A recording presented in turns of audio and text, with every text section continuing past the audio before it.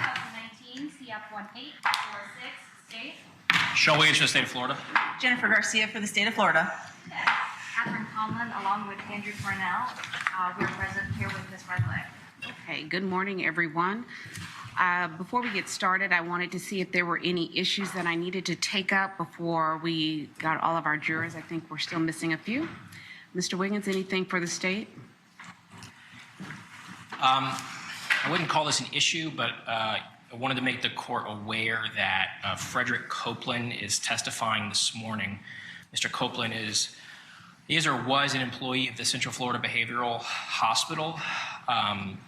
He has an attorney who wishes to appear virtually, in his capacity as representing the hospital.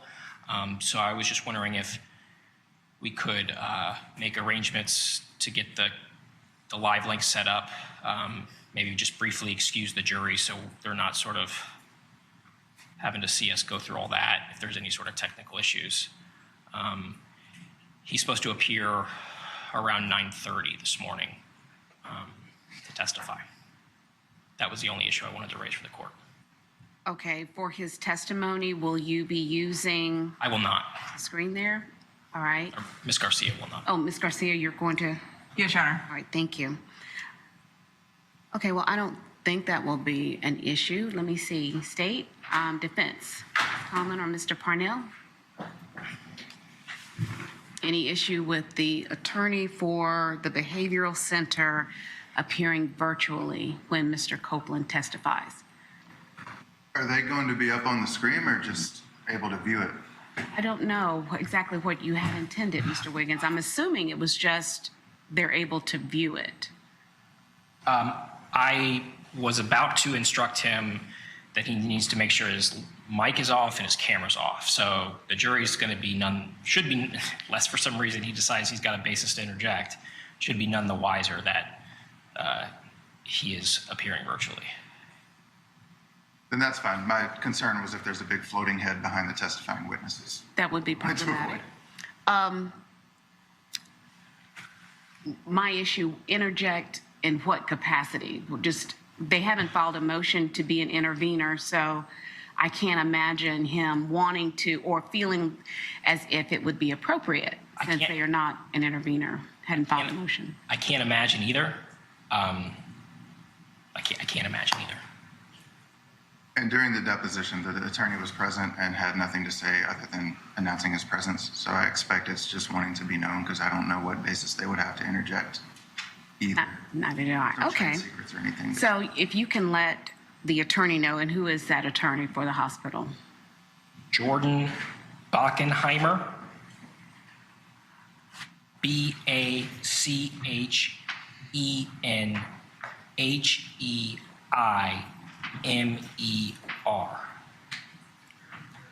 All right, so if you can let Mr. Bockenheimer know, camera off, mute on. Your Honor, may I just step outside and call him just for one moment? Yeah, sure. Thank you. Well, before we do that, let me see if the defense has any issues. Sure. Mr. Parnell, does the defense have any issues that they need to raise before we begin today? Okay, thank you very much. All right, well, we will be in recess until we get all of our jurors back in. Yeah, 6 so far. We have 6? All right. Doing pretty good for a Monday. 9:03, and we have 6. That's great.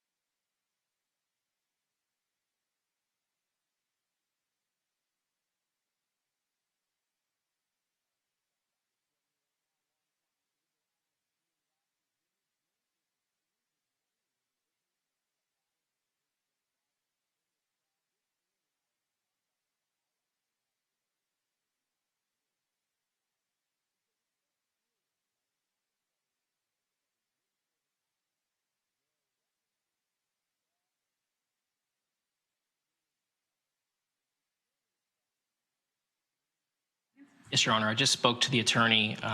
He's booting up his computer. I suggested that he test the link and his ability to turn his camera off and his mic off. So I don't know if we could activate the remote session to ensure that he'll figure that out. Welcome to an Econo meeting. You are entering the meeting now.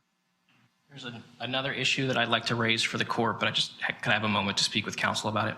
You have not had, but you need a I just need a brief moment. Sure, that's fine.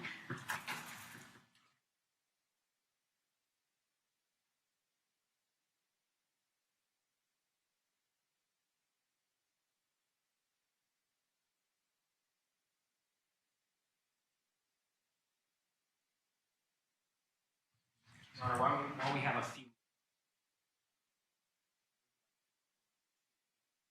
We engage in a colloquy with the defendant regarding what has been marked as states AL for identification. This is the stipulation of victim identification, which has been signed by the defendant and her counsel, just to have the court make sure that she understands the nature of the stipulation, the fact that she signed it, and the fact that she could, if she so choose, require the state to prove this portion of the element. If I could approach, Your Honor. Yes, please. Yes, please. Ms. Redlick, please raise your right hand to be sworn. Do you solemnly swear or affirm the testimony you're about to give shall be the truth, the whole truth, and nothing but the truth? I do. All right, good morning, Ms. Redlick. Good morning. Okay. Mr. Wiggins has handed me the stipulation of victim identification. It reads the Assistant State Attorney Sean Burton Wiggins and the defendant Danielle Justine Redlick, as well as her lawyer, Catherine Conlon and Andrew Parnell, stipulate that the identity of the deceased in this case is Michael Redlick. It was signed on June 9th of this year. Do you understand the nature of the stipulation? Yes, I do. Okay. And on the stipulation, there are 3 signatures. One purports to be from Danielle Justine Redlick. Did you sign the stipulation? Yes, I did, Your Honor. Did anyone force, threaten, or coerce you in any way to get you to sign that stipulation? No, no, ma'am. Did you do it freely and voluntarily? Yes, I did. And did you have an opportunity to speak with your attorneys regarding the nature of the stipulation? Yes, I did. Ms. Redlick, do you understand that by stipulating to the identity of the deceased in this case, you are relieving the state of its burden to prove beyond a reasonable doubt that the deceased in this case is Michael Redlick and that he is in fact deceased?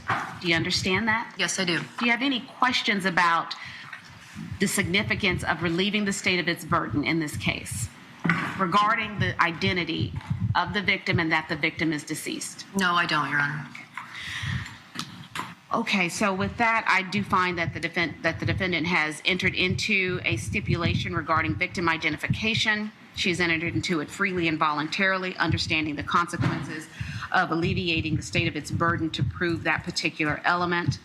And so the stipulation will be read to the jury.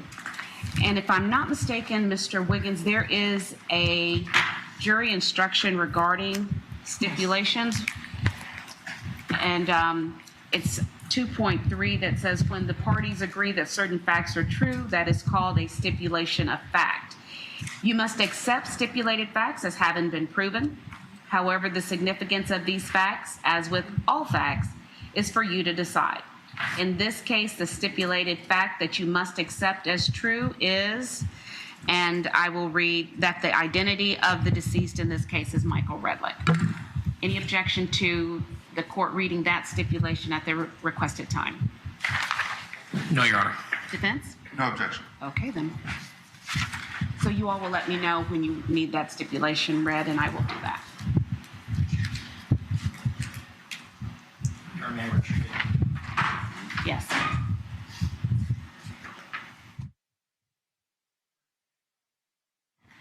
at this time, the state would seek to move into evidence what has been marked as states AL for identification purposes. Any objection, Mr. Parnell? No objection. AL will be admitted as the next numbered exhibit. State Exhibit 55.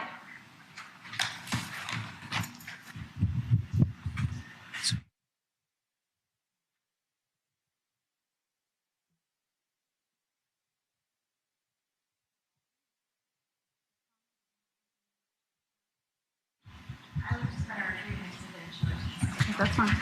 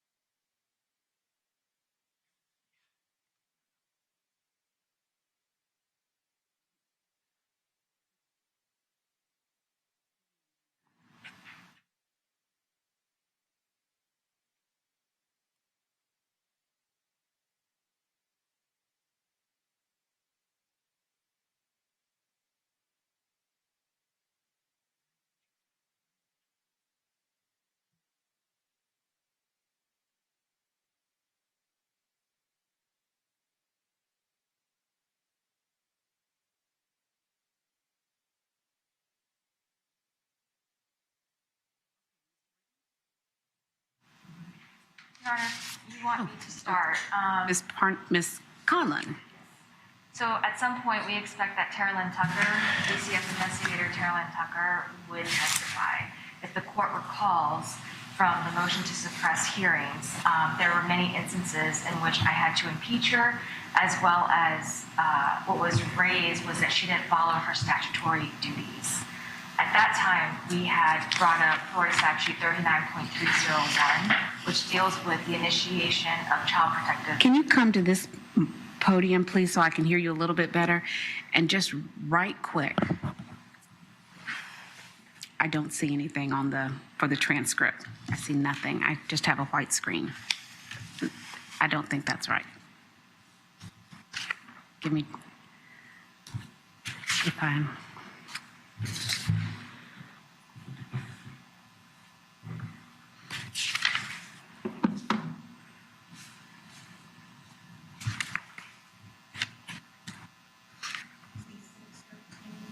(22), and I see my name, then SUE, a capital.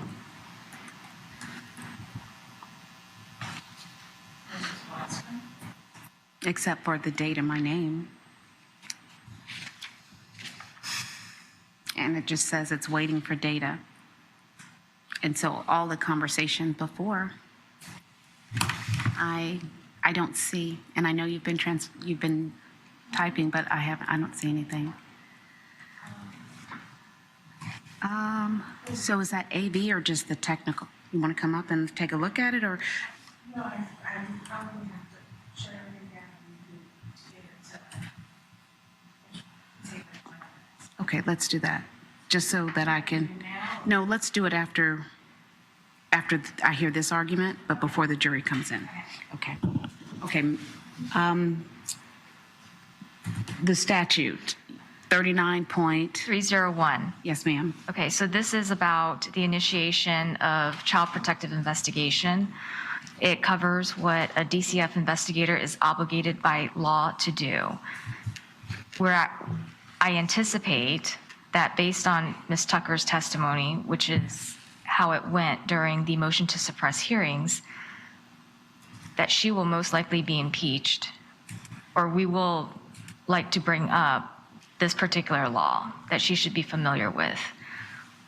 We're going to ask the court to take judicial notice of 39.301, which covers her duties as a child protective investigator, and certain things that she was obligated to inform Ms. Redlick of. If the court recalls, there are many instances in which she did not follow her statutory duties. So we're asking the court to take judicial notice of that Florida statute, and then we're going to ask that most likely that a copy of that statute be entered into evidence. Okay, Mr. Wiggins.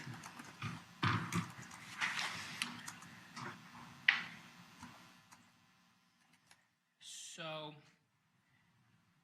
it would appear that this is being offered for purposes I'm not entirely clear on.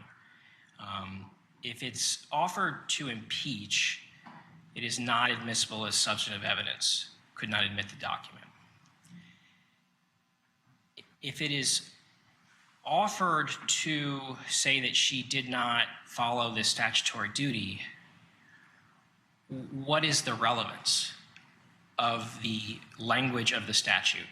And this is something that would cause extraordinary confusion of the jury. You have a 4-page statute that talks about all sorts of things that have absolutely no bearing on this.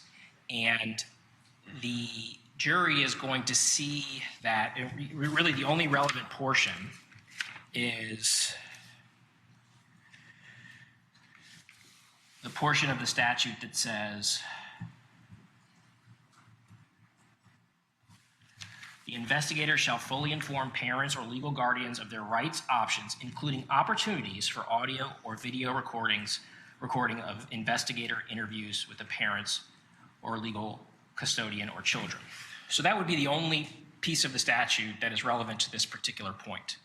So everything before that and after that is so incredibly irrelevant and presents such a danger of misleading and confusing the issues that the jury should never see what comes before and after, because defense hasn't even argued that sections before and after that are relevant. Then the question is should the jury be able to consider one section of a statute in isolation? For what purpose? If the purpose is to impeach, once again, that can be accomplished through cross-examination and would not be something that is admissible as substantive evidence. If it's as substantive evidence, it is only being done to maybe potentially try to relitigate the motion to suppress in this trial, because the implication is that basically what it would open the door to is me having to explain that, well, first of all, I'm going to have to admit the pamphlet because she gave Ms. Redlick the pamphlet that lists this as a right and an option.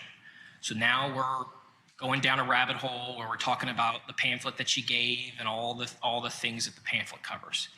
And then the state's going to have to figure out a way to, and the court, I think, is going to have to figure out a way to explain to the jury that this is not, they're not going to see anything in the jury instructions as it relates to this. Oh, if Ms. Tucker didn't follow sub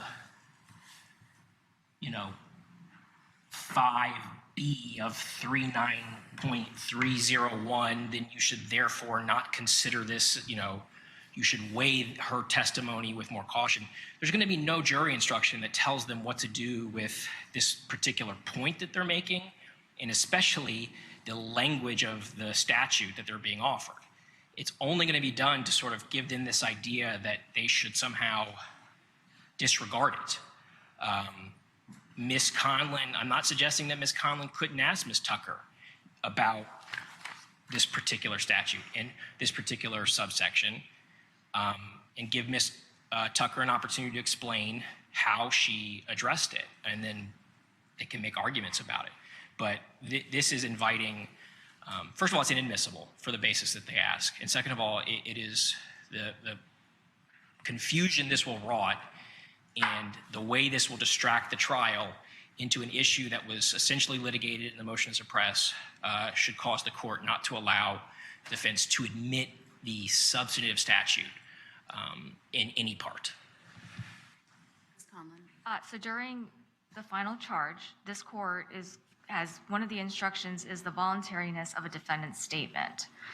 We expect that Terrell Tucker is going to testify that Ms. Redlick gave Terrell Tucker a statement. We are able to argue the involuntariness of it. And part of that involuntariness, as the court remembers from the motion to suppress hearing, we know that Terrell Tucker did not follow 39.301 subsection 5A, sub 3. We also know that Terrell Tucker said at the hearing she certainly did not follow 39.301(5)(b), and Ms. Tucker did not follow 39.301(9)(a) sub 2.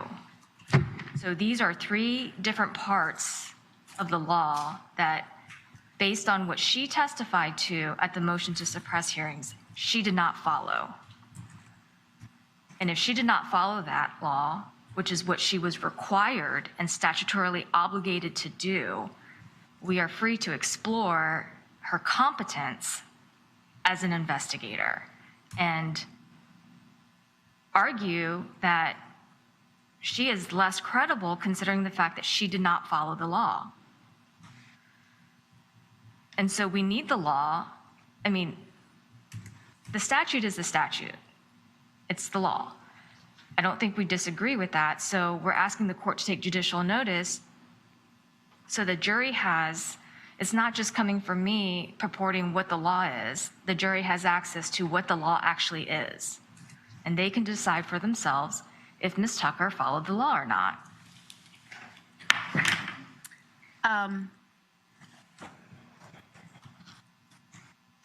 Mr. Wiggins,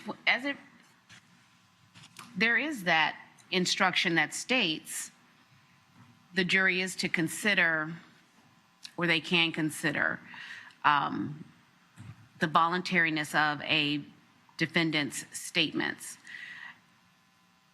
What is your position regarding that? If the statement somehow, in my ruling, when I said that it's not a relevant consideration whether she followed, whether those were followed to the letter regarding the admissibility of the statement. So I denied the motion to suppress. Now, as it relates to impeachment, are we not at a different issue, Mr. Wiggins? But We're not talking about admissibility. I We're think talking about the ability to just impeach Ms. Tucker on her statements. well, if Ms. Tucker allows herself to be impeached on that point, that'll remain to be seen. I'm not suggesting that they couldn't accurately quote the statute, because the statute doesn't require recording. The statute says that you advise the parents of their rights and response, the ability for this to be recorded, okay? And in this case, what I'm now gonna have to do, if we're gonna go down this road, is admit the packet that Ms. Tucker gave to Ms. Redlick that talks about that particular right. So she was, if we're gonna go into did she follow the statute? This is where we end up. I admit the pamphlet. The pamphlet references that. That's what Ms. Tucker did in order to make sure that she was checking every box as required by the statute. Then defense gets up. They accurately quote that and say, well, did you do that? And Ms. Tucker says, well, I gave her the pamphlet. So yes, I did do what I had to do. And then we admit the statute, and this has nothing to do with involuntariness. There's nothing that they're saying here that goes to whether there were threats or promises, and therefore you should disregard it. They're just saying, oh, you didn't follow the statute. As the court has seen, when we litigated this motion to suppress, the Florida legislature has not attached any sort of teeth or any sort of sanction in connection with a deviation from these procedures. There's nothing that says, oh, there's some even consequence to a DCF investigation. And there certainly wasn't any consequence as it related to the application of the Fourth Amendment. And so to put this law in front of them and then suggest that, jury, you should make you should now not consider this as evidence because she didn't follow a statute, that's essentially what they're trying to do. They're saying, look, Ms. Tucker didn't do what she's supposed to do, so you shouldn't consider it. And the law doesn't tell them they can do that. And not allowing this complete diversion of this trial into litigating whether she followed the procedure would ensure that the court is not allowing this jury to start focusing on issues that are irrelevant to this proceeding, but not limiting her cross-examination in any way. She is freely able to say, did you follow this part of the procedure? And if Ms. Tucker doesn't give an answer that is satisfactory to the jury could consider that. Oh, she doesn't do a good job. Maybe we shouldn't trust everything that she says because she didn't follow it. But when we start getting into the actual statute, admitting the statute, it is territory that is just going to blossom into massive amounts of confusion that the court is going to. We're going to get a question from the jury. If we find that she didn't follow sub 5 sub B, does that mean that, the jury should, it's just going to create this extraordinary confusion in this case. And but you're not arguing that the court can't take judicial notice of the statute. Oh, you could, but that doesn't mean it's admissible. Okay. That's all I was asking. Yeah. The instruction regarding let me start with the instruction part. When we're talking about a defendant's statements, 3.9b, when they're trying to make a determination on whether a statement is freely and voluntarily and knowingly made, two things they need to consider are whether when the defendant made the statement they'd been threatened to give it, and whether anyone had promised them anything in order for them to give the statement.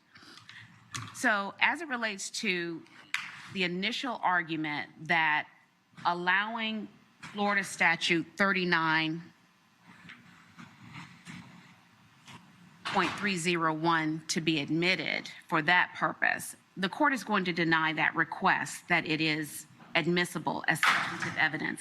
I can take judicial notice of it. The law is clear under the statute that I can, not that I can, but that it's mandatory that I take judicial notice of public statutory law. So that's that particular issue. The court is not going to limit impeachment or cross-examination if that's to the extent that Ms. Tucker could be impeached on that issue. If there are questions that needed to be asked regarding what she did in order to get her to take the in order to get Ms. Redlick to make the statement, or ask Ms. Tucker what she did when she first began the interview, those are permissible questions to ask with regard to how well she did her job. You can ask that. I'm not going to limit you on that issue. But what I won't do, because I do believe it is confusing, is to admit the statute in part or in whole, not focusing on the issue at trial. And the issue at trial is what we've all heard, is whether or not the state can prove beyond a reasonable doubt the two counts in the information, which are the second-degree murder charge and the tampering with physical evidence. So I will allow the cross-examination questions that you want to ask. I will not admit Florida Statute 39.301 in whole or in part. And that's the ruling that I'm going to make on that one. If there are any other issues that come up during the course of her cross-examination, we can excuse the jury and take that up at that time. Anything else from the defense? No. Okay. I believe we have all the jurors, so let's take a break right quick so I can get my system working again. Do I need to shut down?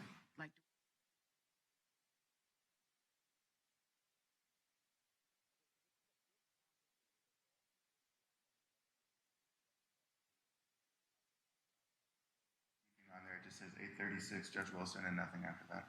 Okay, so you all haven't been able to see anything either?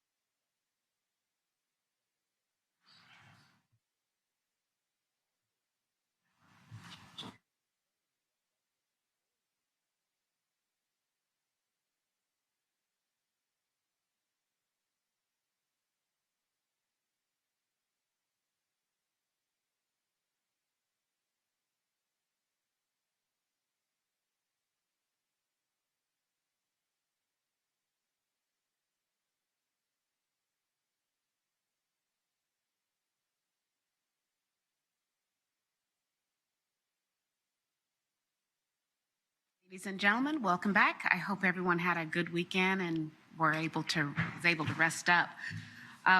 Just want to make sure we go through our general questions. Anyone listen to the news or any coverage of this particular case while we were in recess? I see everyone shaking their heads no. All right. Then we are going to begin. State, you had Mr. Montgomery on the witness stand, correct? That's correct, Your And Honor. had you finished your direct examination? I did, Your Honor. Okay. Defense, who's going to do that cross-examination? Mr. Parnell? That's what we ended up with on Friday. Okay, all right, then let's bring Mr. Montgomery in. No, Judge, we did the cross-examination. You did? And then the state did a redirect, and then they And we're done with that sent him witness. home, and we finished him, and we're ready for the next one. All right. I didn't get enough rest this weekend then. Okay, Mr. Wiggins. You made me nervous for a second, Your Honor. Just maybe that's it. I have no idea, or I didn't get enough rest. It's one of the two. The state calls its next witness Peter Debell. Thank you.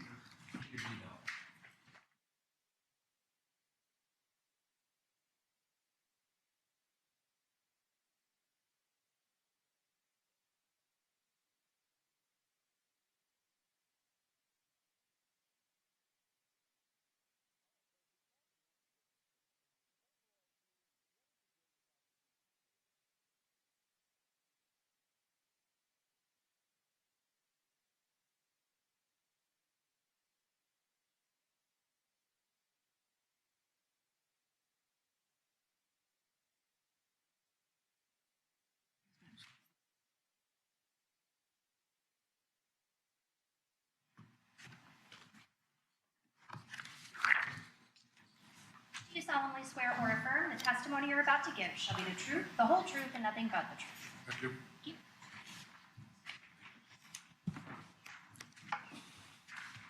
Thank you. Good morning, sir. Would you please state your name for the record and spell your first and last name?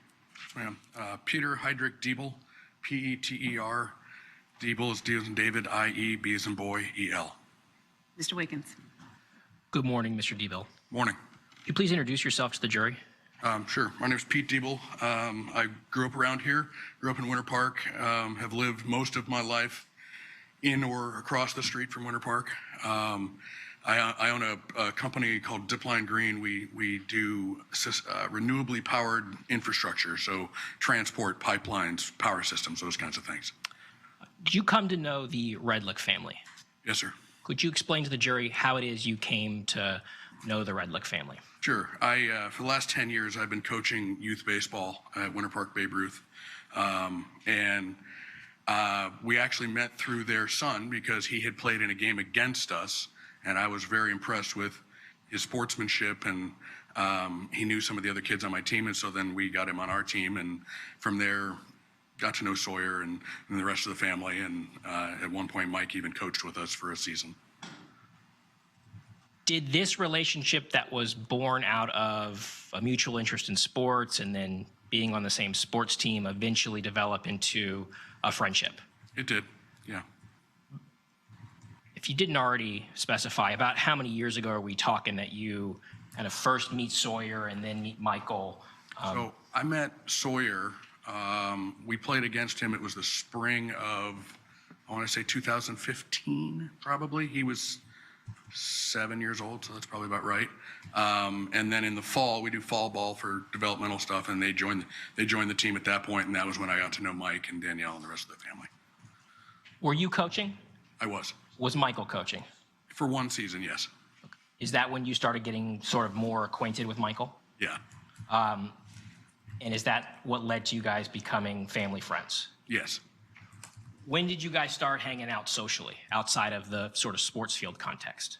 Probably that fall, maybe the next spring, so maybe spring of 2016, but because that's when we actually coached together.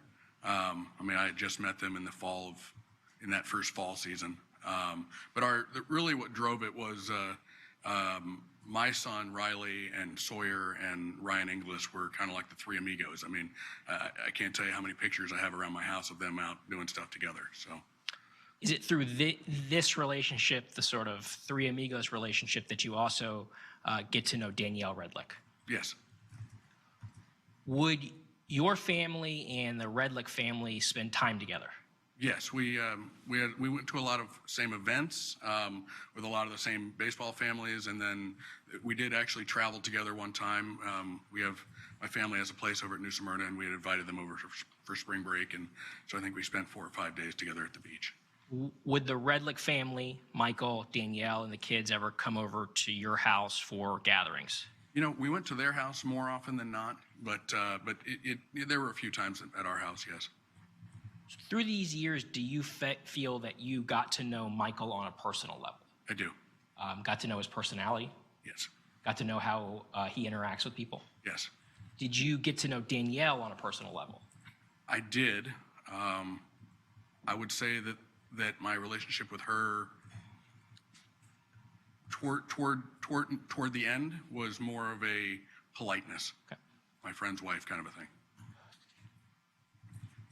Were you aware that Michael Redlick had moved out of the home he shared with Danielle and the kids? It was. Do you recall the evening of January 11th, 2019? I do. What were the plans that evening? So again, we're baseball families, so the kids always wanted to play flag football. We found a league that had games on Friday evenings, it didn't conflict with anything else. So they would do an hour of practice and then an hour of game, and it was great. The kids got to play some football, and honestly, for a baseball coach, we didn't have to worry about them missing baseball in order to get to do that. And so, and I was not a coach of the football. Mike was, along with 2 other gentlemen that I also knew through baseball. And that evening, you know, the players and the coaches are kind of across the field from us. We all kind of set up lawn chairs, and you're there to watch kids play football. So I was sitting there, and I remember because... Objection, narrative. Okay. I'll sustain it. Break your. Let me ask you some questions about... Let me ask you some questions about being at the game. You mentioned you set up in a lawn chair. Yeah. When you set up in a lawn chair, was Michael Redlick already involved in the coaching of the game? He was, yes. When you arrive and he's coaching, are you having any interactions with him? Not at that point. When you arrive and you set up in your lawn chair, do you end up encountering Danielle Redlick? Yes. She came in a few minutes after me and set down her chair next to me. Did you interact? Approximately what time are we talking about? The game, I believe that game was an 8 o'clock game, so this would have been after the practice, so probably 7:45. I mean, that's a guess, but makes sense. In the evening hours Yes. of the 11th. Yes. Did you interact with Miss Redlick now that she's sort of set up next to you in this chair? I said hello, and she said hello, but it was not what I would characterize as a normal interaction. What about this even limited interaction with Danielle struck you as not normal? She was quieter than usual, distracted maybe. Okay. Did you have an opportunity to observe her more than just that hello and get a better sense of kind of the demeanor and attitude she had that night? Yeah, well, my wife sat down near us on a blanket, and we were all kind of chit-chatting, more them than me, but I was there listening. And she had mentioned at one point that she had taken some NyQuil earlier. What was the demeanor now you're observing Miss Redlick have as she's interacting with your wife and others? I mean, it was more animated than it was with me, but still not as animated as normal. Did you observe that she seemed upset or on edge about something? I think the comment that I made at the time was that she seemed off, and I couldn't really place it, but then in my own thought, I thought, well, if she is on NyQuil, then maybe that's it, but she just seemed different. Would you eventually have an encounter with Michael Redlick? Yes. Where did that encounter occur? I was after the game. You know, they finished the game. They met with the boys, and we were both heading towards our cars, and I hadn't seen him beforehand, you know, and so I kind of went up and did we did that man hug where you shake hands and hug, and just kind of a, hey, how are you? Haven't seen you in a bit. And he was cordial, and Mike was always one of those people that would really focus on the person that he was with, and so he was very good at eye contact and just focusing on that person. So, was there something about how he interacted with you in that particular moment that was different than what you were used to? Yeah, he was distracted. I mean, it was, again, in my heart of hearts, I would have said off, but I mean, his handshake was not the normal firm, gregarious kind of a thing that we would get. He just seemed like he needed to go somewhere. Like almost like, I've done my coaching, now I need to leave, Did you see Danielle and Mike interact at all? No. I have no further questions of this witness. Vince, comment? Good morning. Morning. So your perception of Michael Redlick on the night of January 11th was that he seemed distracted. Yes, ma'am. And as soon as the game was done, he wanted to leave. Yeah. Okay. And your perception of Danielle was that she was quiet. Quieter than usual, yes. No further questions. Thank you. Mr. Wiggins, any redirect? No, Your Honor. All right. Thank you very much, sir. You may step down. State your next witness, please. Your Honor, at this time, the state is actually going to ask to continue to publish Exhibit 21 to the jury. 21. Yes, Your Honor.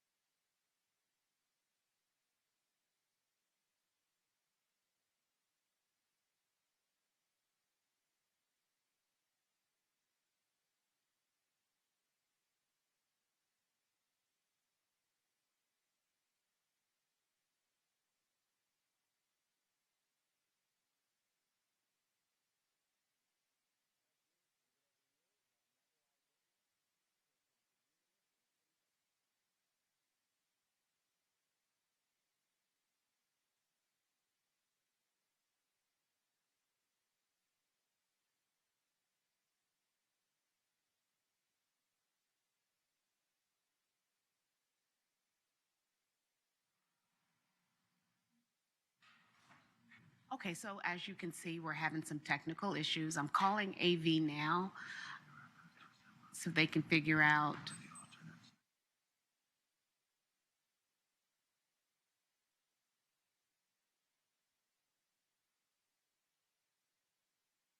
Right this minute.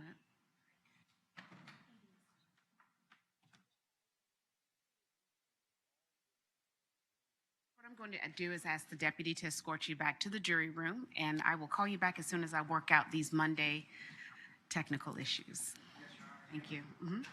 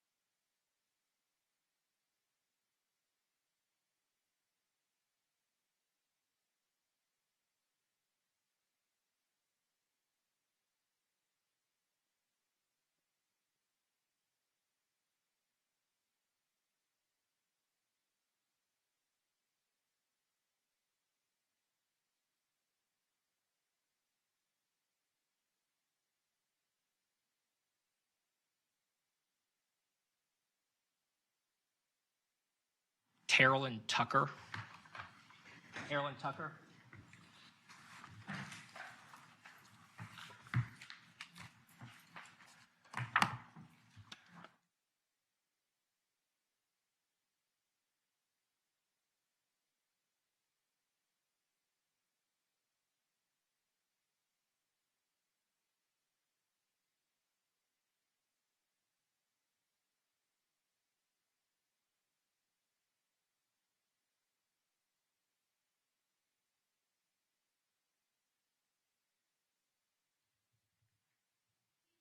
Swear or affirm the testimony you're about to give shall be the truth, the whole truth, and nothing but the truth.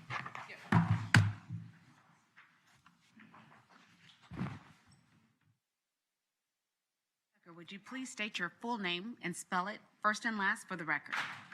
Carolyn, Tarolyn, last name Tucker, Tucker.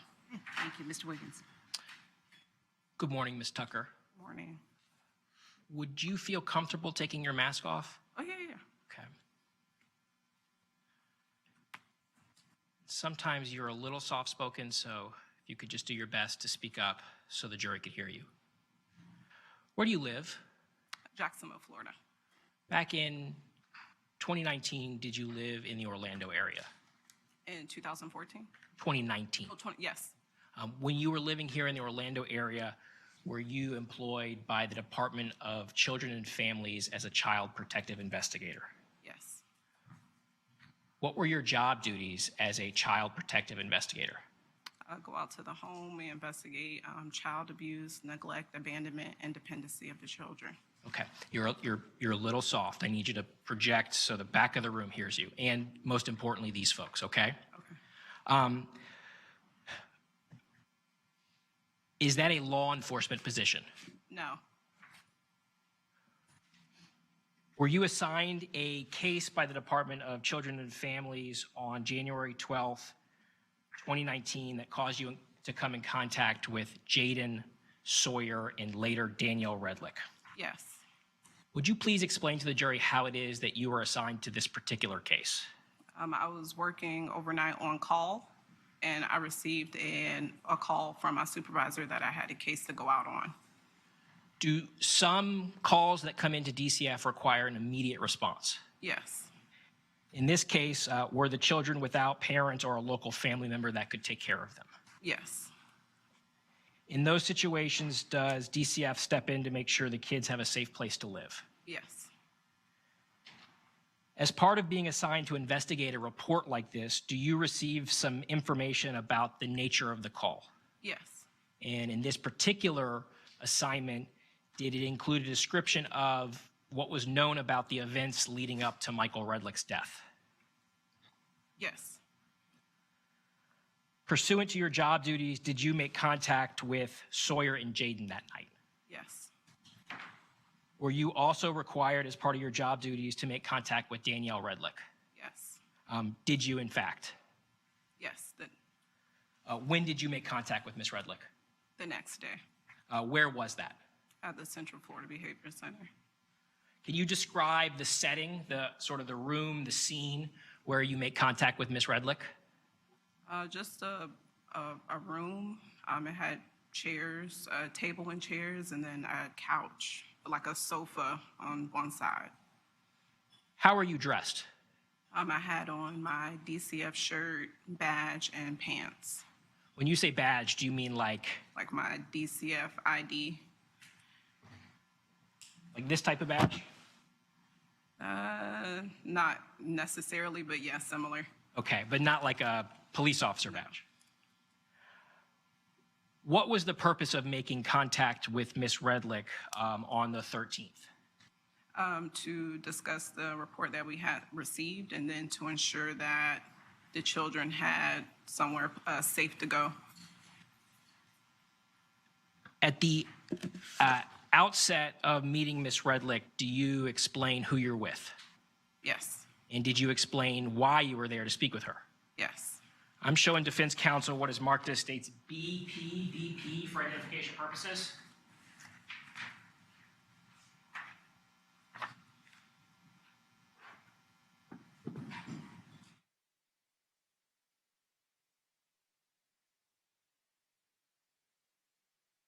The witness. Yes, sir.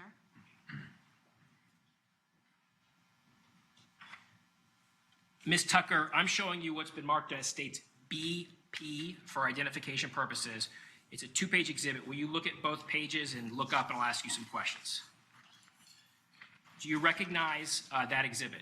Yes. Do you recognize it as a fair and accurate depiction of the pamphlet or rights and responsibilities form that you provided Ms. Redlick at the outset of your contact with her? Yes. Your Honor, at this time, the state would seek to move into evidence what is marked as states BP for identification purposes. Any objection? No objection. BP will be admitted as the next numbered exhibit. State Exhibit 56.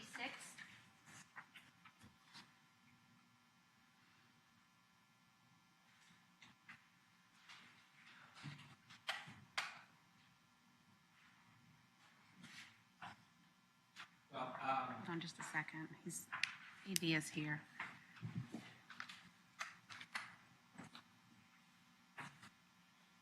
I can just provide it to Your Honor for them to review. Well, I'll wait. Okay.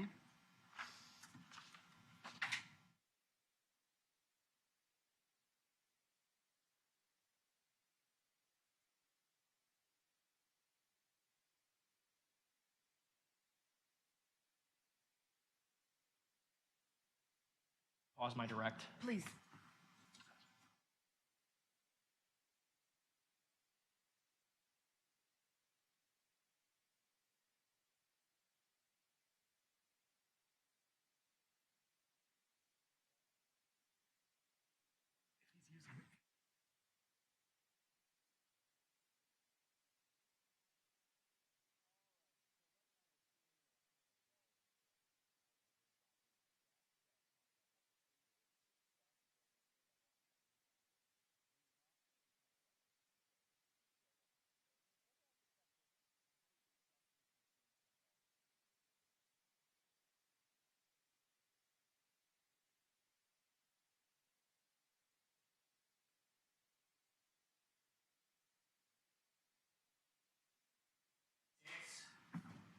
Ms. Tucker, this is a copy of the form that you provided Ms. Redlick before you began speaking with her.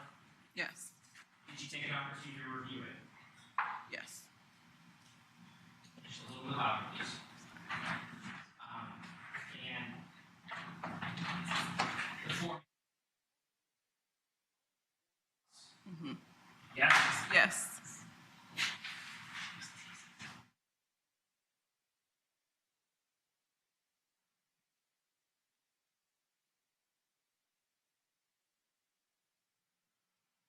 Was there anyone else in the room? No. Did you making Ms. Redlick any promises, or did you issue any threats in order to get Ms. Redlick to talk to you? No. During the course of this interview, did you ask Ms. Redlick some questions that led to her disclosing some details about the circumstances of her husband's death? Yes. In addition to dealing with the issue related to the care of the children who had no parents, was it also your responsibility to ensure that the home they were going to return to was a safe home? Yes. From the information that you were provided when you were initially assigned the case, did you understand that there had been some potential act of violence within the home? Yes. As Ms. Redlick is talking to you and sharing these details about the circumstances of her husband's death, are you taking notes at the same time? Yes. Would you take those notes and your memory and reduce the notes and your recollection of that conversation to a report? Yes. How soon after your meeting with Ms. Redlick did you begin writing the report that included your notes and your memory? Later that night. So what time did this interview begin? Around 10:15 in the morning. It's later that same night you began writing the report. Correct. And was the interview that you conducted still fresh in your memory when you wrote the report? Yes. And you used your notes also to help write the report? Yes. Did Ms. Redlick start by sharing some details about the challenges in her marriage over the course of the last year? Yes. Tell the jury what she shared with you. She just stated that they had a rough year with due to infidelity, with Mr. Redlick's infidelity. So they have been arguing a lot due to infidelity. Did she share with you whether or not Mr. Redlick had ever moved out of the house? Yes, she did. What did she say? She stated that he did end up moving out around April 2018, and then he moved back into the home October 2018. What, if anything, did she say about whether Mike moved back in or why Mike moved back in? Yeah, she said that he did move back in, that they wanted to work on their marriage and to make things right with the children. Did Ms. Redlick move from that topic to begin describing the day before the actual incident leading up to including Michael's death? She just stated that they have been arguing. I know that she said that Mr. Redlick had found a text message in her phone with her and another guy texting and flirting. He had became really upset, so they have been arguing about that. Did she say anything about that being physical in any way? Just pushing and shoving. They were pushing and shoving one another. So that would have been the day before? Yes. So let's move into what she told you about Friday, January 11th, 2019. What did Ms. Redlick say about how the day started? That Mr. Redlick ended up leaving early for work. She ended up taking the kids to school. And throughout the day, like Mr. Redlick was texting her, asking her, you know, what was she doing, asking her whereabouts. Did she tell you whether or not she ended up leaving the house in the evening to go anywhere? Yes, she did. She ended up going to Sawyer's football game. Was Michael there, according to Ms. Redlick? Yes. What did she say about the location of the children when everything occurred? That one of the children was at a sleepover and one was at a friend's house. Sawyer was at a sleepover. And as part of the reason that you were there, did you get information about those folks as part of all the follow-up you needed to do to make sure that they were safe to stay with? Yes. Did Ms. Redlick describe being home with Michael after the football game? Yes. What did she say happened when they first had returned home and were together? That he ended up, he began drinking and they ended up arguing. Like he began drinking and they began arguing. Did Ms. Redlick say whether or not she remained in the house or if she left the house around this time? She did end up leaving. She said that she did leave. She ended up going to get her something to eat from McDonald's because she was hungry. Did she return home? Yes. According to Ms. Redlick, who was Mr. Redlick at the house when she returned home? Yes. What happened when Ms. Redlick went inside, according to her, during this interview? She stated that she was eating her hamburger and that Mr. Redlick ended up snatching the burger from her hand. And once he did that, he took a bite of it and spit it at her. What happened next? Yeah, after he took a bite of the sandwich, he spit it back at her, and then they began to argue. Did she say whether or not it got physical at all at this point? No, just pushing. Okay. Did Ms. Redlick share with you what, if anything, Mr. Redlick was saying at this point of the story she's telling? He just kept referring to a movie that they had watched prior called, he just kept stating Sam Cady from a movie called Cape Fear that they had watched. Okay, so she's telling you that he's quoting from a movie at this point? Correct. What did she do next in this sequence of events? Don't remember. Okay.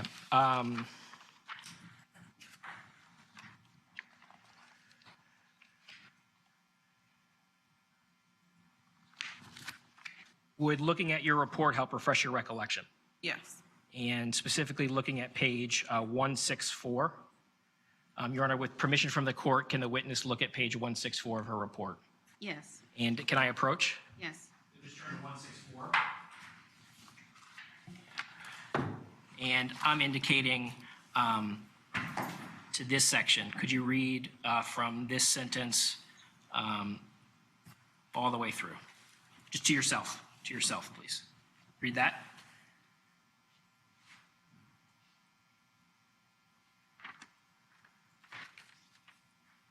Okay. You can close it back up.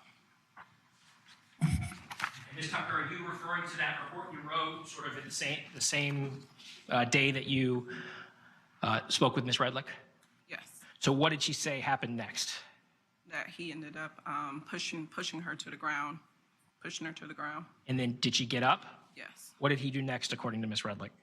pushed her head against the stove and began like covering her mouth with her face with his hands, yelling and screaming at her. So can you kind of describe what you understood her to be saying Mr. Redlick was doing with his hand? Like just covering, like smushing his hands over her mouth. Okay. She was not describing being choked. Correct, she wasn't. Did she say whether or not Mr. Redlick struck her at any point during the sequence of events? No, just smudged his hand against her face, but like that. Okay. Like smudged it. Like rubbing his fist on her? Yeah, like rubbing. Mm-hmm. You're face to face with Miss Redlick, right? Yes. Nothing covering her face? Right. Did you observe any injuries on her? No. So,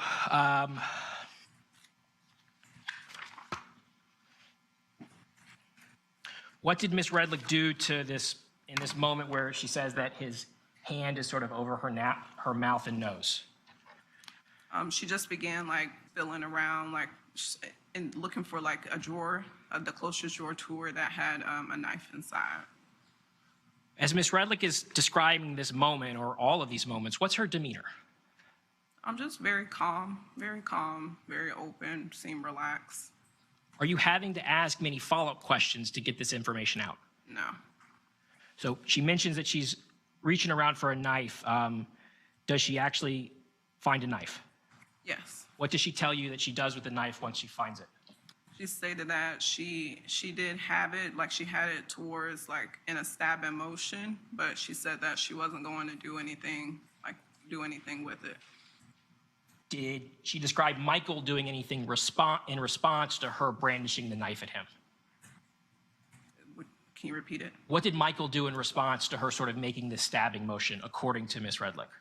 Just kept yelling at her and then ended up taking the knife from her. Did she share with you what she saw Michael do with the knife next? She just stated that he ended up taking it out of her hand and then kind of making like a stabbing motion towards himself. What did Miss Redlick say she did at this point that Mr. Redlick is making the stabbing motion toward himself? Just backed away from him. Did she stay in the room or go anywhere else? She left and went to the bathroom.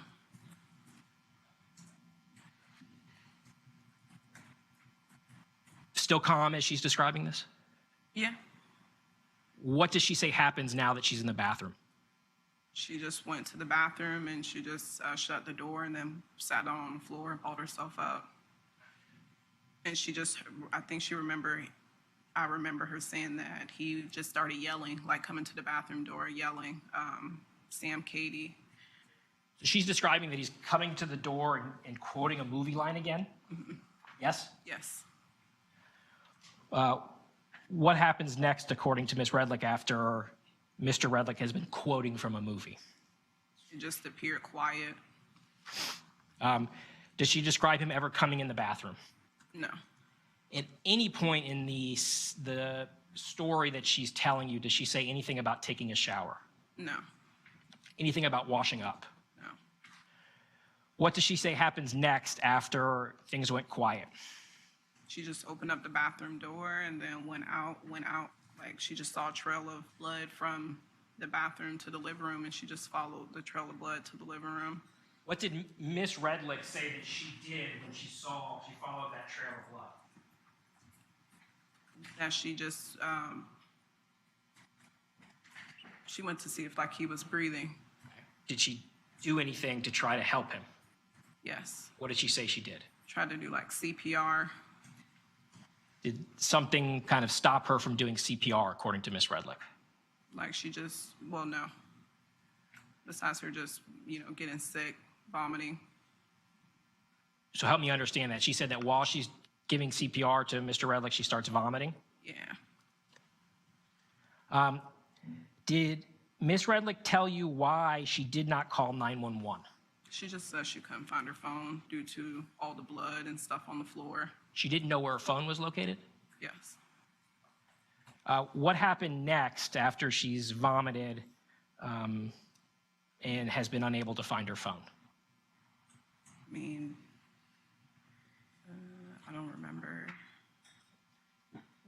How does she say sort of things end in this sequence of events? That she couldn't find her phone. She still kept trying to like figure out, like start to clean up the blood off the floor, trying to figure out what was she gonna do. Okay. How did this all happen? Well, that's the next morning. I want to talk about sort of how does the night wind down? Does she say where she goes to sleep that night? She ended up like collapsing on the living room floor next to him and went to sleep. So she wakes up the next morning, and you were just describing what she said she started doing the next morning. What'd she tell you she did the next morning? Just started trying to clean up the blood off the floor, continue to try to clean it up off the floor. Did Ms. Redlick share with you some of the thoughts she was having in her head as she's now cleaning up the blood? She just was stating that couldn't believe what had happened. She knew that children lost one parent. She didn't want them to lose both parents.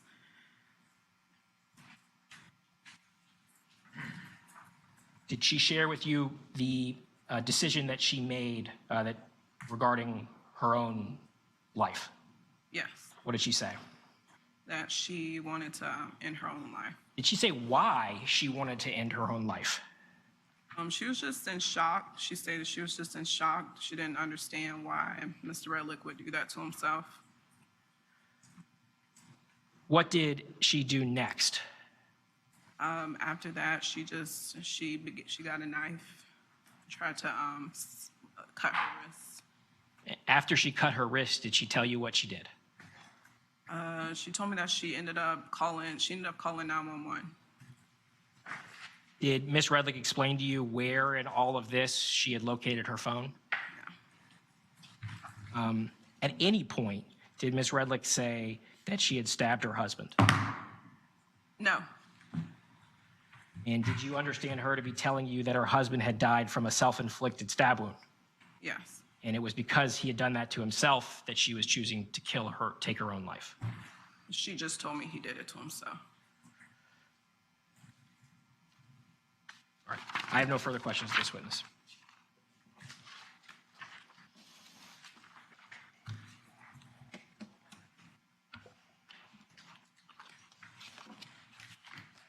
Defense?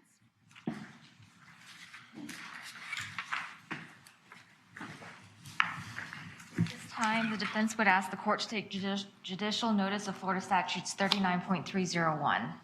So I'll take that. So as a DCF investigator, it's important to conduct a proper child investigation. Is that right? Correct. And Florida Statute 39.301 is the law that governs how to conduct a proper child investigation. Is that right? Correct. And the law is titled Initiation of Protective Investigations. Is that right? Correct. And you're familiar with this law. Correct.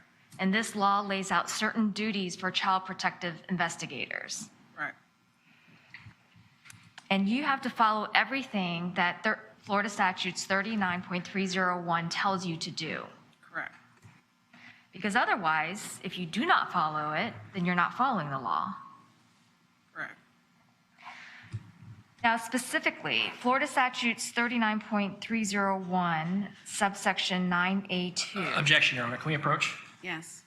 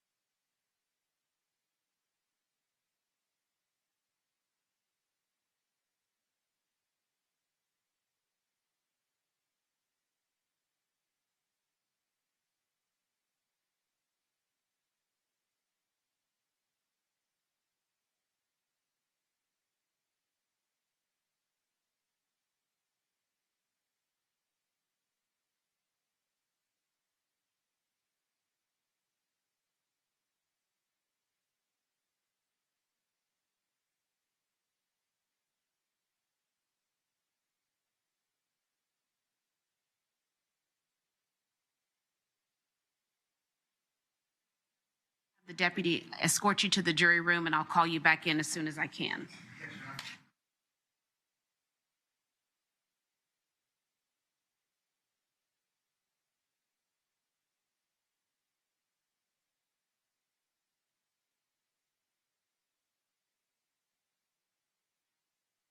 As well.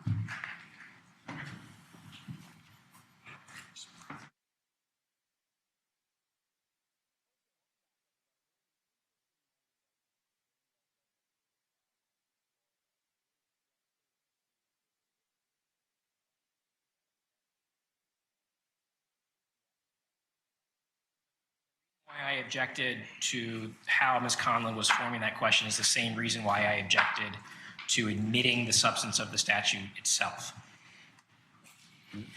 The jury is, unless properly instructed, not going to know how to assess this line of questioning, because what Ms. Conlon is doing and what she argued at the bench, one of the arguments she made is that if Ms. Tucker violated this particular statute, they should disregard her testimony, and that's clearly not the law. So by starting to talk about statutes and saying a witness broke the law, and that's how it's going to come across when she cites 39031 sub 5 sub B, we're inviting the same confusion as actually introducing it. So what I think is the appropriate course of action is for us to come up with an instruction as it relates to this line of questioning, which informs the jury that they may consider any deviations from 39301 as it relates to Ms. Tucker's credibility as a witness, but for no other purpose. Just so they know that they know how to deal with the fact that what's going to be put in their head is she broke the law, which is so much different than what they could imagine and what some of the other jury instructions tell them to do. Ms. Conlon. So I think that the special jury or the instructions that the court will give at the end, that the jury is supposed to determine credibility, and they themselves get to decide credibility. I think that is sufficient to cover. I don't think the jury needs a special jury instruction. What part of that particular instruction relates to them following an administrative rule or a Florida statute? Let's not call it an administrative rule. What part of that instruction relates to the issue of whether they followed a particular statute? Meaning, when you look at, just like what you're saying, when you look at the instruction that talks about judging witness credibility, what part of that instruction talks about whether the witness followed a particular Florida statute that makes them more or less credible or more or less reliable? So it does not specifically say anything about the law, and if a person does not follow the law, then that makes them more or less credible. However, I think it's common sense that if the jury hears these are the duties of a particular individual, whether it's a child protective investigator, let's say it could be a Bright House service person who has certain things according to their company policy, such as, when we arrive, this is the procedure, we stay outside, we come in with our equipment, or, there's certain things that are mandated by that particular company. So if let's say it was a slip and fall or whatever it could be, or some issue with that technician, one of the valid points for cross-examination is, hey, this is your company policy. You did not follow it, right? And so the jury would then be able to decide somebody who disregarded their company policy, how credible they are. But would you agree then that a company policy versus Florida statute has different weight implications? It's different saying that someone did not follow a rule or a policy from Bright House versus someone not following a Florida statute. Isn't the weight of a statute versus a business policy, isn't that something that needs to be considered? Just like Yes, I think it's worse. I think it's worse if somebody It's who worse is, to follow Bright House policy than it is to follow Florida statute? no, I think it's worse that if somebody is, where the Florida legislature, for each particular individual, such as a child protective investigator, says, these are the rules that you need to follow, and this is the law. I think that's even more important, that the person follows what they were required statutorily versus, let's say, a company policy. But I'm using that analogy to explain why someone who's not, whether it's a company policy, whether it's dictated by the Florida statute, these are your job duties, these are what you are required to do, this is what you should do. Actually, it's not should, it is shall do. And they choose not to follow it, it's the same idea of attacking their credibility. But assuming that she does, assuming that all of the steps in 39.301 were not followed, so that means she did not do the investigation the way she was supposed to do the investigation. Isn't that something that DCF would take care of? Isn't that something, so that would mean she has something in her personnel file. So essentially you're cross-examining her because, let's just assume that this is what happened, that it's brought out that she did not follow that particular statute, so she's written up, there's something in her personnel file.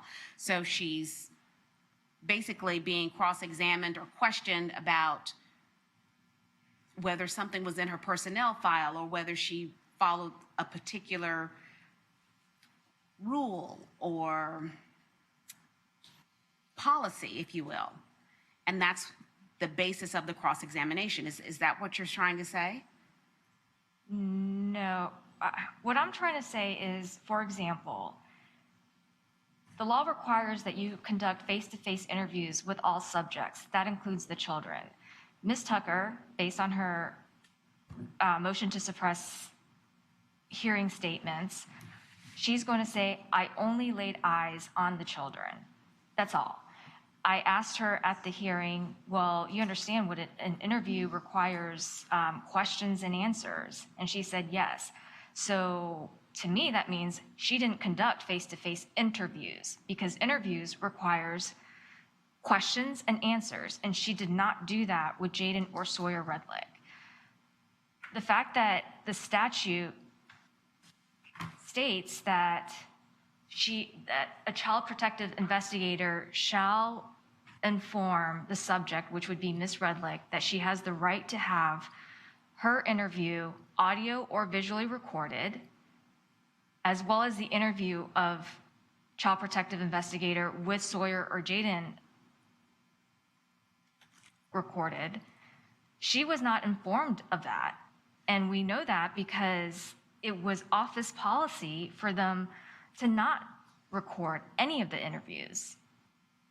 We know she did not follow, whether it's office policy, but most importantly, the law. Okay, so what, if that's the point, then why not just ask, did you do the face-to-face interview? Did you do XYZ? Or did you, whatever the points are that you're trying to make on those 3 sections, can you just ask, why didn't you follow this law, or you didn't do this, or you didn't do that? So my plan is to go through the things that she should have done and did not do. But what's important to know is that the law says she was supposed to do it. Okay. All right. Mr. Wiggins. The difference between following a policy and following a law is significant. Deviation from a business policy makes you a bad employee. Deviation from the law could make you a criminal.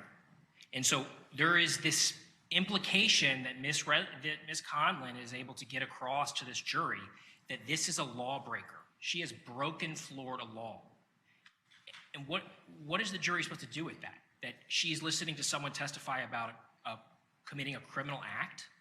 And that is the danger of this question, is by saying you broke the law, the jury doesn't know how to handle it. And so we have to tell them how they should treat it.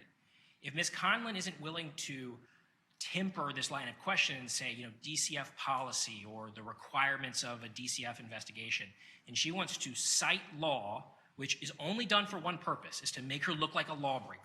And the only time that you get to look like a lawbreaker on the witness stand is when you've been convicted of a crime of dishonesty or a felony. This is a little bit of an in run around that. She broke the law as it relates to this DCF statute, and the jury gets to now see this lawbreaker testimony. If, as Ms. Conlon says, she's not asking them to disregard the entire testimony because of a deviation from this statute, but just to consider it for her credibility, I think that we address accurately how this jury is supposed to consider this line of questioning if she's committed to inserting this law into her questions, which is to say that, something along the lines of, ladies and gentlemen of the jury, any issues related to this witness's deviation from, or I think we need to figure out a way to write it in a neutral way. Florida Statute 39301 is to be considered by you only as it relates to, her credibility, but then it makes it sound like it's a felony or a crime of dishonesty. And that's the whole problem, is that's what Ms. Conlon is doing and wants to do in some sense with this questioning, and why it's so problematic.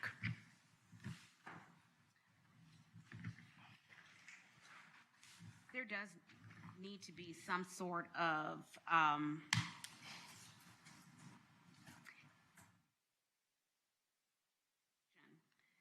that will explain to the jury that point, Mr. Wiggins. So where I see it, where we stand is this. If the questions are going to, if the form of the questions are going to remain the same, then the jury needs to be instructed that this witness is not being accused of committing a crime. That's got to be it. That because the purpose of the line of questioning, just as you stated, Ms. Conlon, is so that you can argue later that Ms. Tucker broke the law. The implication across the board when you say someone broke the law is that they are a criminal of some sort. And she's not a criminal for not having followed 39.301, which is the parts that you want to talk about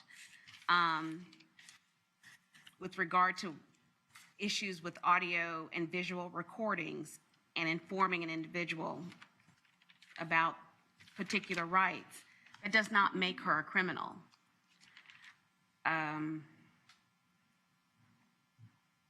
She has not violated any criminal statute.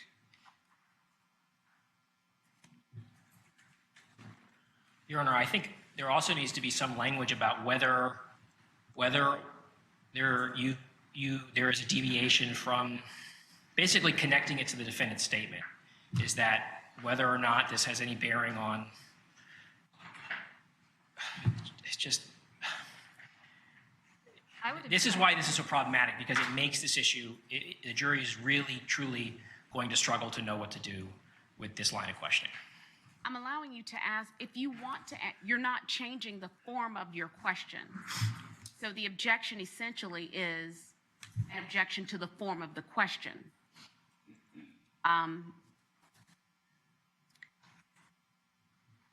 So I'm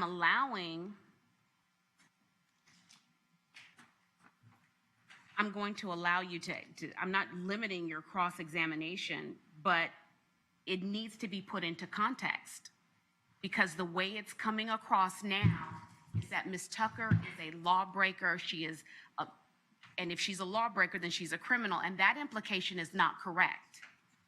And the way you're asking the question is making it seem as if Ms. Tucker is a criminal, and that is wrong.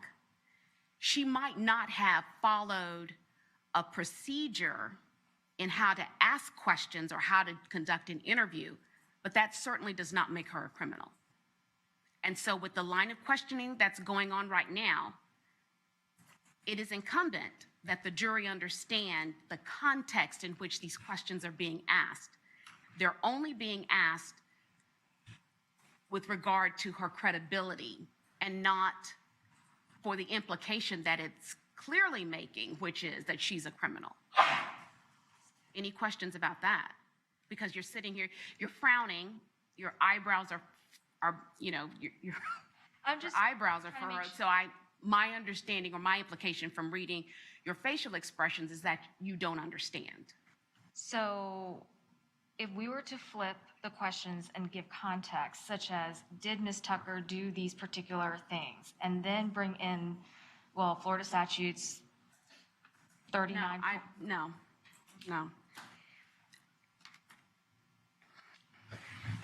I won't allow that. Go ahead. If I may, it's not my job to tell Ms. Conlon how to do her job, but a way to potentially conduct this line of questioning without opening the can of worms that the way she's approaching is opening is just phrase it as a DCF policy, that the DCF policy requires you to do this. And you get the same point across that there was this policy that she didn't follow, and you can consider whether what does that say about the overall investigation and whether, her testimony is credible. The only additional that citing the statute and going into the statute makes is to make her look like she's a criminal. I'm using the Let me take a break.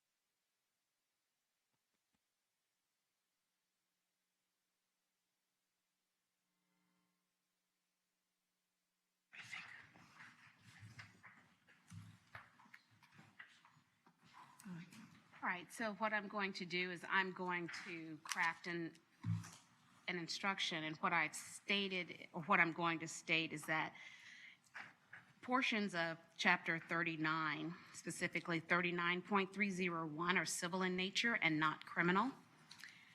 And Ms. Conlon, you can ask your questions, and let's bring the jury in. Your Honor, I have a proposed language that I would like for the court to consider giving.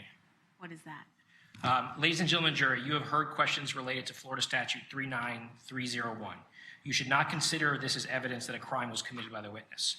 Whether or not there was a deviation from the law, whether or not there was a deviation from the law is not for you to decide. It is entirely up to you whether or not the alleged deviation from Florida Statute 39301 has any bearing on the reliability and weight of the testimony offered by this witness. Have you shared that with Ms. Conlon? I just finished it, so I'll share it right now. May I email it to the court as well? Yes, Ms. Conlon, what's your position on what you just heard? Just the way it was phrased, it seems like it's, can I have an opportunity to read the actual statement? I'm just asking you, just based upon what you heard, what is your position on that? That we would object to that instruction. I think the instruction that the court has come up with is appropriate.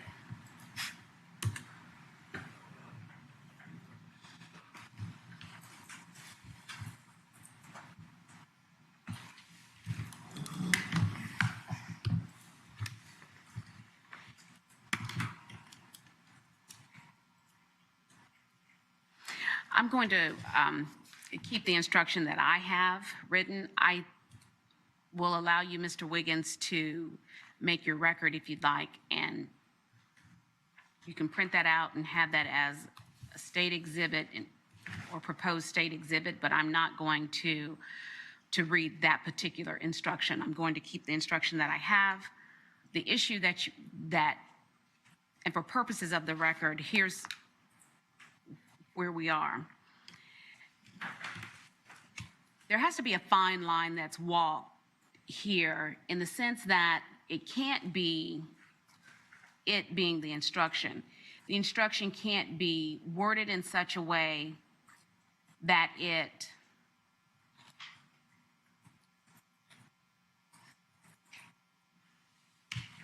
diminishes the attempt to attack her credibility, which is the purpose of the cross-examination, the way I see it.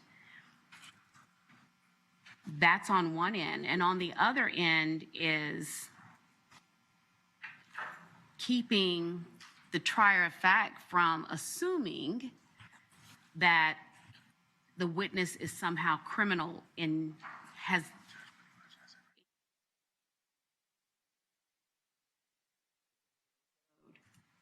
this civil statute.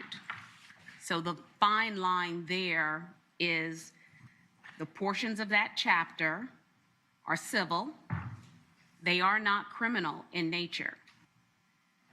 They are already going to get an instruction regarding witness credibility and how they are to determine whether or not a witness's testimony is credible, whether or not it is reliable, whether they can believe part of the testimony or none of the testimony or all of the testimony. So they're already going to get an instruction regarding credibility of the witnesses and how to determine that. So I don't find that they need any further instruction with regard to how to judge this particular witness's credibility. That's my ruling, and I'd like for the jury to be brought in. There's no other issues regarding that. You can come up here, Ms. Conlon, and ask your questions. Where's Ms. Tucker? She needs to be brought back in, please.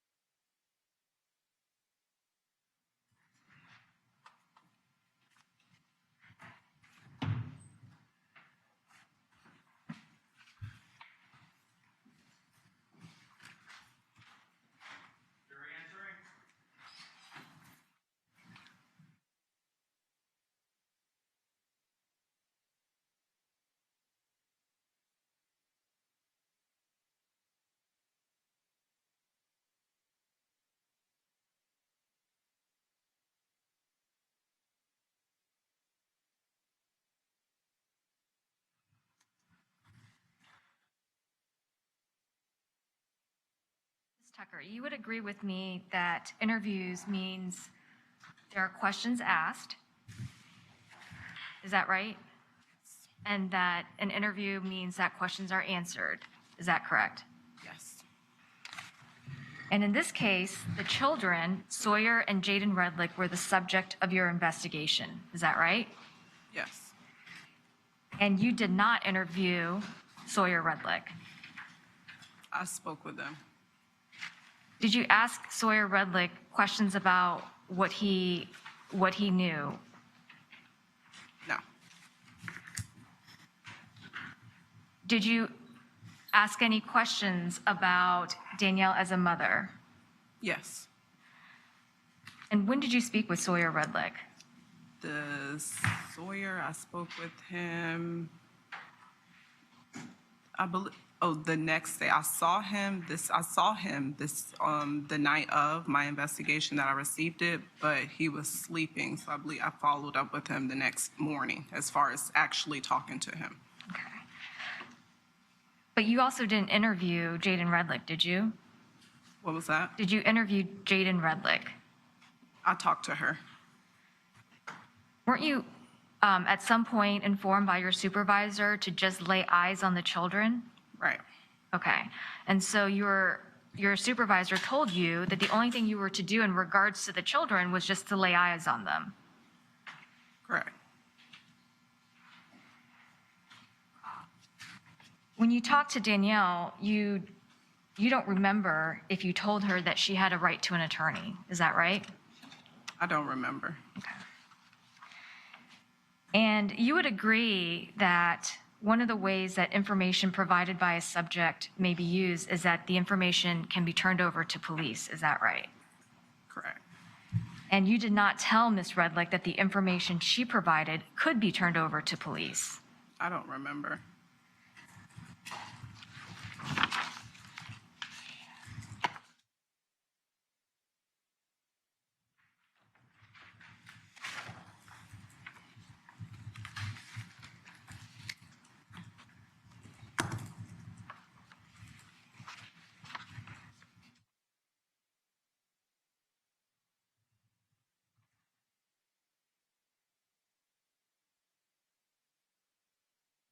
Did you, if you don't remember, would taking a look at your deposition refresh your recollection? Is that a yes? Yes.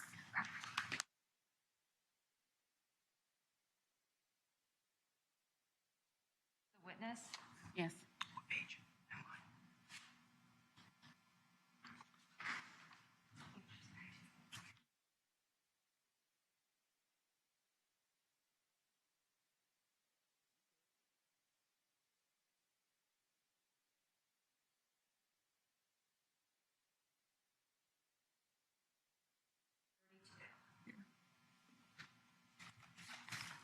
And read lines 20 to 22 as well.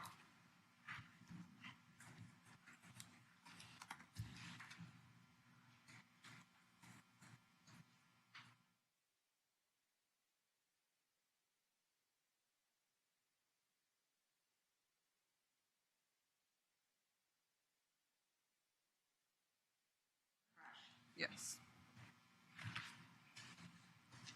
Isn't it true that you did not tell Ms. Redlick that the information she provided could be turned over to police? Correct. And you, in Florida statutes, chapter 39.301, 5A3 states, upon commencing an investigation under this part, the child protective investigator shall inform any subject of the investigation of the following: the right to obtain his or her own attorney and ways that information provided by the subject may be used. Is that your understanding of what the statute is? Yes.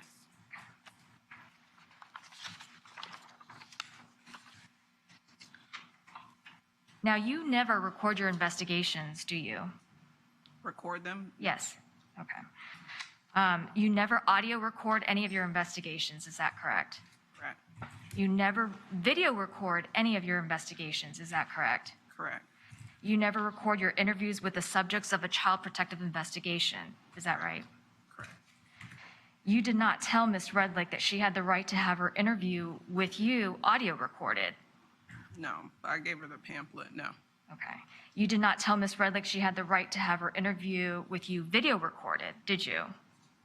I don't remember saying that. Well, as a DCF investigator, you never have any of your interviews recorded. Correct.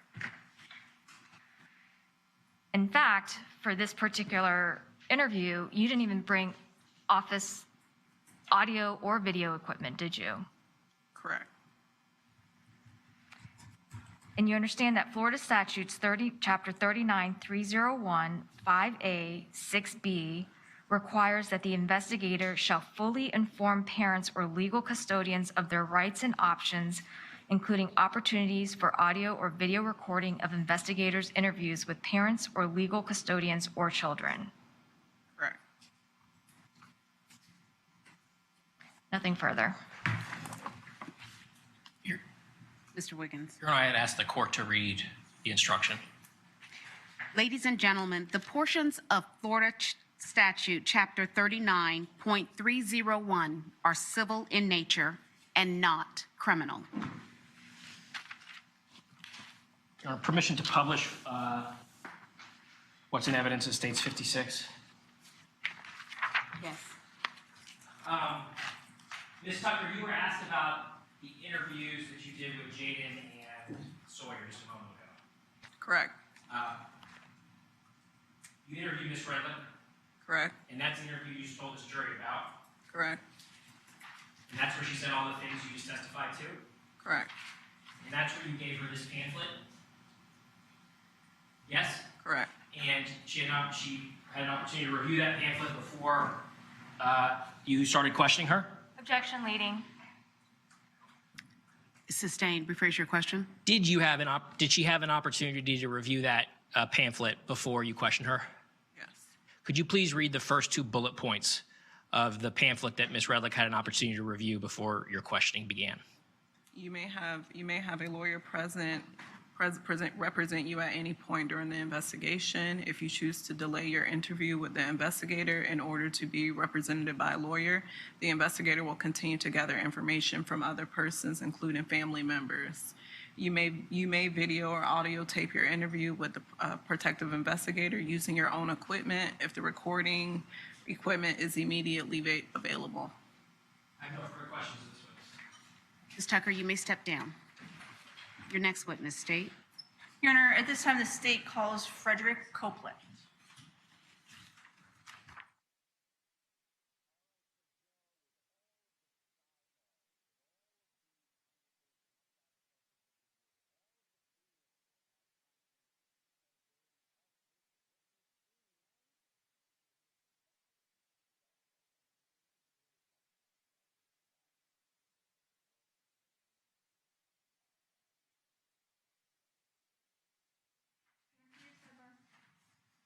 Ma'am? Can you step out really quick? Yes.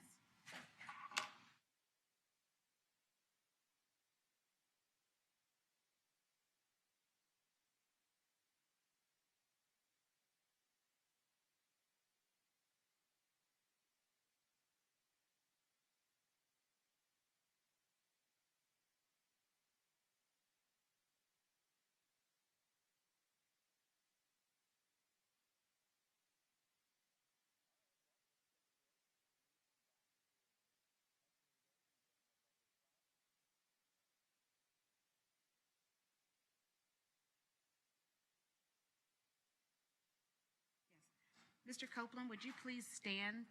Raise your right hand. The clerk is going to swear you in. Do you solemnly swear or affirm the testimony you're about to give shall be the truth, the whole truth, and nothing but the truth? And sir, you may take a seat, and after you get comfortable, to say your full name, spelling your first and last name. Frederick Copeland, Frederick, Copeland, Copland. All right, Ms. Garcia? Could you please tell the jury where you are currently employed? Central Florida Behavioral Hospital. And what type of education and training do you have that qualifies you for this position? as a mental health technician, training as far as different modules, handle with care, verbal de-escalation classes, and several hours of completion of modules to do the job, to be a mental health technician. And how long have you been employed with the Central Florida Behavioral Health? 9 years. Now, and how long have you had your current position? Well, I started off as a mental health technician for 9 years. I started off as a mental health technician for 9 years. For the probably about past 5 years, I've done 6 years, handle with care, verbal, patient advocate, and scheduling as well. And could you describe to the jury what some of your duties and responsibilities are at the Central Florida Behavioral Health? Pretty much taking care of the patients, making sure they're not a harm to themselves or anyone else, making sure that their hygiene is well kept, pretty much the eyes for the doctor and the nurses. And for your current position, are you required to take classes on a yearly basis? Yeah, there's modules that you have to complete throughout the year and certificates that you have to complete throughout the year. So many hours. I don't know exactly how many hours, but it's asked that you complete them every year, every calendar year. And are you current on your modules? Yes, ma'am. I'm completed. Now, I'd like to direct your attention back to January of 2019. Were you working in January 2019? Yes, ma'am. Now, specifically over the weekend of January 11th and 12th, were you working on those dates? Yes. And during that time, did you have the opportunity to come in contact with someone later known to you as Danielle Redlick? Yes, ma'am. Now, I know it's been a while, but do you think if you saw Ms. Redlick, you'd be able to recognize her? Yes, ma'am. Could you take a moment and look around the courtroom and see if you see Ms. Redlick? Could you describe a piece of clothing she's wearing? Gray suit, kind of like a shirt.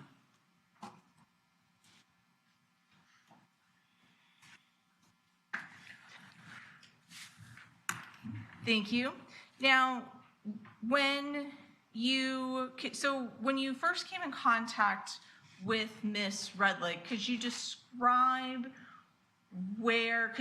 the floor in which she was housed?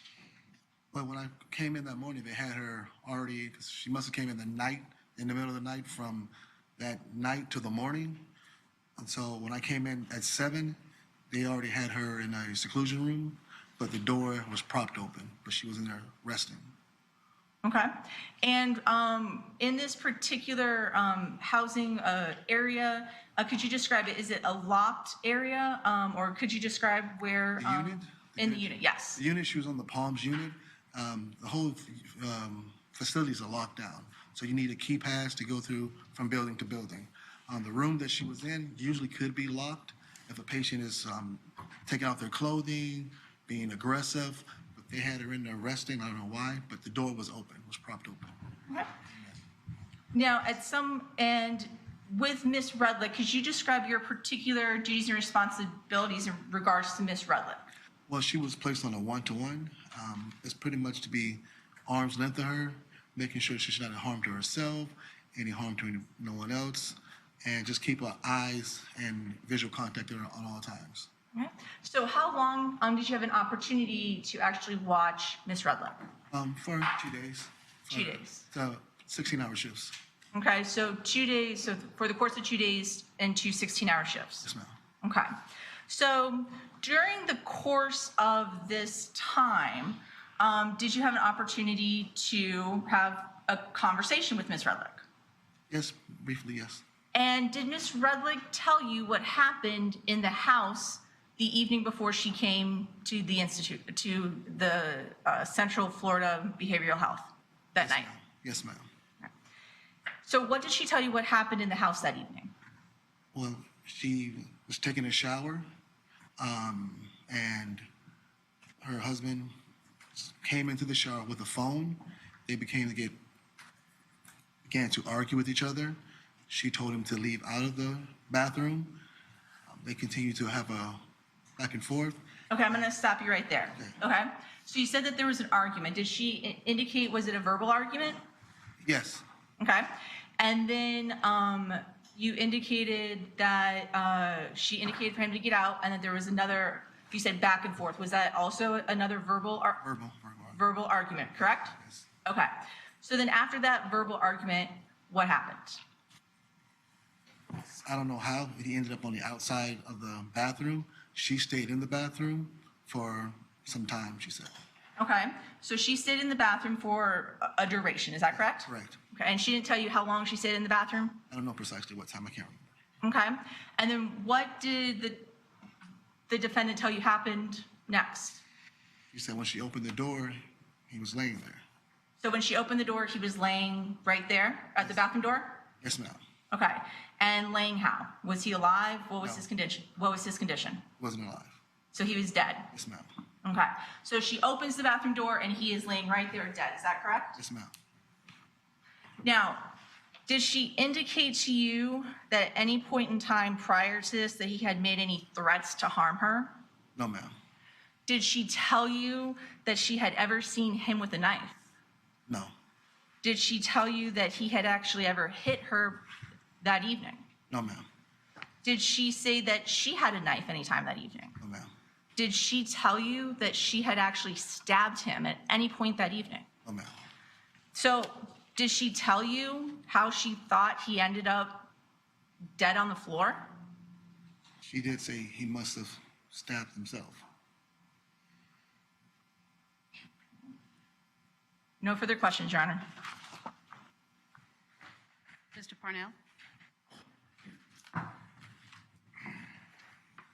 Good morning, Mr. Copeland. The unit that we're dealing with, that is the high acute psych unit at your hospital, right? Correct.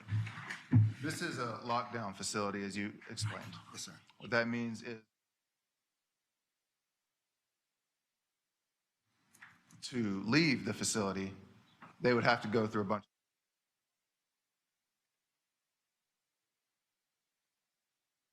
Yes, sir. So she can't do that. Correct.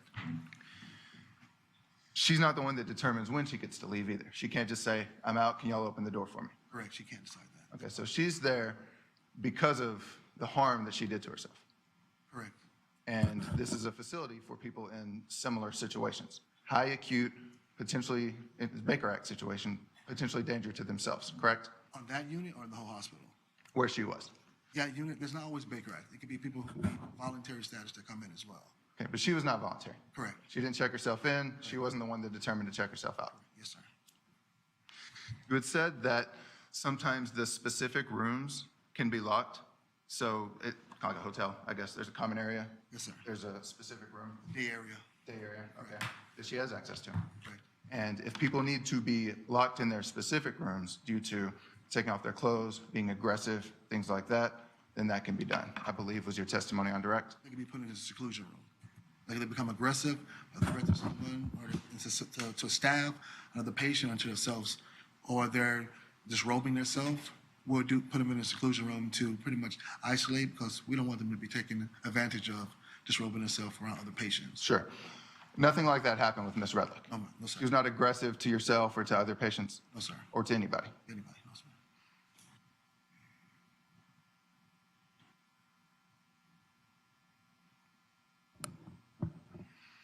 At some point, she did an interview with a lady from DCF while you were supervising her. Yes, sir. That interview was not done in her room? No.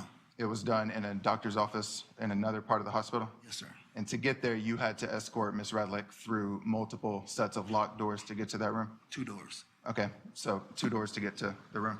So image-wise, what we're looking at is you walking with Ms. Redlick through all these places to get to the room where the doctor can go. That's stop, go through a locked door, Yes, sir. stop, go through a locked door, Yes. and then go into the room. Yes, sir. You're walking right beside her with the whole thing escorting her. Yes, sir. And when she's doing the interview with the DCF lady, you're at the door to the room? I'm at the door, but I'm not inside the room. I was in the hallway. So door, you're in like the threshold right by it? Yes. So like if this was the room, I was standing outside in the hallway by the door. Okay. That interview, 10 minutes tops? I can't remember exactly. Not a very long interview. Not long at all.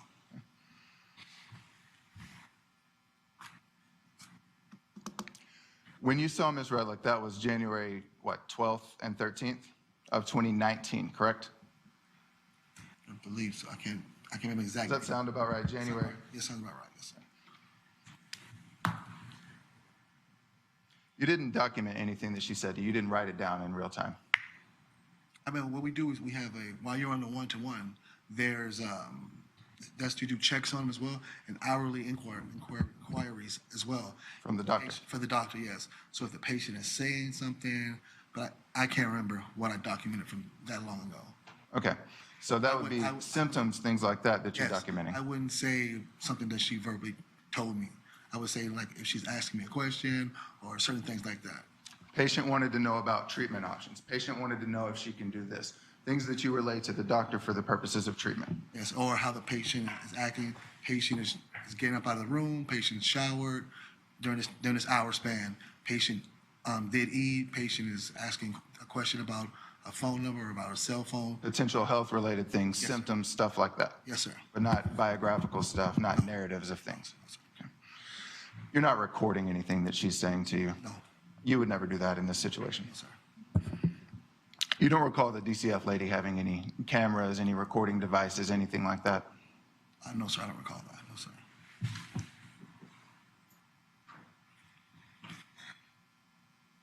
You do remember when you spoke to Ms. Redlick that she talked about being in the bathroom Yes, sir. from the day that her husband had died. Yes, sir. You remember that she had told you that she had locked herself in the bathroom, or closed herself in the bathroom after their altercation. Yes, sir. And that when she had opened the door, that's when she located the body. Yes, sir. And your testimony today is that she opened the door and just found the body laying there on the ground? I wouldn't say exactly right there. I know what I'm saying is when she came out of the bathroom, she discovered it. I don't know how many steps or how far she went to see the body. I can't tell you that. Okay, so you don't remember what she said about where the body was. It's Exactly. been over 3 years. Yes, sir. Okay, so she comes out of the bathroom and she finds the body, and since it's not documented, since it's not recorded, now today, 3.5 years later, you're not sure if she takes a walk, finds the body somewhere else in the home, or if it's in the bathroom, in the bedroom. You just remember she found the body after walking out of the bathroom where she had sequestered herself away from her husband. Correct.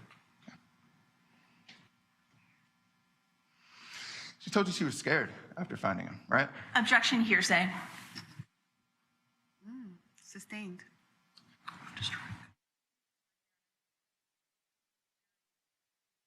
Directed to disregard the last question and answer. Mr. Good question, Cornell. Ms. Hurna, briefly.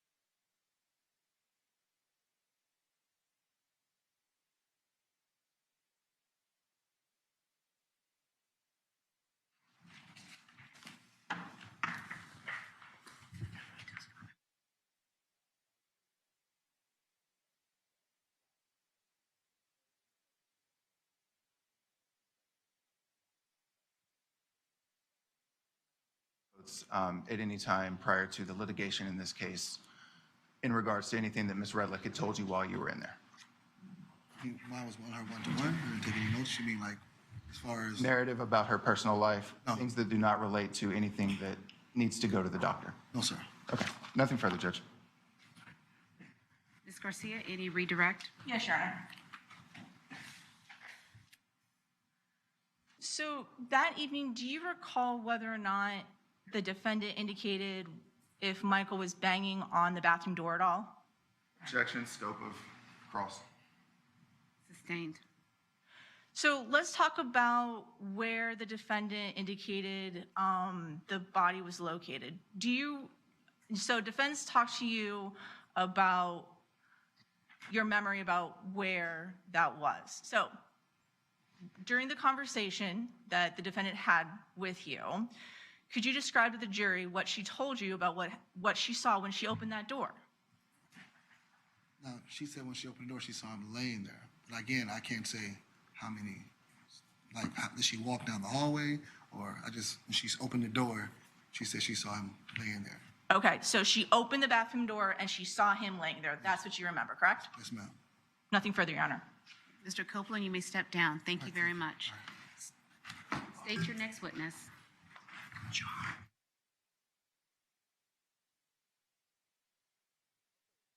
time to state call is Johanna Henna.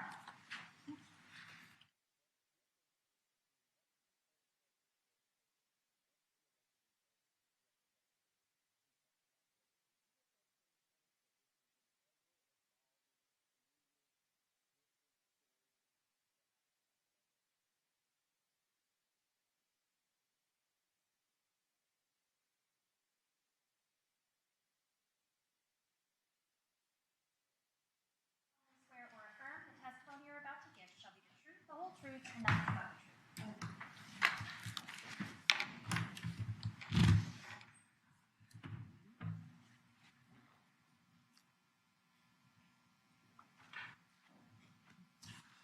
All right, ma'am, would you please state your name for the record, spell your first and last name, please? It's Joanna Hena. It's spelled Joanna, and last name is Heina. And could you please tell the jury where you're currently employed? I'm employed at Florida Department of Law Enforcement, Orlando Regional Operations Center. I'm a crime lab analyst supervisor in biology DNA section. Prior to my last year promotion, I was a crime lab analyst in biology DNA section. And how long have you been employed at the Florida Department of Law Enforcement? Since November of 2009. What is your educational background that qualifies you to work at the Florida Department of Law Enforcement? I have 2 bachelor degrees. One is in molecular biology and microbiology, and the other one is in biotechnology. Now, you said, what are your principal duties and responsibilities as a crime analyst supervisor within the biology DNA section? As a supervisor right now, I supervise a group of crime lab, senior crime lab analysts, and also forensic technologists. are just ensuring the smooth operation of the biology DNA section. Okay, and you indicated that you were just promoted. When were you promoted? I was promoted in July of last year, 2021. Okay, so I'd actually like to focus prior to your promotion in July of 2021. So you said that you were a crime lab analyst prior to your promotion, is that correct? That is correct. And can you please tell the jury what your duties and responsibilities were as a crime lab analyst? As a crime lab analyst, my job was to examine forensic evidence for presence of bodily fluids such as blood, semen, saliva, with the goal to obtain DNA profile from unknown samples. I then compare them to known standards in the case, issued calculated statistics, issued report, and testify in court if necessary. Okay, and for the remainder of your testimony, I'm going to be talking specifically about your qualifications and your training prior to your promotion, okay? Okay, so did you receive any specialized training to prepare you for your duties as a forensic serologist with DNA and as a DNA analyst with the FDLE? Yes, I underwent about 2-year program for crime lab analysts in biology DNA section training program. And you indicated that you do perform DNA testing. How long have you conducted your DNA testing? I was promoted in 2013, started working independently, and finished my training in 2015. And then I was conducting independent casework until my promotion, which was July of last year. So approximately a little over 6 years. And how many times have you actually conducted DNA analysis? On average, I would probably say I process about 800 to over 1,000 samples a year. So I want to say about between 6,000 and 7,000 samples, maybe. And as a DNA analyst at the Florida Department of Law Enforcement, do you undergo any proficiency testing? Yes, every analyst in biology DNA section, the requirements that will take proficiency testing twice a year, so it's biannually, every 6 months. Well, could you tell the jury what is a proficiency test? Proficiency test is a set of samples that is purchased for me from outside company. I would work them just like I would any other casework samples. Write up my results. They are going to be submitted to that company, and then the memo is issued whether a pass or failed. And have you ever failed any of your proficiency testing? No, I have not. Now, you indicated that you would testify sometimes within, as in the courts here in Florida. Have you ever testified as an expert before?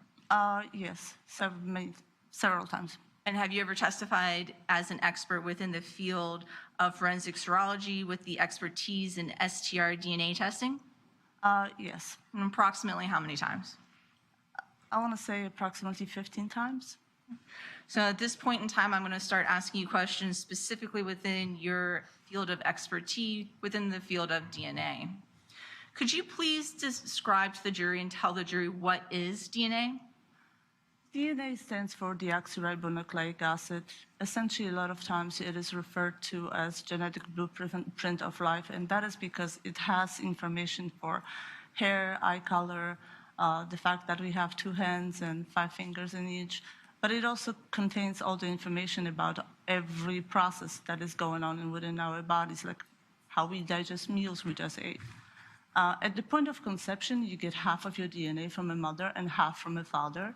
This type of unique combination is what makes you different than anybody else on the planet, except for identical twins, which have the same DNA makeup. DNA in my saliva, my blood, my skin is going to be the same. It will stay the same and remain the same for the course of my life.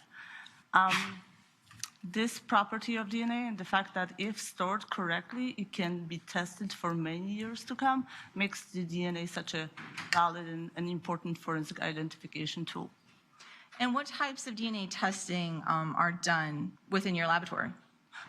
We perform what's called STR DNA analysis. And what type of procedure do you use with the STR DNA analysis? STR stands for short tandem repeats. There are small regions of DNA that are repeated back to back over and over again. We all have them, but we are different in the number of repeat units between the individuals. So if I say, let's say that someone's DNA profile is 710 at a particular location, what it means is that that individual received or inherited 7 repeat units from one parent and 10 repeat units from another parent. And I look at those areas, I look at 21 different areas on DNA to differentiate between the individuals. There is generally 4 different steps of DNA analysis. So after I examine the evidence, I would then collect samples, put them in sterile tubes, and then they undergo into 4 different steps of DNA analysis. In step 1. Well, actually, before we go into the different steps, let me go back for just a moment. So could you describe and tell the jury a little bit between the difference between a single source and a mixed profile with the DNA? Single source profile is the profile that comes from one individual. And so information is at all location that I look at gives me indication that it's only one person that has contributed to that sample. Mixture is, by definition, more than one individual contribute to that sample. And so when you're doing your analysis, do you, in essence, are you comparing pretty much known DNA with unknown DNA? The basis of my work is to compare unknown profiles that I obtained from forensic evidence to known profiles, and if there is a match or inclusion. You are the only participant.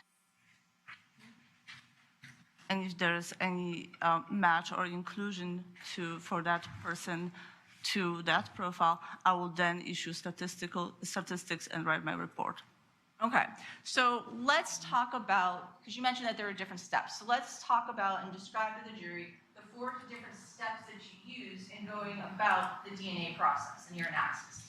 So like I was saying earlier, when I collect the sample from forensic evidence, I place it into a sterile tube, and then it undergoes 4 different steps of DNA analysis. In the first step, called quantitation, I want to find out in the first step called extraction, I want to know, I want to add chemicals and heat to open up the cells and get the DNA into the solution, liquid solution.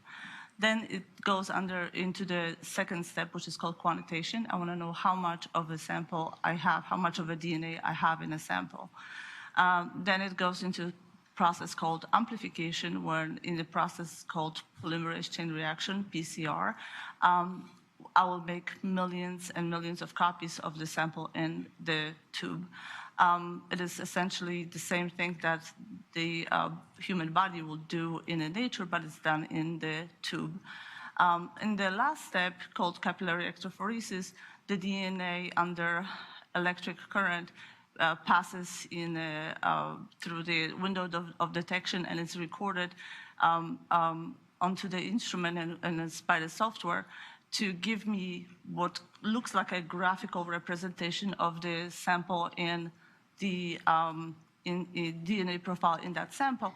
And it literally looks like a peaks and valleys, like a graph of peaks and valleys. And those peaks are what represent they are actually those repeat units that I was earlier talking about. What, if any, controls are used while you're testing? Use of controls is very important because you want to make sure that, number one, there is no, the process is working correctly. Number two is that there is no contamination into any of those steps. So at any point of the process, there is some kind of a positive control that is going on at the same time, as well as negative control, to make sure that those processes are working correctly and results are correct. And do you take any steps in order to prevent any contamination while you're testing? Yes, so from the very beginning when I examine the evidence, you have a personal protective equipment that includes mask, gown, gloves that are frequently being changed between the exhibits. Each exhibit is being worked individually. So when I screen it screening meaning when I open the exhibit first, it will be done I will only work on that one piece of evidence at the time. I would have to clean my bench, put the clean butcher paper on the bench before I actually put any other additional evidence. So there's step-by-step processes to ensure that I do not contribute to any of my DNA or any other DNA into the sample that I work on. And does your laboratory hold any certifications or accreditations? Yes, FDLE has been accredited, I believe, since 1990s initially, but now it is accredited by ANAB, which stands for ANSI, National Accreditation Board, which stands for ANSI stands for American National Standard Institute. Okay. So let's shift gears just a little bit and talk about some statistics. So is it a standard procedure to calculate statistics on DNA profiles? It is. And when do you calculate statistics? statistics are being calculated, after obviously I do my comparisons. So number one, when I look at the profile from the unknown source, I need to figure out and put my expertise in use and decide, does the individual that I'm comparing to, is that person included, or is it matching that sample? And then I will use what is very, it's called the StarMix tool. It's a software that actually helps me with two things. Number one, it does allow me to build the correct number of not correct number, but the best fit for the profiles contributors to the profile. And number two, it does, when I do actually provide the known standard, it will then calculate statistics for me. Okay, so let's go back for just a second. You talked about something called StarMix. Have you had any training using this StarMix technology? Yes, I have undergone module on how to use the StarMix tool, knowledge of that, basis of StarMix, and I did a symposium that was given by the creators of the software as well. And what statistic is calculated using StarMix? We provide right now, we calculate what's called the likelihood ratio. And what is the likelihood ratio? Likelihood ratio is the ratio that actually examines the evidence under two different probabilities. It is given in a number, in a numerical form. So it is a number that you get that gives significance or support to one scenario over the other. In other words, for for the DNA analysis, likelihood ratio would help to examine the evidence and answer the question, how much more likely it is that the profile observed originated from, let's say, Jane Doe as opposed to unknown, unrelated individual. And could you give us an example of a likelihood ratio? Well, it could be that the profile is more observed. I can actually read some of it for my conclusion. The observed DNA profile is greater than 700 billion times more likely to occur if the sample originated from so-and-so as opposed to unrelated individual. And does computing a statistic also include the use of a database? Yes. And what can you tell the jury what is a database? So to calculate the likelihood ratio, I need to have a population database. Database is a collection of the profiles that were tested that show how common or rare different DNA types are within certain populations. And what database did you use in this case? For this case, I used population database that was published in 2013 in Forensic International Genetics, Volume 7, and it was published in the article U.S. Population Data for 29 autosomal SDR loci. Senator? Autosomal SDR loci. Autosomal. AUTOSMAL. Gunnar, may we go sidebar briefly? Yes.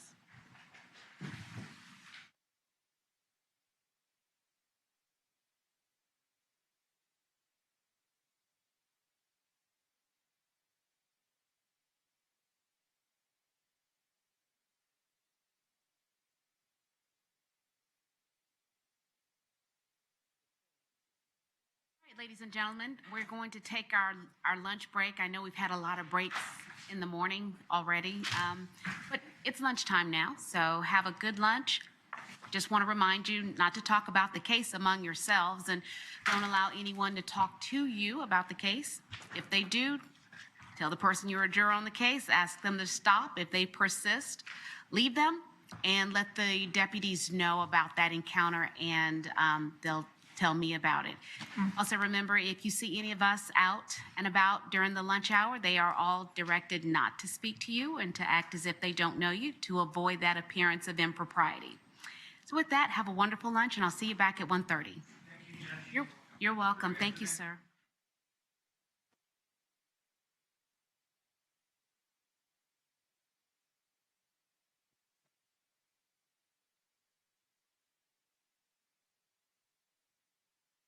everyone, you all have a good lunch as well. Don't talk about the case to anyone. And 1:30.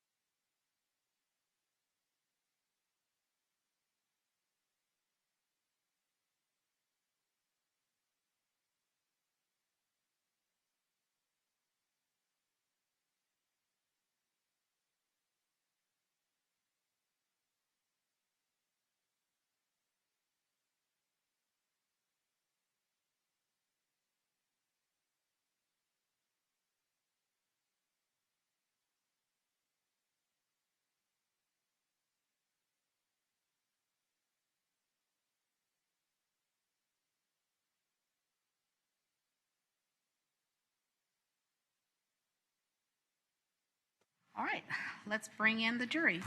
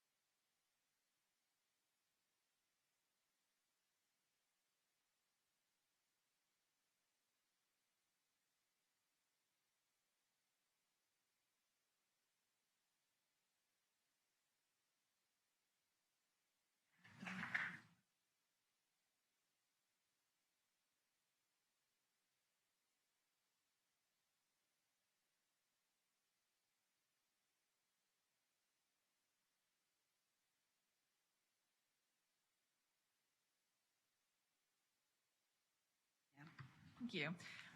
So prior to lunch, we discussed a ton of procedures and different types of analysis that you use. Did you use all of those procedures, analysis, and safeguards in this particular case? Yes, I have. Okay. So I'd like to direct your attention to this case today. At any point in time, did you work on an FDLE case number 2019-05-00728? Yes. And did you do an analysis of evidence under that particular case number? Yes, I did. Now, could you please describe to the jury, how do you receive evidence in order to do an analysis? Do you get one big, huge lump, evidence all at once, or do you receive small bits of evidence? That really depends. It's on the agency that is submitting the evidence to decide how they want to submit the evidence, whether it comes in the same time or within the course of their investigation, they bring additional submissions to us. So it's possible to get smaller submissions over the course of time? Yes, quite often we get smaller submissions or few submissions that we write and work at the same time. And then there is times when we get submissions later after the first or second event report was released. Okay. So in this particular case, were you ever given any known standards to compare any evidence against? Yes, I have received 2 standards in this case. And who were those standards of?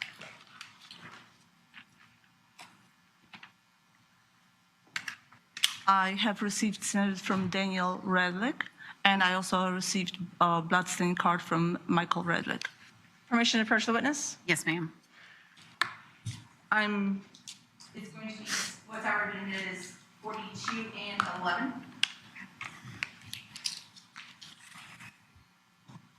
So these are admitted as states 42 and states 11. So let's start off with 42.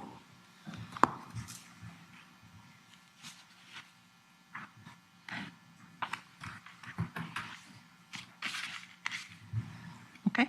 Okay. Is this the, and do you recognize what's already been admitted as 42? Yes, I recognize this evidence as something that was worked by me, and that every single piece of evidence that comes to FDLE will get the CLO electronic barcode that states that has case ID for it, FDLE unique case ID number. It has the exhibit number on it. When I work on every evidence, it is my job to make sure that it is correct with the notes and what evidence was sent to me and submitted. When I opened that evidence and when I actually analyze the evidence, I then write the FDLE case number on it, date when I examined it. I put the item number on it as well as my initials. When I'm done with the evidence, then I would paste my initials on a sealed token. And could you tell the jury what 42 was? So these are buccal swabs from Danielle Redlick. And then looking at admitted states 11, could you tell the jury what that was that you received? This is a DNA card from Michael Redlick. And so those were the two standards that you received and worked off of in this particular case? Correct.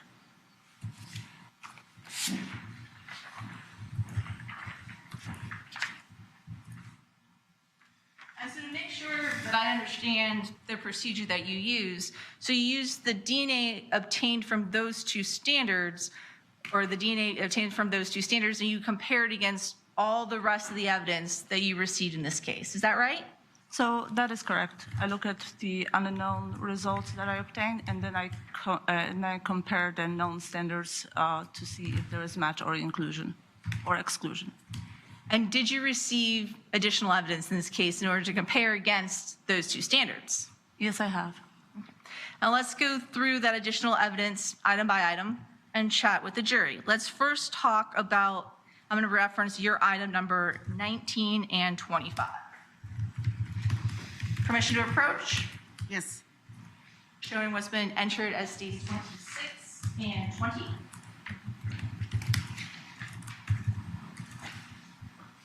So I'm handing the witness states 26 and states 20. Were these two items that you received and analyzed? Yes. This one is the gauze swab that I've examined that was represented to me as being from gauze swab. It's represented to me as being from Danielle Redlick. And this one is the liquid sample. The liquid sample, okay?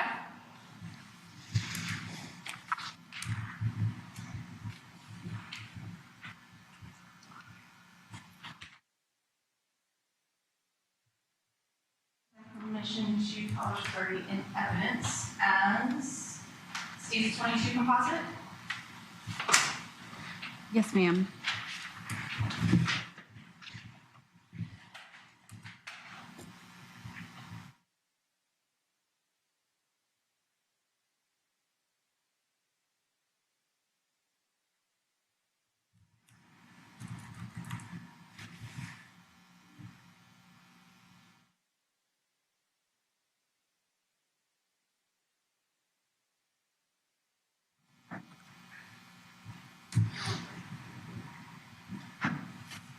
Okay, so let's talk first about the gauze, which was your item number 19.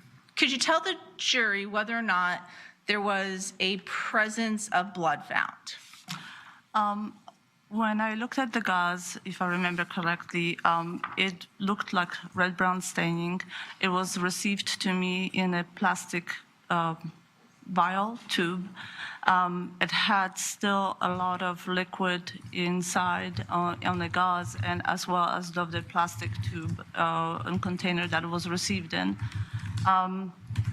It had red-brown staining, which is indicative of possibility of presence of blood. So what I did is I first opened it up, put it on a filter paper. It was still so wet that there was liquid coming out of it, which later on went onto the filter paper.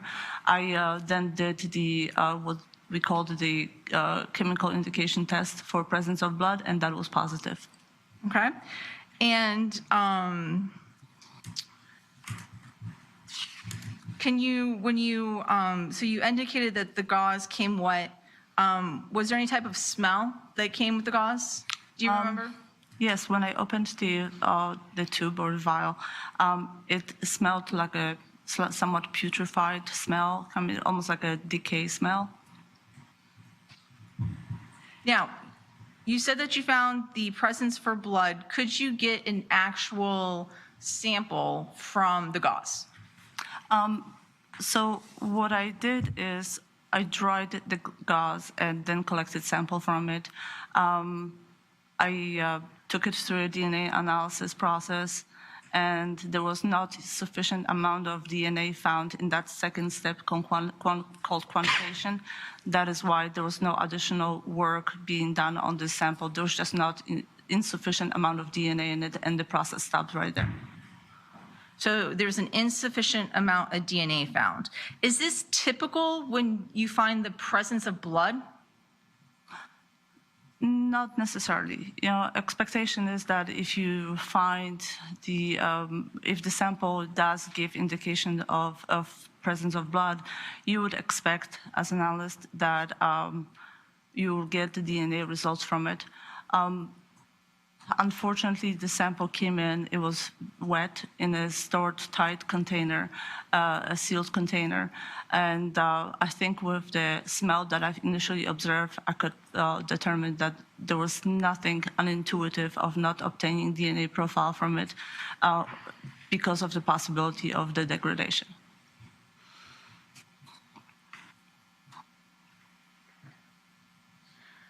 So let's move on now to the liquid sample. Did you also test which was states 26, did you also test the liquid sample for the presence of blood? Yes, I received the liquid tube with the liquid sample. I placed the sterile cotton tip swab to collect sample from it. I then did the same chemical indication tests for the presence of blood. It was positive, and just like the sample from the gauze, there was insufficient amount of DNA found in this sample, and the process stopped right there. So even though, once again, there is the presence of blood, there wasn't enough DNA in it to get a sample, is that correct? One of the properties of DNA is that if stored correctly, which means in a dry conditions, away from heat, away from sunlight, when there is no bacterial degradation going on, moisture is one of the big possibility that might actually add into a degradation of the sample. And so that could have been a factor in this case. So mixing either water or something else could deplete the sample, is that correct? It could possibly damage the cellular DNA in the sample. So let's move on to another item in which you received your item 23. Could you tell the jury what item 23 was? It was a Nike T-shirt.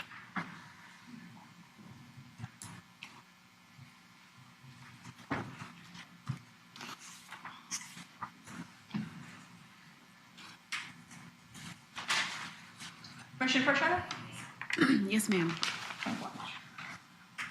I'm hearing the witness was entered as states 24.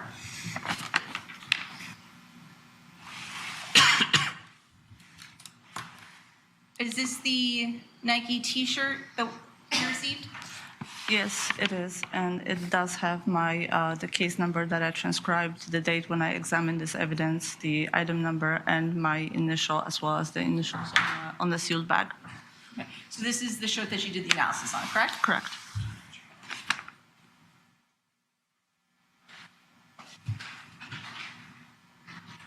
So let's talk about this Nike T-shirt. Could you describe to the jury what the T-shirt was like when you received it? The T-shirt was received inside out. It appeared that it has had a lot of red-brown staining throughout. It was almost stiff to touch. It was received, I believe, in two brown papers and kind of folded, but it was stiff to the point that I had a hard time actually unfolding it initially. And did you test to see if there was any presence for blood on this? Yes, I actually looked at various stains. So I've selected a lot of different stains from the shirt, from various locations on the shirt, and tested those stains for indications of the presence of blood, and they were all positive. I also took a sample from what appeared to be a cut on the left shoulder. I swabbed that area inside and outside and tested that. That was also positive for indications of a presence of blood. So I'm going to stop here. You said you tested the cut. Once again, this has already been entered as state's sheet composite.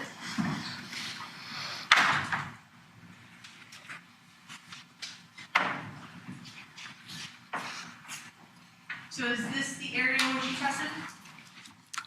The cut in the t-shirt? I have a little bit different picture of it, but I believe so. And you tested so the inside here where the cut was? Yeah, so I swabbed the areas on the outside of the shirt, around the cut, and also on the inside. And you said that gave the presence of blood, is that correct? Yes, it did. Now, you also mentioned that you took multiple stains and tested multiple different stains on this particular Nike t-shirt. Is that correct? Yes, I selected a total of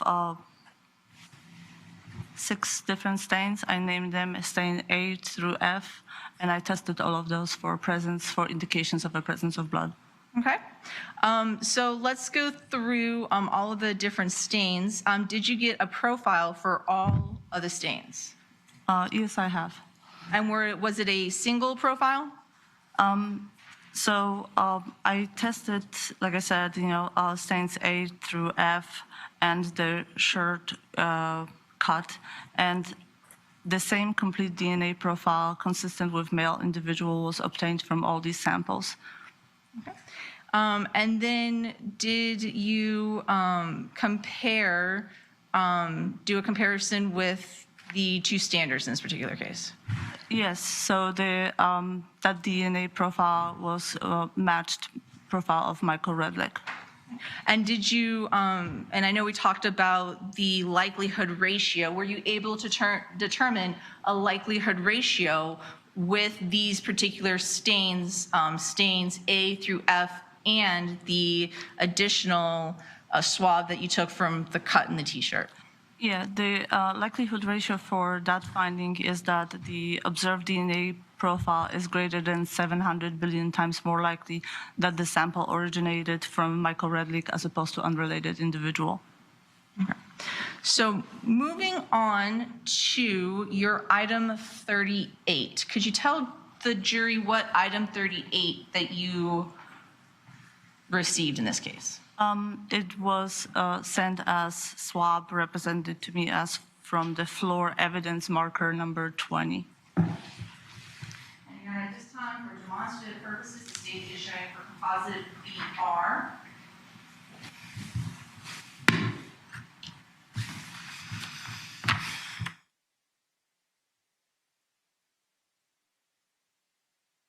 First, Yes, ma'am. state 7. Showing the witness what's been entered as state 7. Do you recognize state 7? Yeah, by the same 4 different pieces of information that I talked about initially, and also my sealed initials on the sealed of the tape. And is this the sample that we've been chatting about, the sample from the floor? Yeah, this is swab from the floor at marker 20.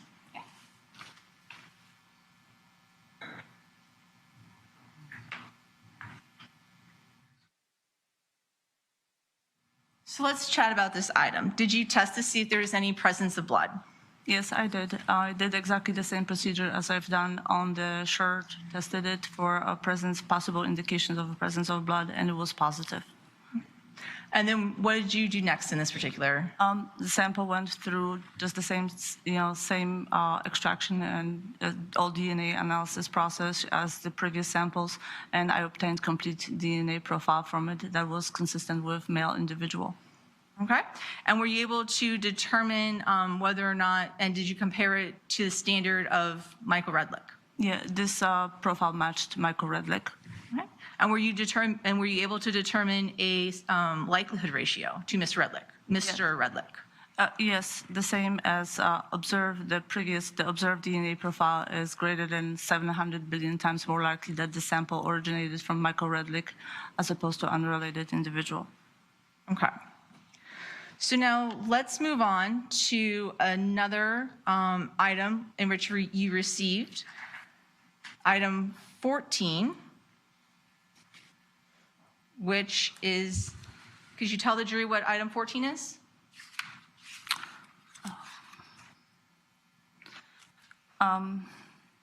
It was a long black sleeve shirt represented as being from Danielle Redlick.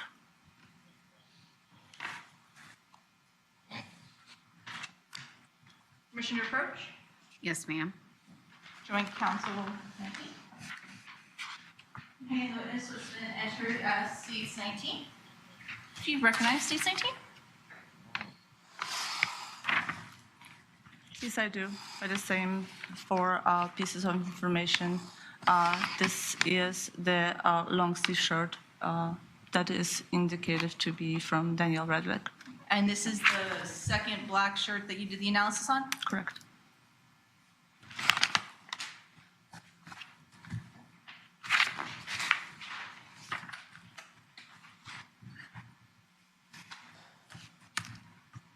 Okay. So describe the jury when you started this examination. How did you start this examination? Well, when I looked at the shirt, I have observed also, several different areas of red-brown staining, possible blood staining, and well, before we get into the staining, at any point in time, did you notice any hairs on the shirt? yes, I found approximately 14 hairs, apparent hairs, that I placed into a petri dish and placed back to original container. Okay. Can you tell the jury why? Actually, let me ask you this. Did you analyze the hairs? No, I did not. Can you tell the jury why you did not analyze the hairs? Throughout the day, everyone sheds so much hair. I think, individuals shed approximately 100 hairs a day. In the instances or incidents when there's people that are residing together and involved in the incidents, looking at hairs would be not really something that I would be doing first because of the fact that they could be transferred from one individual to another very easily. So then let's go to the shirt itself. Did you look and analyze, once again, as you did with the other shirt, did you analyze multiple different stains on this shirt? Yes, I selected stains A through E on this shirt. Okay. So let's talk about stain A, B, C, D, and E first, okay?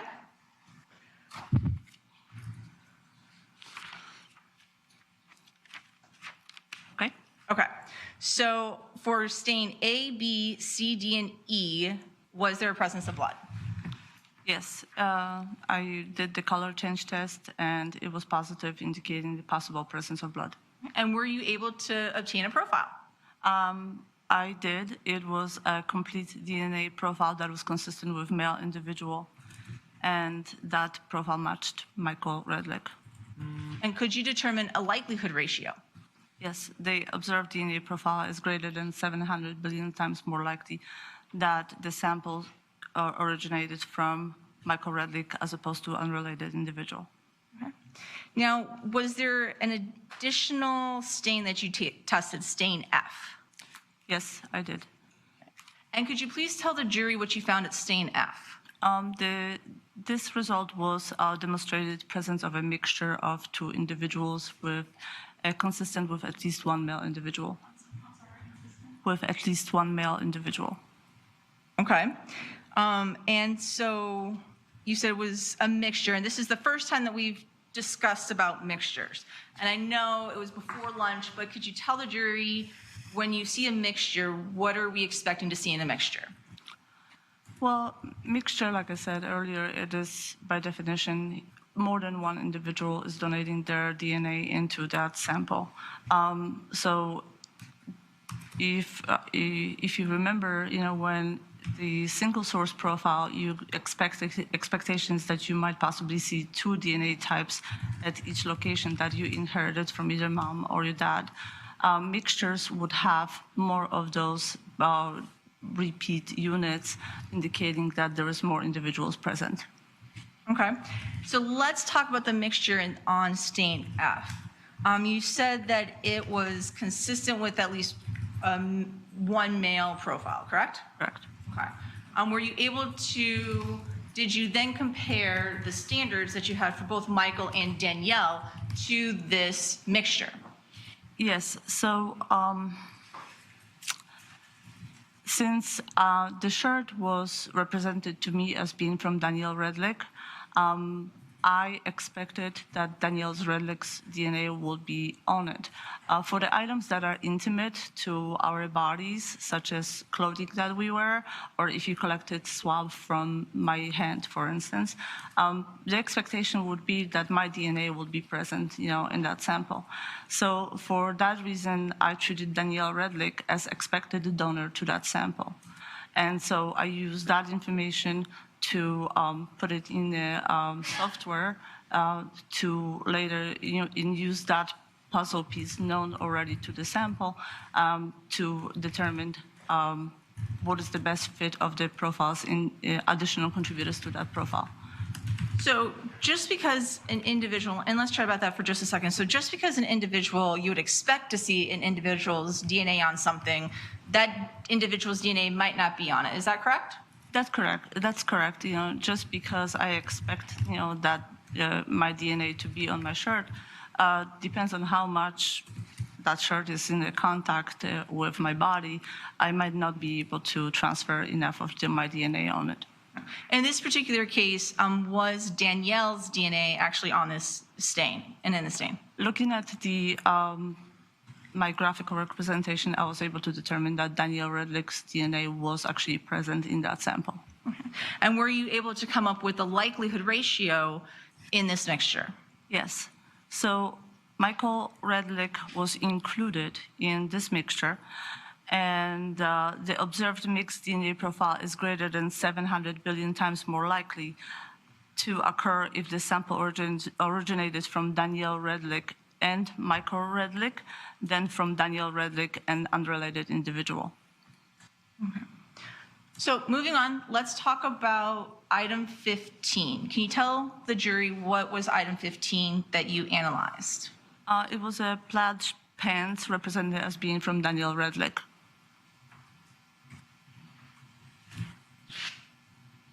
For the record, showing the jury was already been entered as states 22.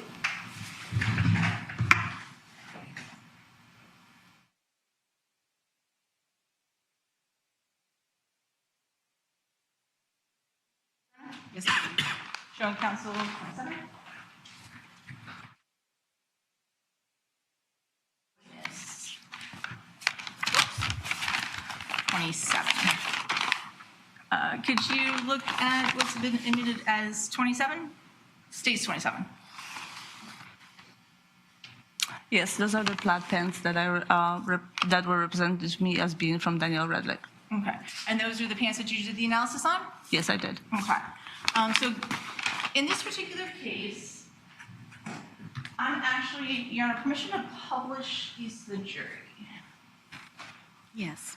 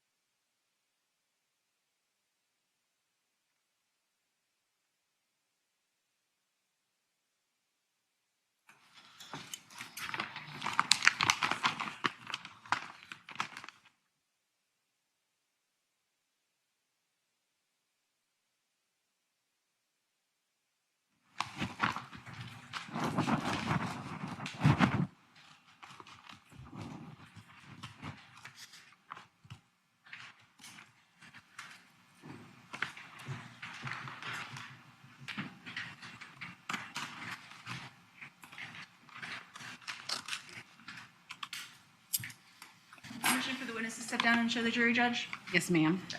So So if you want to pull them out, I'm going to hold them so you can step down and I'll show the jury what this means.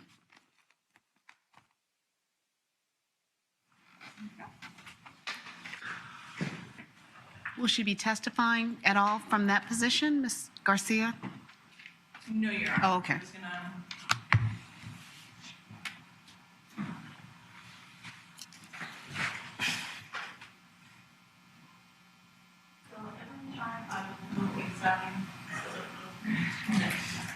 And if you could stand toward the middle so everyone can see it. There you go. I'm sorry, Judge. I'm going to ask you some questions. Okay, that's fine. Just stand there in the middle so everyone can see it. So, can you tell the jury, because you see here, I have some marks on the pants. Remove the pants so you can point to the jury. Can you tell the jury what these marks are on the pants? So when I look at the pieces of evidence like that, I won't select the seconds. And so I'm sorry, ma'am? I won't select the same when I look at the pieces of evidence like that. And so the stains that I select, I would put in my marking around it, just for later on future referencing. So this is stain A, this is stain B, that was part of actually a lot larger area. So this would have been my sample from this part of the leg. And then I also looked at this stain C because it is away from all the other evidence, all the other outstanding here. So just because there is more than one individual possibly involved in this incident, I want to see if I can get a representation of what could be the mission of the DNA from the different individuals. So I determined that this one was a little bit different. This would have been the same as representing this stain, and also the fact that this one was just randomly in the back. You know, I thought that's going to be a good sample today. Thank you, Mayor. Take your seat.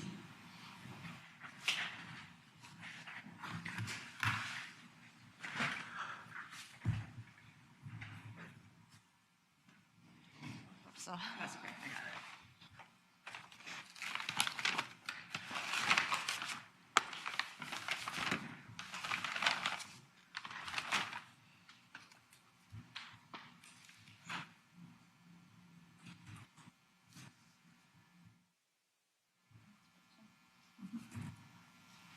Thank you. I should be-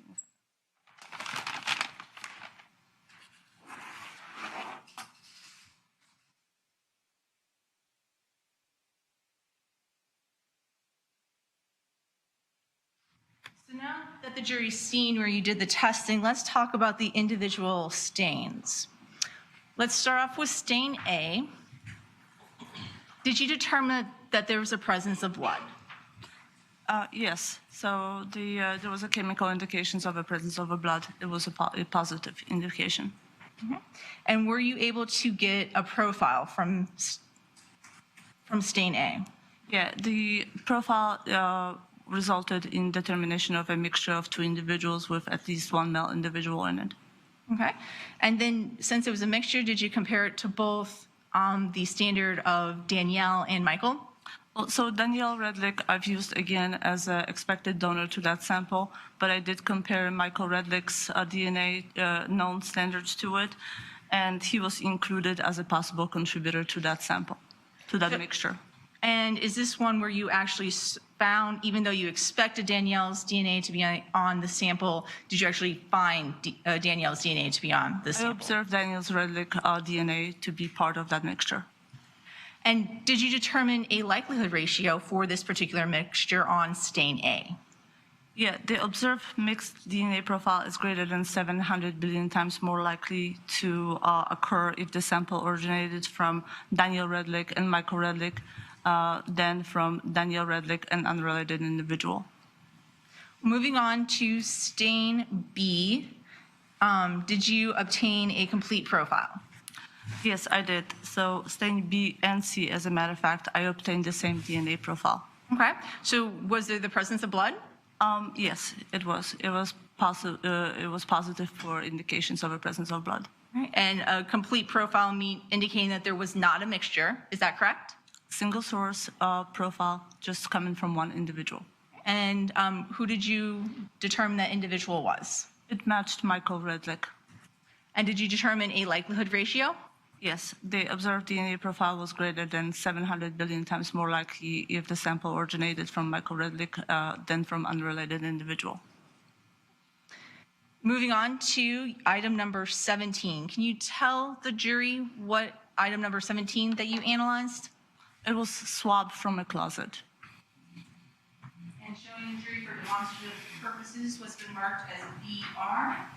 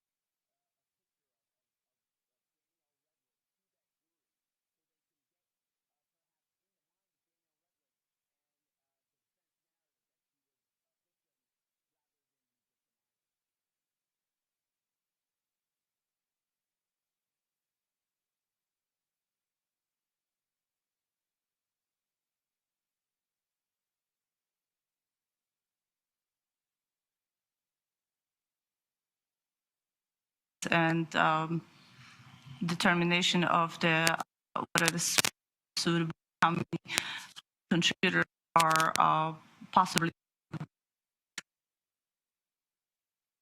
to be able to, with confidence, figure out how many people are contributing to that sample. In this case, I was able to observe that Michael Redlick's profile in it, but the information that was very limited, that was foreign to him, I just could not determine whether it comes from one, two, or few individuals, and therefore I could not do any of the analysis on it. So let's talk about the fingernail clippings from the left hand. What, if anything, could you determine from that analysis? I could not observe any additional foreign DNA to Michael Redlick.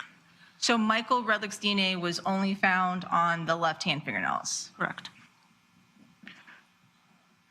So turning to the swabs, at any point in time did you ever analyze the swabs from Michael Redlick? I examined swabs from his hands. From hands, correct. Permission to approach? Yes, ma'am.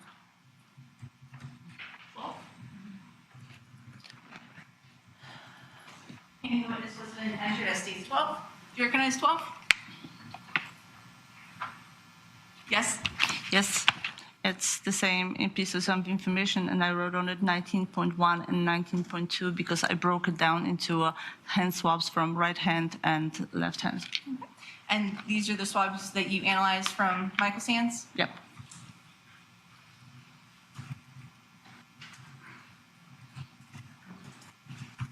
So once again, since you broke it down into his left hand and his right hand, let's go with the right hand first. What did your analysis on the swabs from Michael's right hand indicate? So I tested them for indications of the presence of a blood, and it was positive. And there was no STR DNA results foreign to Michael Redlick on sample 19.1 from right hand. So Michael's DNA was the only one on the swabs from the right hand? Correct. Okay. So let's go for the left hand. What did you determine from the swabs taken from Michael's left hand? I got the same DNA, foreign DNA profile as I did on sample 19.1. So the results were the same as the right hand. So no foreign DNA was found on the swabs taken from Michael's left hand, is that correct? Correct.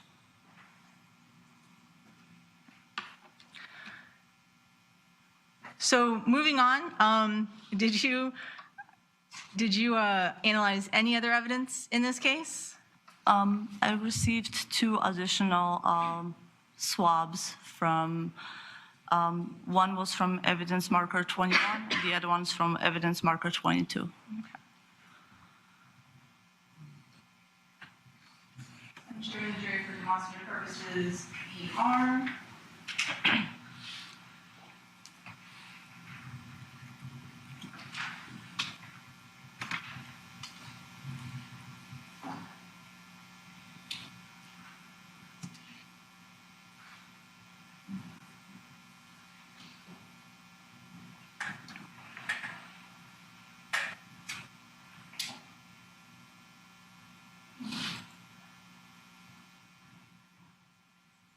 Commissioner Turner? Yes, ma'am.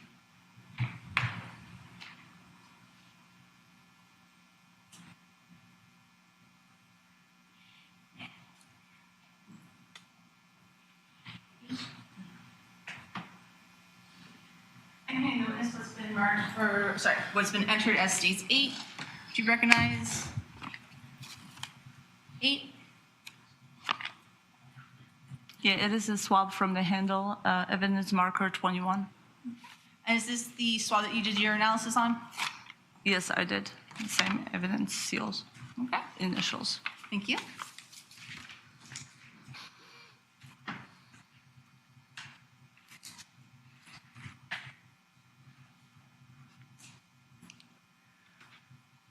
So let's talk about your analysis from states 8. Did you determine whether or not there was a presence of blood from this swab? Yes, this swab also gave chemical indications of the presence of blood. And were you able to get a DNA profile? Yeah, it was a complete DNA profile that was consistent with a male individual, and it matched Michael Redlick. Finally, can you tell us what the likelihood ratio is, please? The observed DNA profile is greater than 700 billion times more likely to occur if the sample originated from Michael Redlick as opposed to unrelated individual. And moving on to marker number 22 that you analyzed. Once again, for the jury, for demonstrative purposes, DR.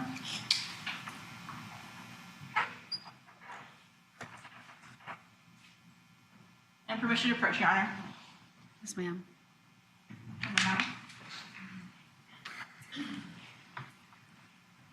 And hearing the witness, what's been entered as Stace 9. Do you recognize? Yeah, this is a swab from a sink from evidence marker 22 that I also analyzed with my pieces of information that I would have wrote on it, as well as my initials on a seal. Okay. So this was the last swab that you analyzed? Correct.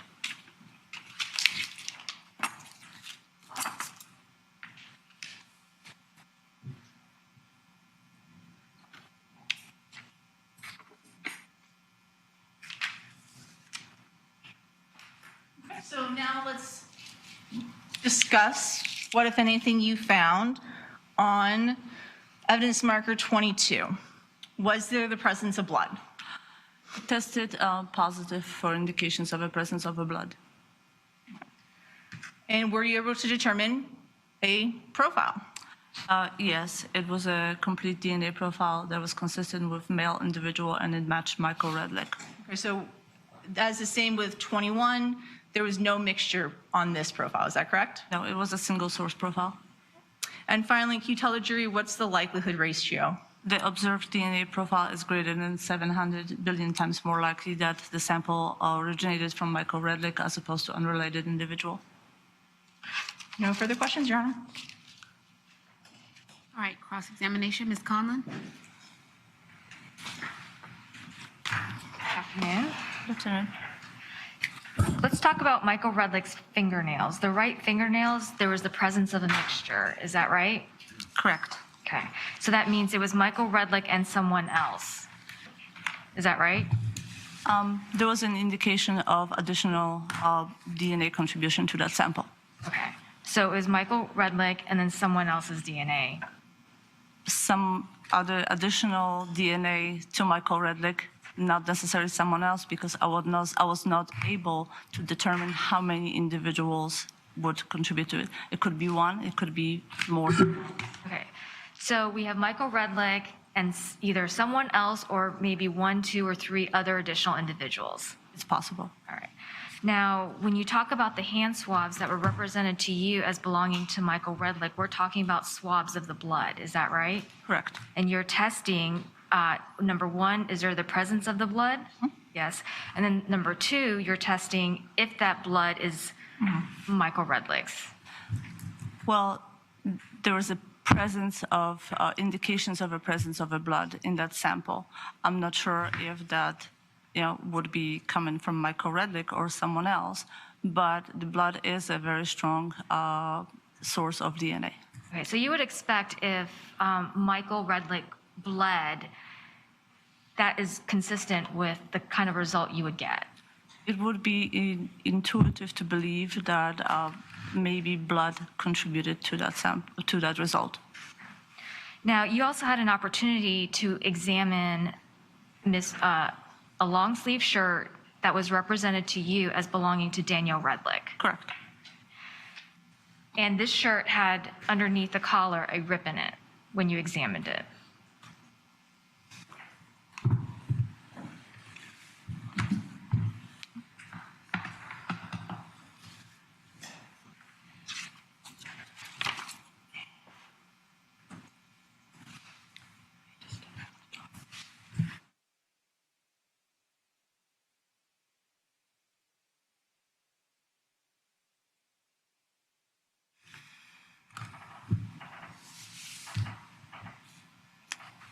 Yes. There was 2 rips observed by the neckline of the shirt. Nothing further. Any redirect? No questions, Your Honor. Thank you very much. You may step down. Next witness. Yes, Your Honor. State calls Amanda Stevens.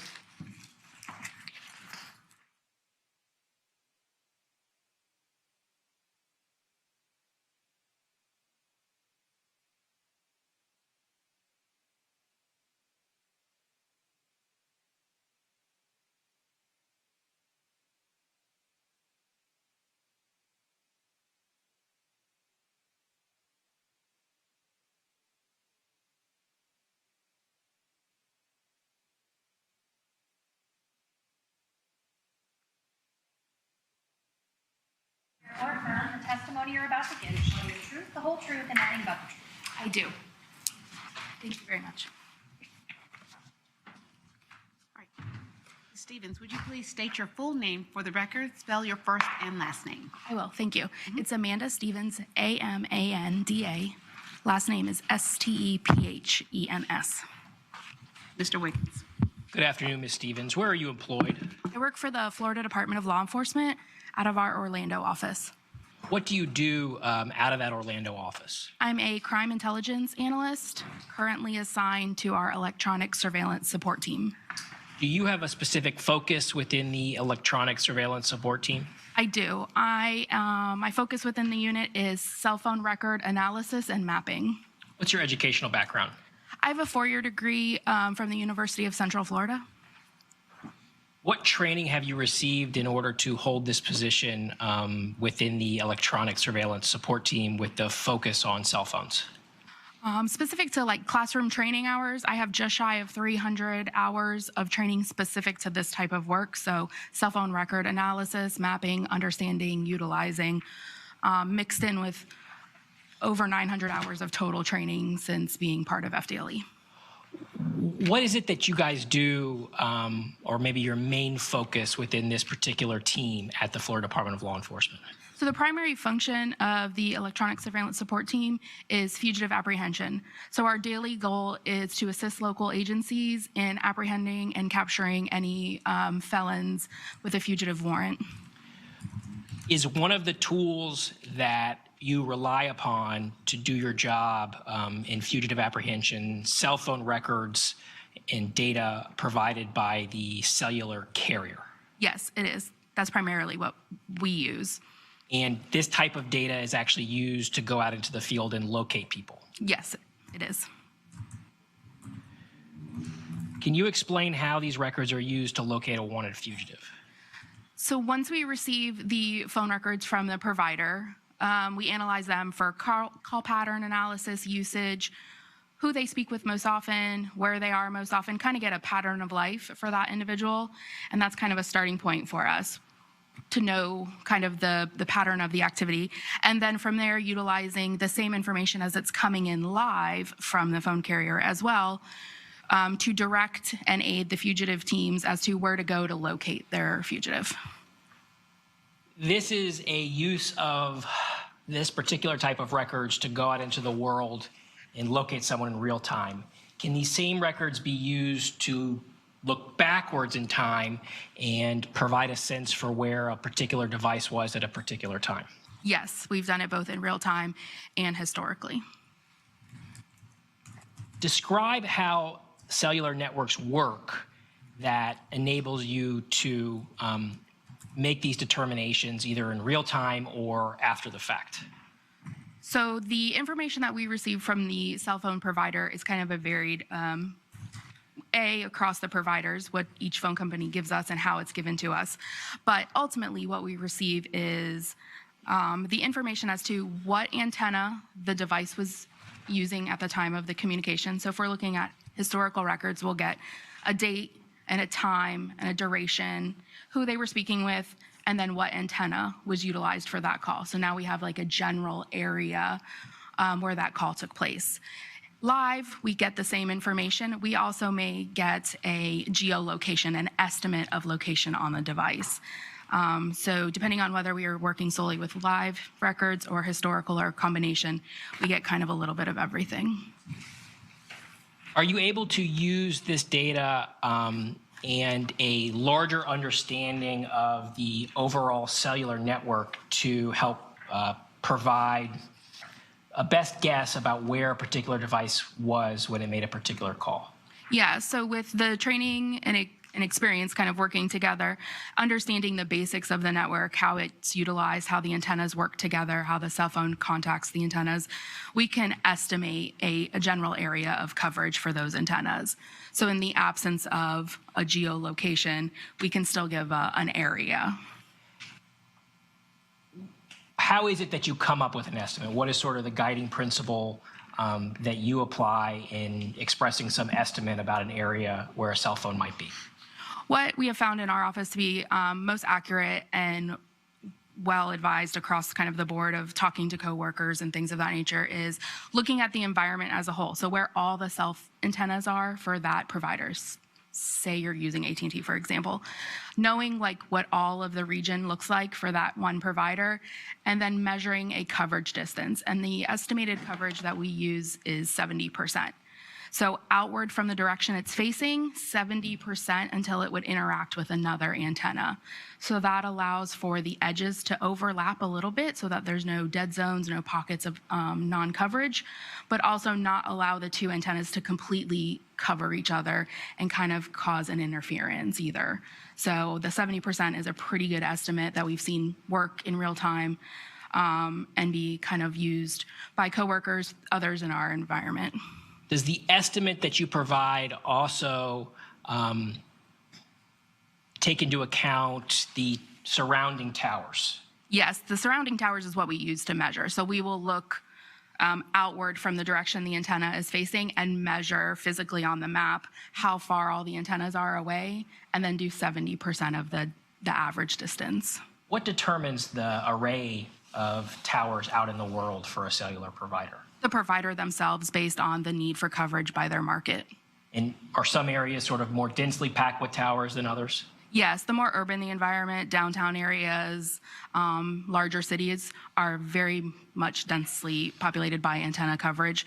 So your coverage of each antenna is going to be significantly smaller. The more rural you get, the larger coverages you have, because there's not as much of a population need. So the coverage can be handled even across a larger distance. Showing defense counsel what has been marked as states, or in evidence rather, as states 36 and 37.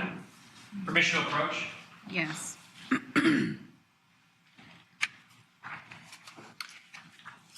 Ms. Stevens, in this particular case where you provided the records that are contained within both of those discs and asked to create a mapping presentation. I was. And prior to your testimony here today, have you had a chance to review the contents of those discs and confirm that the files contained within those discs contain the data that is used for the mapping presentation we're about to see? Yes, it is. Ms. Stevens, do all activities that I do on my cell phone produce location data? It depends on the carrier, but typically no. What types of things might I do on my cell phone that is not going to give you any sort of location data that you can use to map in the presentation we're about to see? Depending on the carrier, you may not get location for text messages. You may only get calls. If you don't request specific files, you may not get data activity.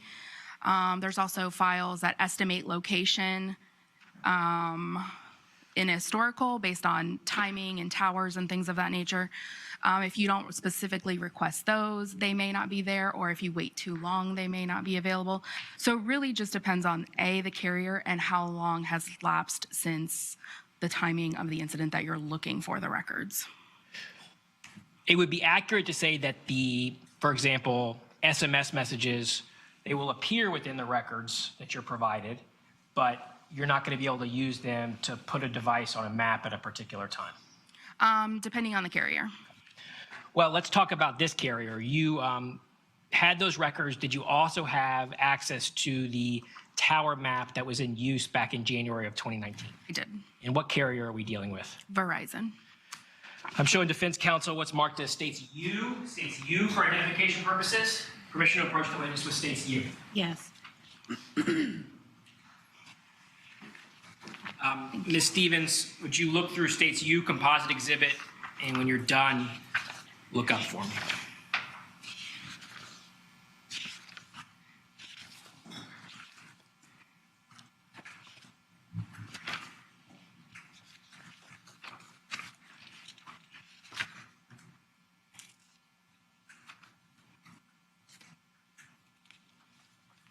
Do you recognize states U as a fair and accurate depiction of the mapping presentation that you created from the records that are in evidence and the tower data you have access to? Yes. Your Honor, at this time, the state would seek to move in evidence what has been marked as states U for identification purposes. Any objection? No objection. States U will be admitted as the next numbered exhibit.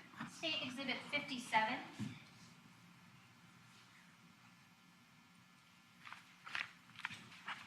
Permission to publish? Yes.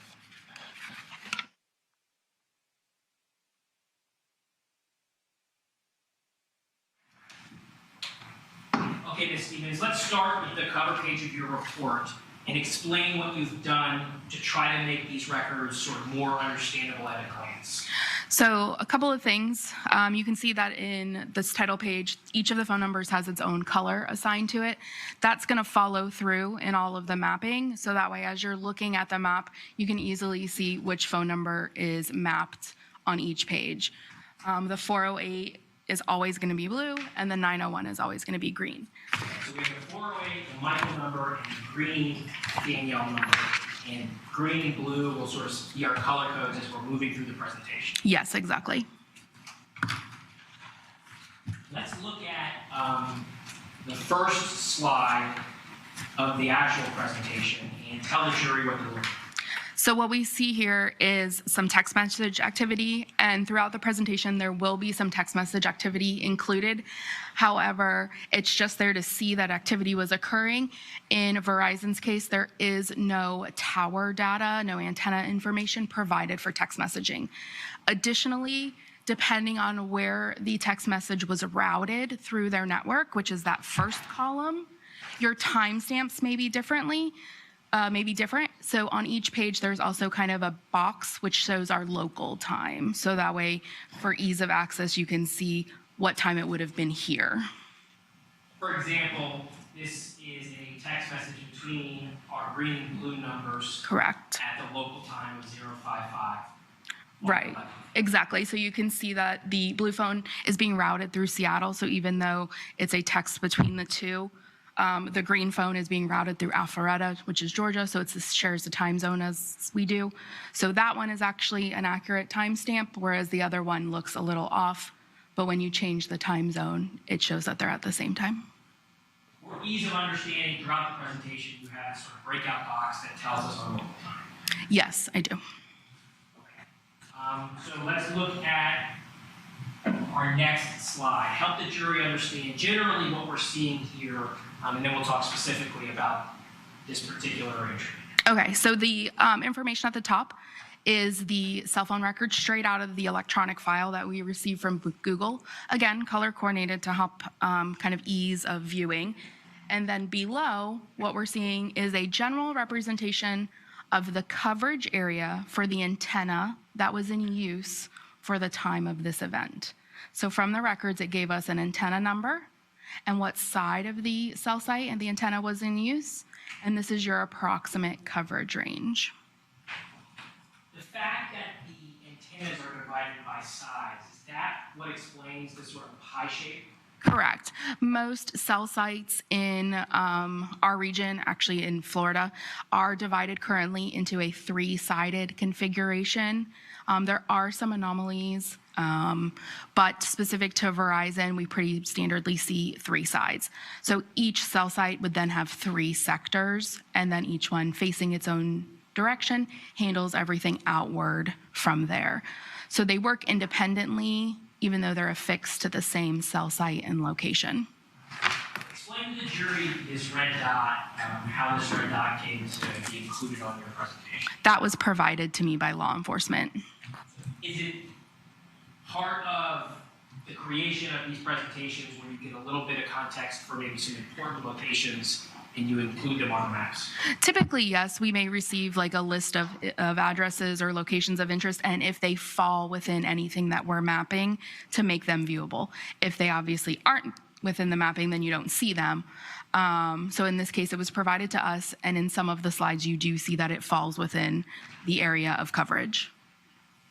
Can you explain the offset appearances of these two copies? Does that have any sort of significance, or is that just for easy presentation? It's just for ease of presentation. That way you can see that both devices were utilizing the same cell site and sector.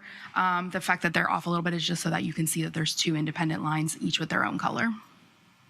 So for this particular data entry, does it show our blue phone, our Michael phone calling, our green phone, our Danielle phone? Yes, the 408 number, the blue phone, calls the 901 phone, which is the green phone, at 7 o'clock in the morning. Now moving to the fourth slide in the presentation, what do we see represented here?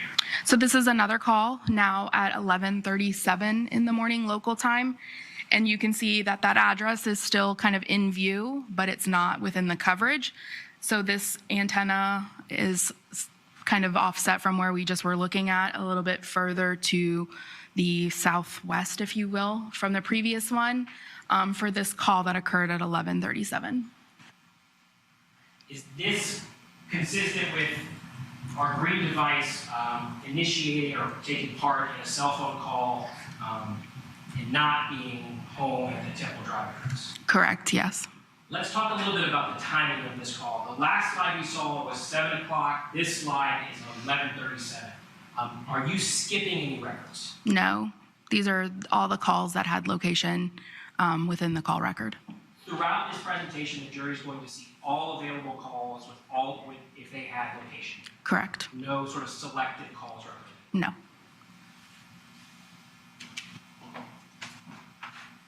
Okay.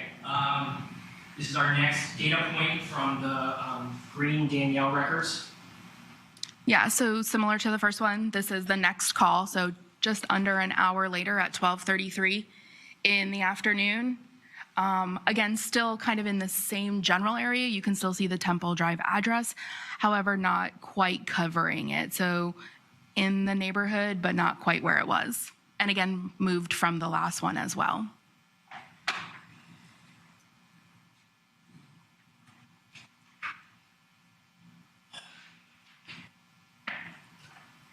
Explain to the jury what they're seeing here.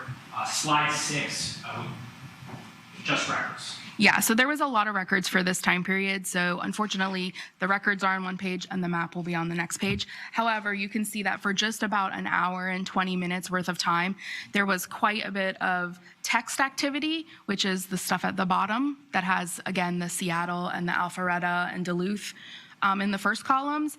And then the information at the top is any actual voice calls that occurred in that same hour and 20-minute time span. So both devices having quite a bit of activity. Can you explain to the jury a little bit about what the actual call records show as far as what the blue phone is doing and what the green phone is doing during this time period? So the green phone is receiving and also, well, it's kind of split. The green phone receives a number, then makes 2 calls, and then receives a call. The blue phone makes a call and then receives 2 calls. Some of them are with each other and some of them are not. So there are some other phone calls occurring at this time as well. Do you actually see an example of the green phone being on a phone call while the blue phone is trying to reach the green phone? I like the green phone at the top, the 813. You can see that it's like 2 different calls kind of at the same time. So one of them probably rang in.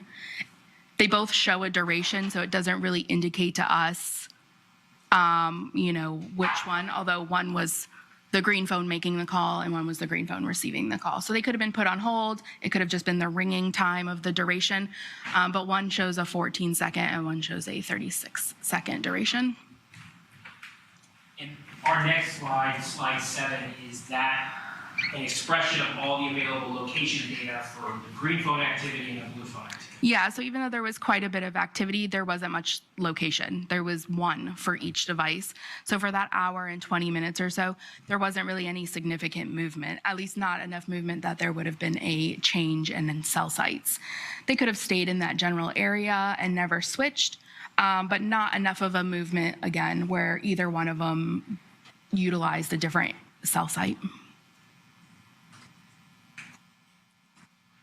Could, now we're looking at 1313 through 1430. Could you convert that from military time to civilian time? Sure, it's 1:13 in the afternoon to 2:33 in the afternoon. Slide 8. What do we see? So again, this is just the next call activity available for the 901 number. It's at 16:38, so 4:38 in the afternoon. And it's a incoming call. There was no activity to be mapped for the blue phone from this period. Correct. Again, so we're not leaving out blue phone calls. No.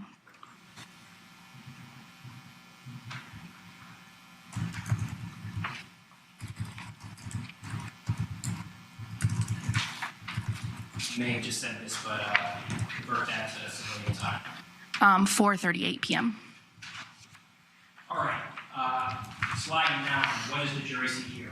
So this is the next bit of activity on the devices. This is, however, text message. So again, we don't have a location for it, but we can see that there is texting between both devices and with each other as well. At what time? Right around 8 p.m., 20 to 20:02 hours is 8 to 8:02 p.m. Ms. Stevens, let me ask you this. If I am texting with someone on my phone and I decide to delete those texts, does it have any impact on the records that are held by the carrier? No, not by the carrier.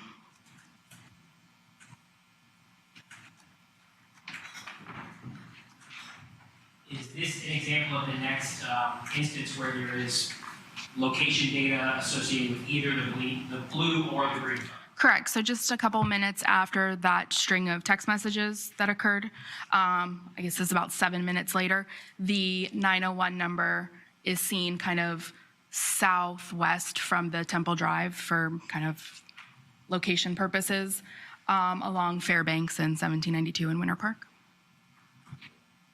That was slide 10, this will be slide 11. What is the time frame we're looking at? What's the activity you see? So 21:37, 21:38 is going to be 9:37 to 9:38 p.m. And you can see that the blue phone does,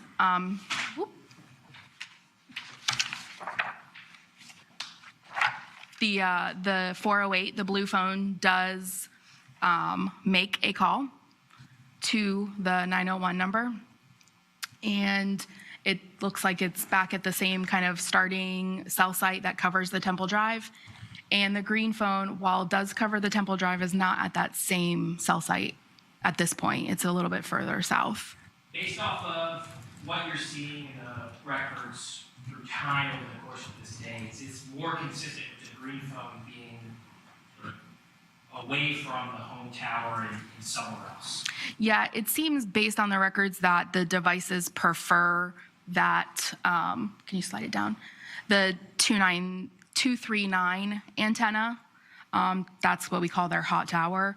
So it does look a little odd if it would have been at the home address to not be using that like preferred home tower. But this tower does cover, but I would assume it, based on like experience and seeing the records over time, that the device is away. Are you able to provide the duration, if there was any, for this particular call? So the 408 called the 901 number, and it was an 18-second call, but it actually doesn't show that it came through on the green phone, the 901. It actually looks like it was on a call with a 317 number. So it may not have ever connected.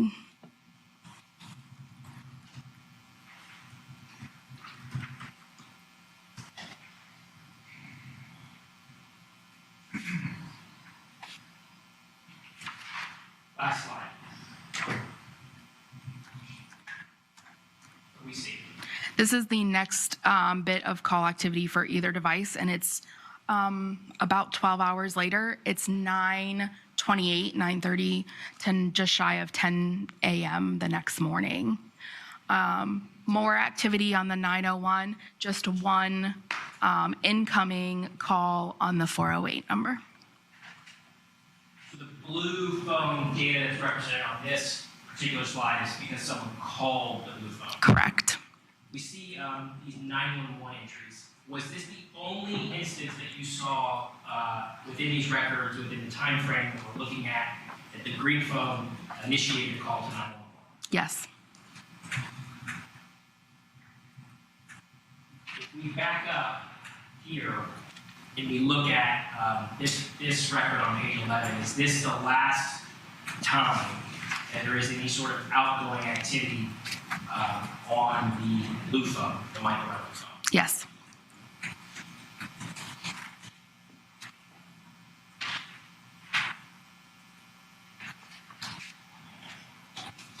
I have no further questions. Well, actually, let me make this clear. There is also no data that ever shows that the blue phone ever leaves the home tower during this time period, from this time period through to the end of the presentation. No, there's no other call activity until the incoming call at 9:30ish the next morning, and it's in the same location. I have no further questions. All right. Now is a good time for us to take an afternoon break. So we're going to have the deputy escort you to the jury room, and we'll take a break, and I'll call you back in a few minutes.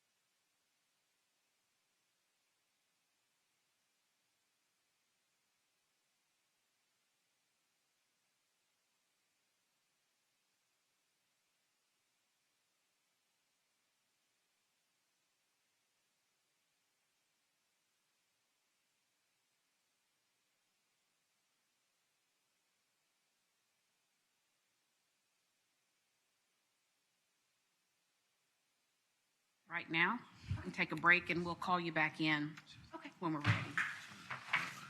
All right, we're going to be in recess.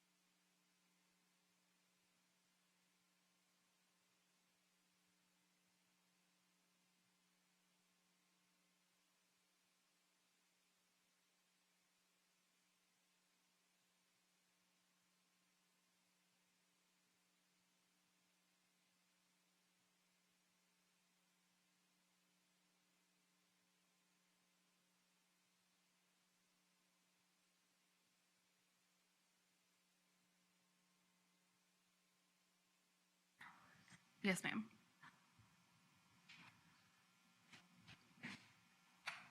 So the information that you're utilizing is based on phone activity, is that right? Correct. So this does not show that on the night of January 11th that the blue phone did not leave the house. There was no call activity between the 9 p.m. and the 9 a.m. So because there's no call activity, you cannot say that the blue phone did not leave the house. Correct.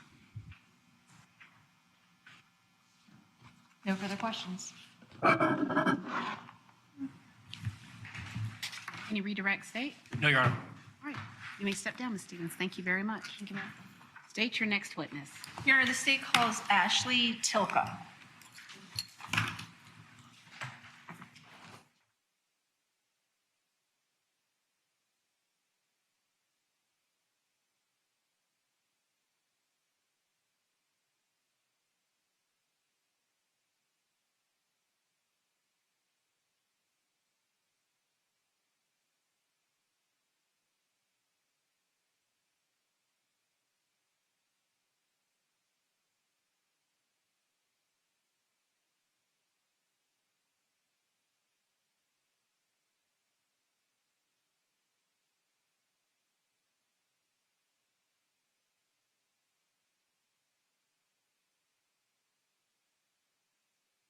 Swear or affirm the testimony you're about to give shall be the truth, the whole truth, and nothing but the truth. Yes, ma'am, I do.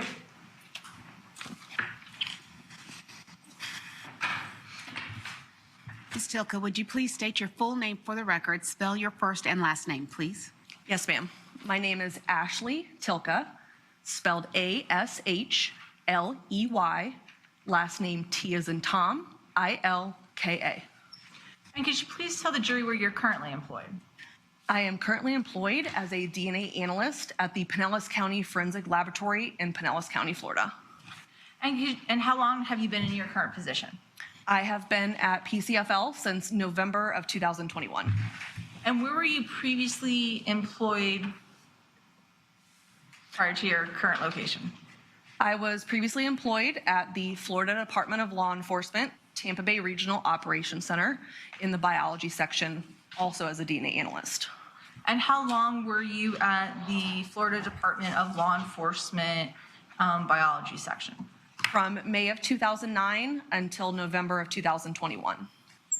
And what type of education and training do you have that qualifies you in order to work in the biology section? I have a Bachelor of Science from Purdue University in pre-medicine. I have 2 Master of Science degrees, both from the University of Florida, one in forensic toxicology and the other in DNA and serology. And I would like to talk to you about when you were working for the Florida Department of Law Enforcement at the Tampa Bay Regional Operations Center in the biology section, okay? Yes, ma'am. So when you were working there, can you please tell the jury what your duties and responsibilities were? My primary duties were to screen items of evidence for the possible presence of bodily fluids and conduct DNA testing on those items.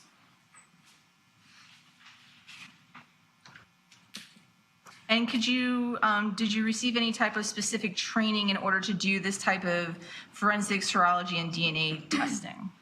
Yes, I have completed 2 training programs, both at FDLE and at PCFL.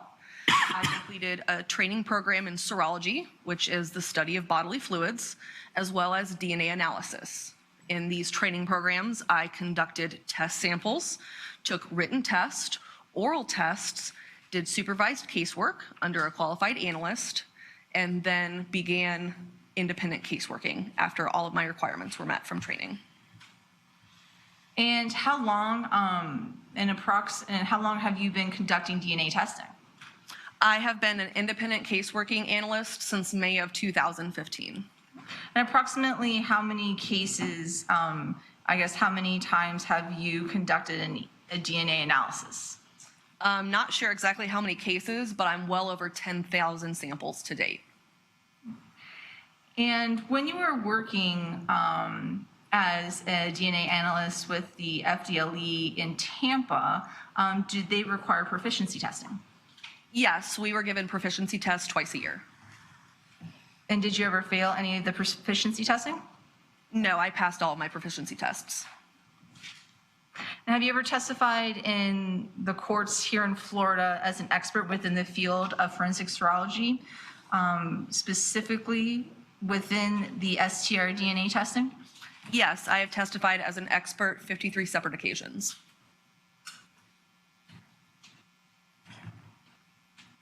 At this point in time, I'm going to now ask you some questions based within your field of expertise within DNA. Now, you said that you worked for the Tampa Bay Regional Operations Office within the Florida Department of Law Enforcement. Are there different offices within the FDLE that does DNA testing? Yes, there are several different region, or we call them ROCs, Regional Operations Centers. There is Fort Myers, Tampa, Orlando, Jacksonville, Tallahassee, and Pensacola. And all of those regions all have a separate DNA unit. And do each of the regions use the same testing analysis and how you go about doing analysis for DNA? Yes, we all have the same instrumentation, chemistries, and the same operating procedures that we all work from. And do you use the same protocol when you actually do the individual analysis for conducting the DNA analysis? Yes, we all operate under the same operating procedure with all operation centers. Now, not just with the analysis, what about the statistics? Do you use the STR mix method and use the same statistical analysis as the Orlando lab does? Yes, we do use the STR mix or STAR mix program, of which I was actually on the validation team that did the validation for the entire STAR mix program out of Tampa. Now, let's talk about controls. Do you also use controls when you are doing your DNA testing? Yes, I do. And what type of controls do you use when doing DNA testing?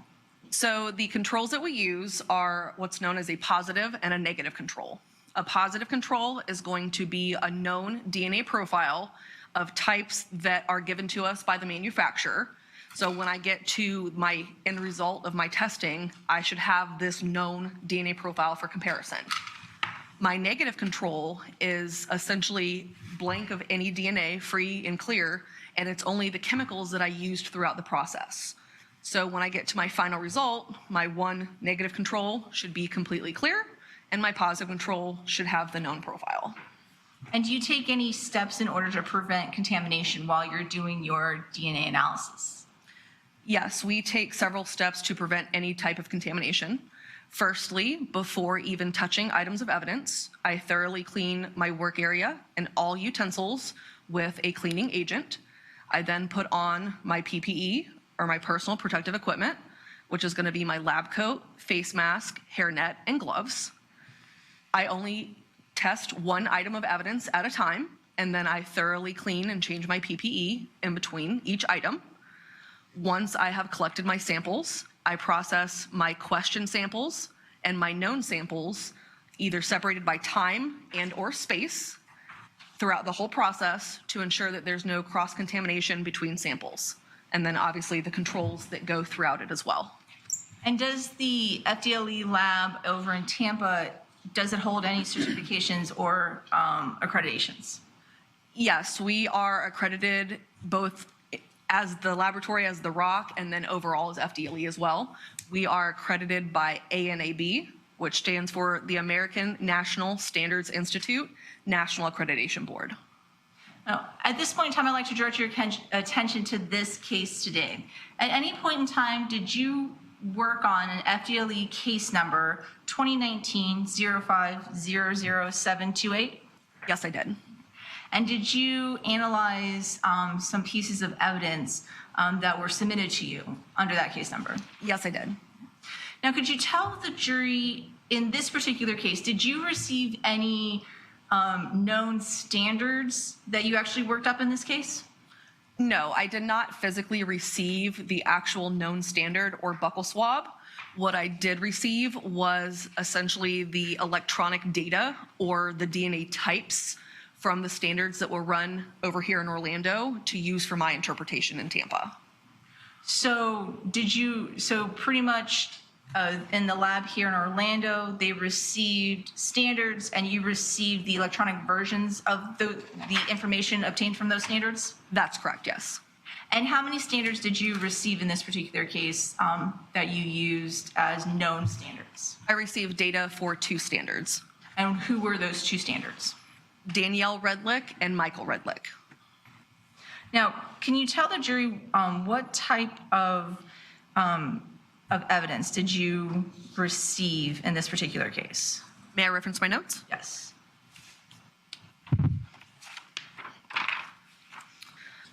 I received 4 separate knives. One was labeled as a knife from evidence marker 4, a knife from evidence marker 5, a knife from evidence marker 6, and a knife from evidence marker 7. Okay, so let's go through those one by one and talk about your analysis. I'm showing the jury permission to publish item what's been marked as omitted as states 22. Yes.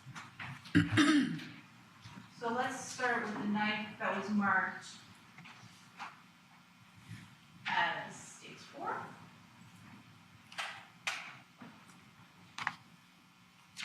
And I believe that was your item number 6? That is correct. Okay.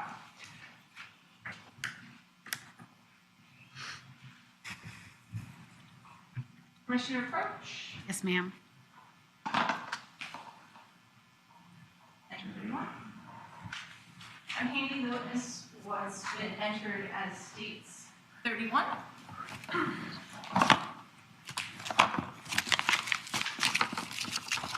Any gloves? Do you want me to open it? Do you recognize this? Yes. And is this the knife in which you analyzed as your marker number 6? Yes.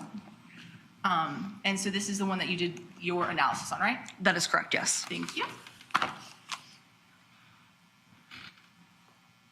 And Your Honor, at this point, I'm going to ask to pass to the jury judge.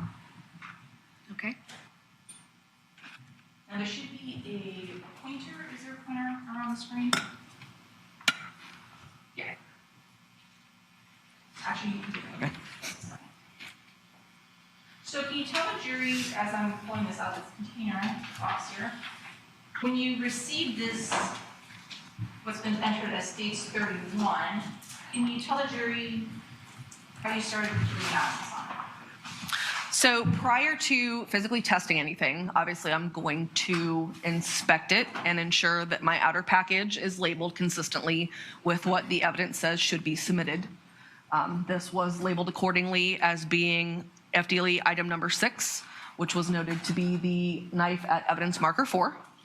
Once I do my visual inspection of the package, I will then open the inside of the package and do a visual inspection of the physical item, noting any brand possibilities, any possible biological fluid staining that I note, or anything else that would be of interest for my testing.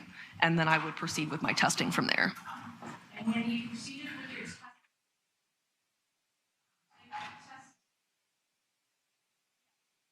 from this item, I did conduct what's known as a Kastle-Meyer or phenolphthalein test for the possible presence of blood. This is the color change test that when I swab an item of evidence and drop a series of chemicals on it, it will give a bright pink highlighter color if it's positive. This item did give the bright pink color change test for the possible presence of blood. At that point, I then took samples from the handle of the knife and conducted my DNA testing on the sample from the knife. and you said that you got samples from the handle of this knife, is that correct? That is correct.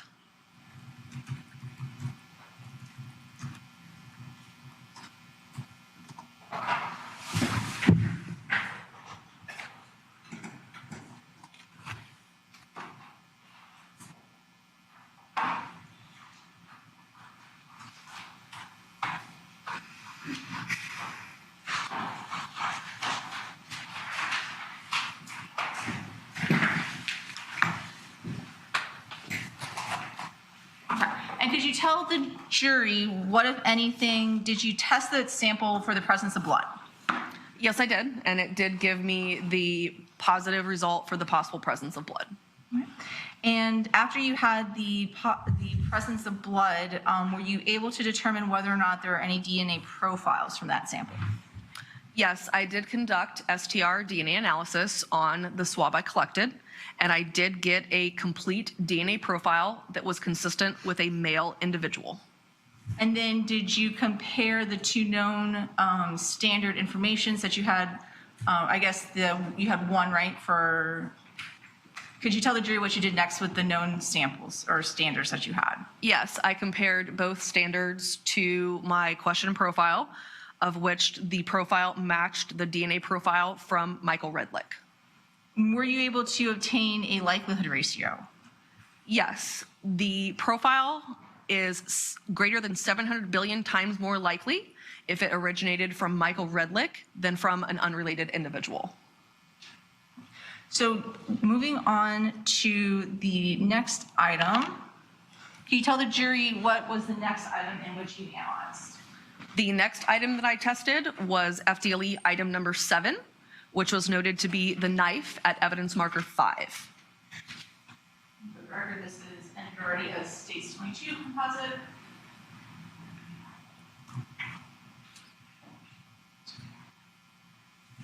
Commissioner Turner? Yes. Any of the witness was entered as states 28. Do you recognize states 28? Yes, I do. And is this the knife that you analyzed? Yes, it is. Thank you. Permission to publish our name? Yes, ma'am.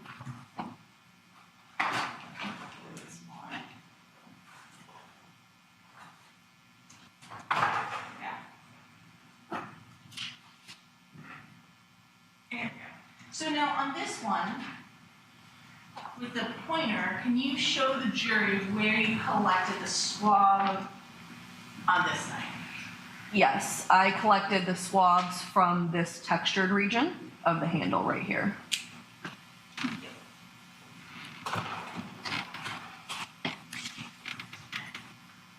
And did you test those swabs for the presence of blood?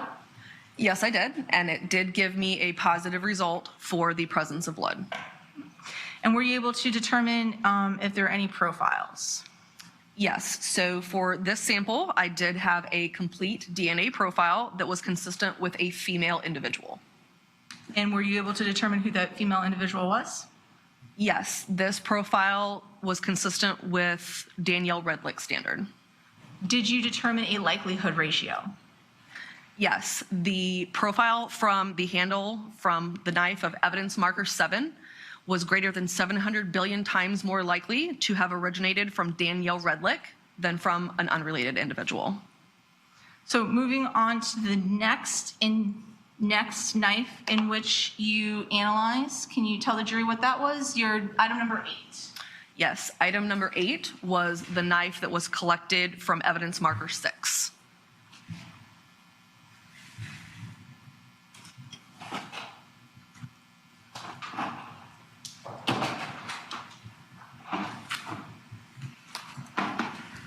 Permission to approach? Yes, ma'am. And the witness was entered as 29. You recognize what's been entered as 29? Yes, I do. And what is this? This is FDLE item number 8, the knife from evidence marker 6. And this is the knife that you swabbed and tested in this case? That is correct. Permission to approach, Your Honor? Yes, ma'am.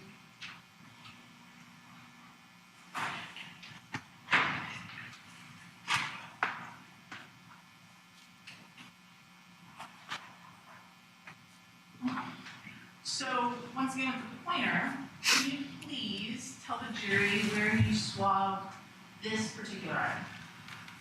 So for this item, I collected a sample strictly from the teeth of the serrated blade due to the fact of this item was going on for further processing at a different unit, and our procedures limit us the areas that we're allowed to test when subsequent testing from another area is occurring. So due to that limitation, I was only able to swab the serrated teeth of the knife.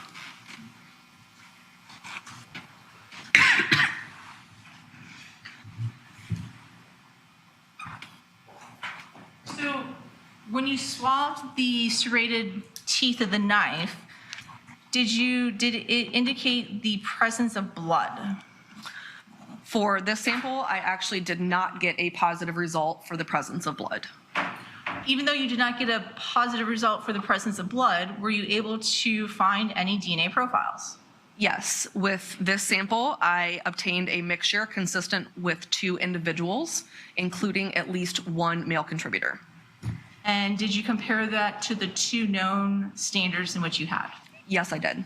And what were those results? The evidence profile was was approximately 440 billion times more likely to be made up of Michael Redlick in an unrelated individual than 2 unknown unrelated individuals.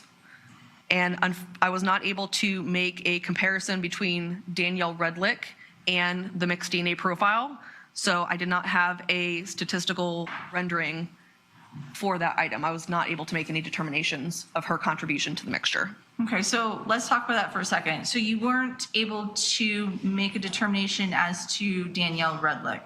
Why is that?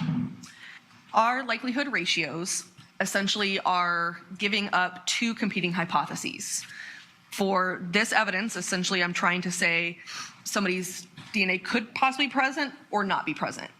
Based on the way that mathematically likelihood ratios work, I did not get a statistic of a great enough value to definitively include Danielle Redlick's profile in this mixed DNA profile. It's what's called in our inconclusive or no determinations range. And this is due to the fact of through validations and studies, you can possibly have false inclusions or false exclusions in this numerical range for the likelihood.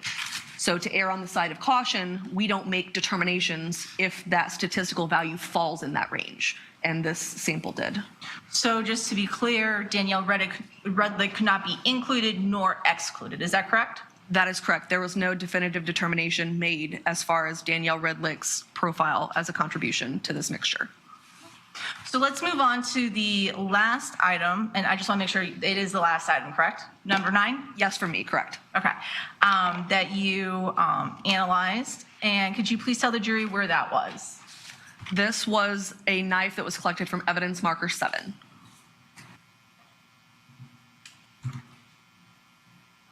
Commissioner Clerk, Yes, ma'am. 30? Handing you what's been admitted as States 30. Do you recognize States 30? Yes, I do. And how do you recognize States 30? It has our FDLE case number, exhibit number, and my handwritten date and initials on it.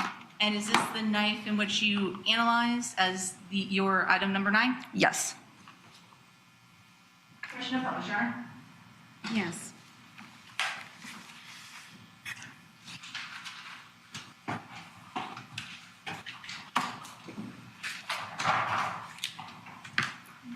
And then with the pointer, can you please tell the jury where he swabbed this knife for DNA?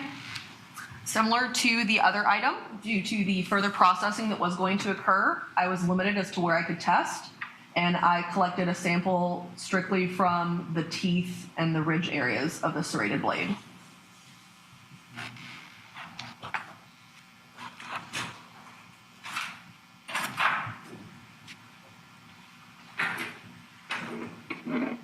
And did you test to see if there was any presence of blood? Yes, I did. This sample did give me a positive result for the possible presence of blood. And were you able to determine a profile? Yes, I was. This sample gave me a complete DNA profile consistent with a male individual. And finally, did you compare that with both of the known standards in which you had the information on in this case? Yes, this profile from the knife from evidence marker 7 blade was consistent with Michael Redlick.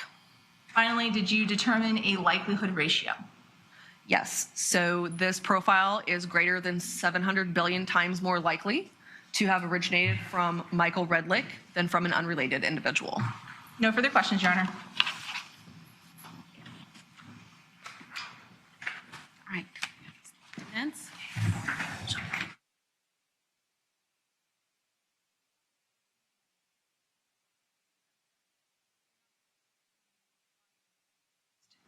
No, I cannot determine how the DNA was used. No, I'm not able to determine when the DNA was deposited on the knives. And you're not able to determine if it was used to protect oneself from an attacker. No, I'm not able to determine when the DNA was deposited or when it was deposited. No other questions. Thank you, Ms. Garcia. Any redirect? No, Your Honor. You may step down. Thank you. Thank you, ma'am. Your next witness, State. Your Honor, at this time, the state is not going to call a witness. We are going to try yet again to finish publishing the CST videos that we tried earlier today, Judge. Okay.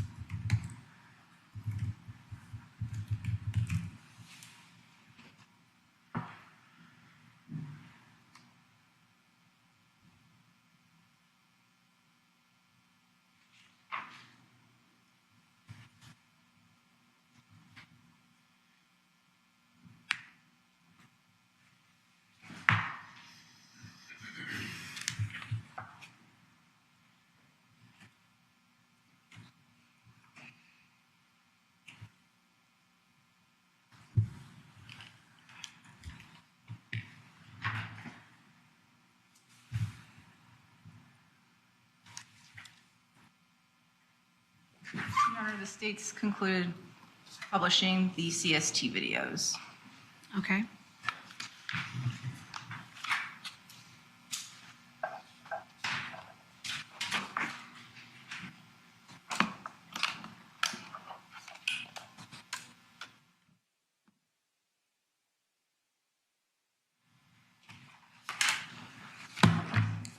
Your Honor, this time the state called Frank Heinzman.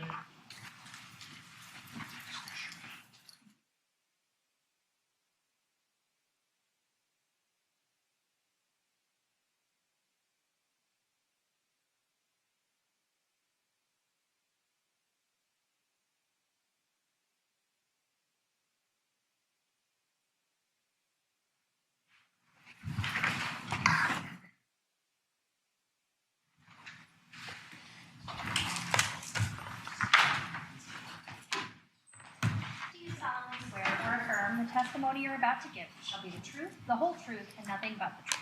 I do.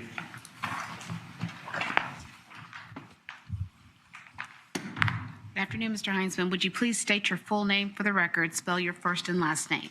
Yes, ma'am. It's Frank Heinzman. It's FrankHeinzmann. Mr. Wiggins. Good afternoon, Mr. Heinzman. Where are you employed?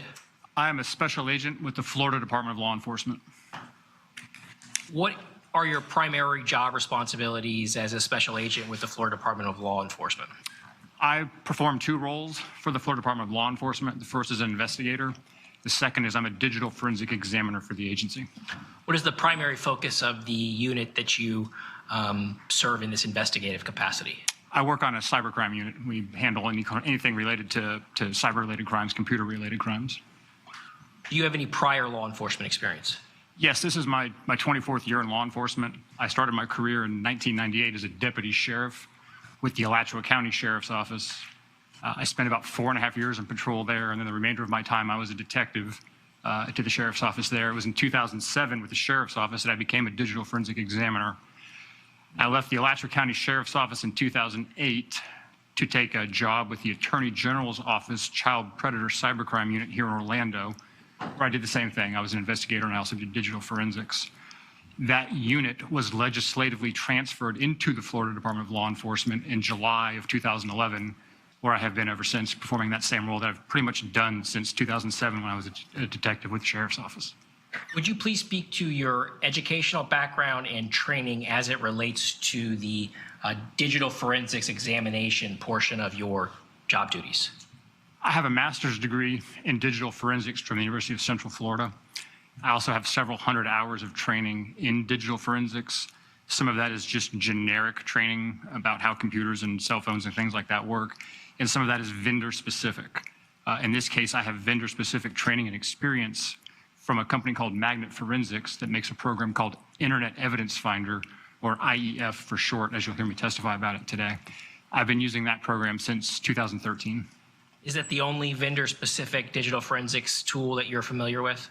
No, I have training in several different digital forensics tools that are vendor-specific. Do you have any experience actually instructing in the field of digital forensics? Yes, I was an instructor for the National White Collar Crime Center for a number of years, between the time I was the Sheriff's Office and the Attorney General's Office. Who is Tim Doucette? Tim Doucette is a former examiner that worked with me at the Florida Department of Law Enforcement. Has Mr. Doucette or Agent Doucette since left the Florida Department of Law Enforcement? Yes, he took a job with a private firm, and now I believe he works for the federal government.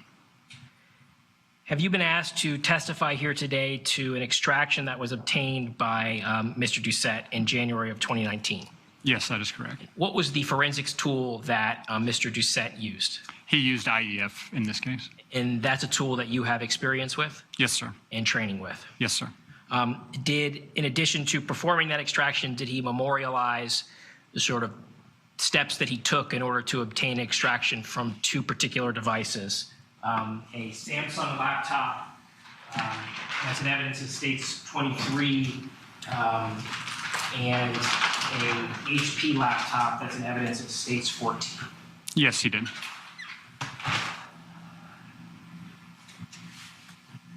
Did you review that report? Yes, I did.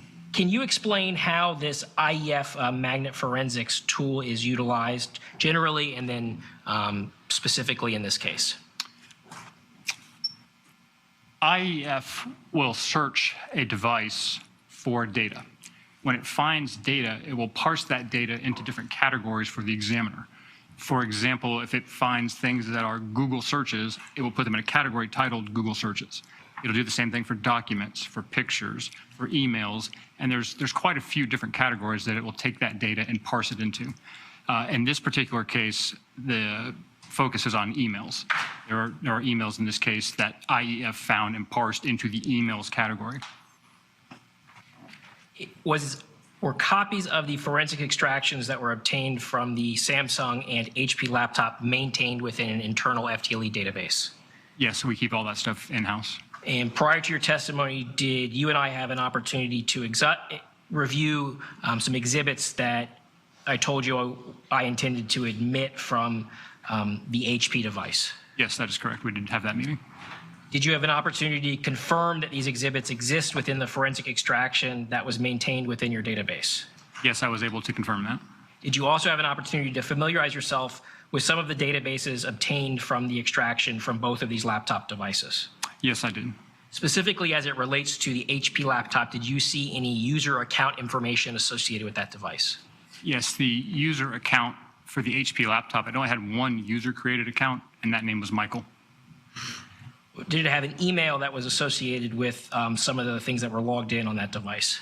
There were two primary emails under that account. First was mredlick@yahoo.com, and the other was mredlick@ucf.edu. Did you also have an opportunity to familiarize yourself with the contents and some of the databases within the Samsung laptop? Yes, I did. Was that particular laptop password protected? Yes, it was. Did you see any user attribution-related data within that laptop? There was also one user-created account on that laptop, and the user was Dan Dr. D-A-N-D-R. And did you see an email that was associated within that laptop of Dan Drohan at yahoo.com? Yes, that is correct. That was the email associated with that account. Okay. I'm approaching you with what has been marked as states AF, for identification purposes.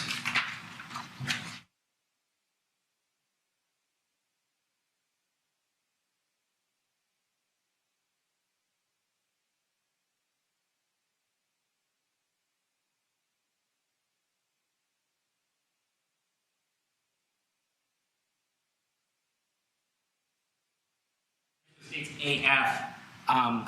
This is a composite exhibit made up of two different documents. Do you recognize the first document that I'm handing you? Yes, I do. And what is that document?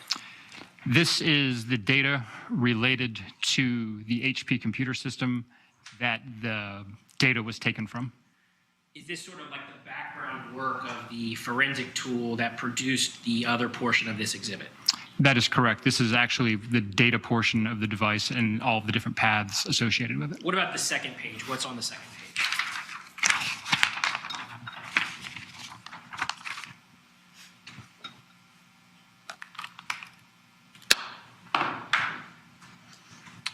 And I'm not asking you to read the content, but what do you recognize and generally what is it? Yes, this is the data associated with an email, an actual email that was recovered from this computer system. I'm now showing you what are pages 3 and 4 of states AF. Do you recognize pages 3 and 4 to be the email that is associated with the report that the forensic tool has produced in connection with this particular exhibit that you're reviewing? That is correct, yes, sir. This is the email that is associated with this data. Which laptop was that taken from? Which forensic extraction particular laptop? This data was taken from the HP laptop, and it very clearly says that here in the data path. Did I ask you to review the contents of the Samsung laptop to see if there was a copy or that particular email existed within the Samsung laptop? Yes, you did ask me to do that, and I did do that. Can you explain what you found when you went to look at the Samsung laptop to see if that email also existed in the Samsung laptop? This exact email exists on the Samsung laptop.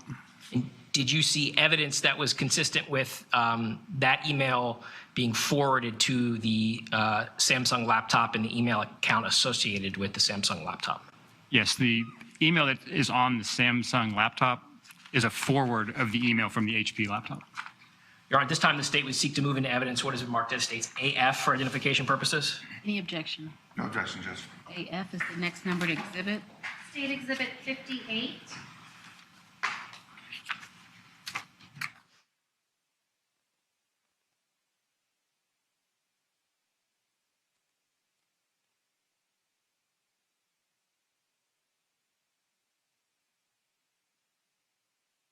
We're first going to, with permission from the court, publish states 58 and look at the sort of forensic side of things.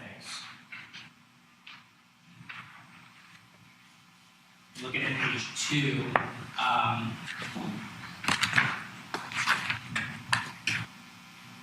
can you tell the jury what the forensic tool has produced on this page of the report and what you can say it represents? Sure.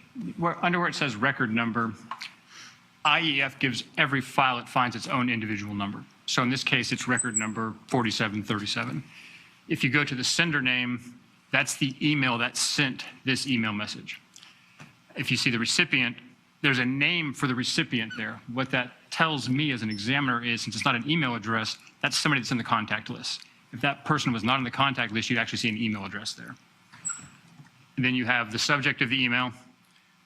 Then you have some dates and times associated with the email, dates it was created on the computer system, delivery dates, and then the body just means the body of the email. And then the last part, there where it says folder name, that's the folder where it's sitting in on the Samsung computer. And so let's look at the email itself.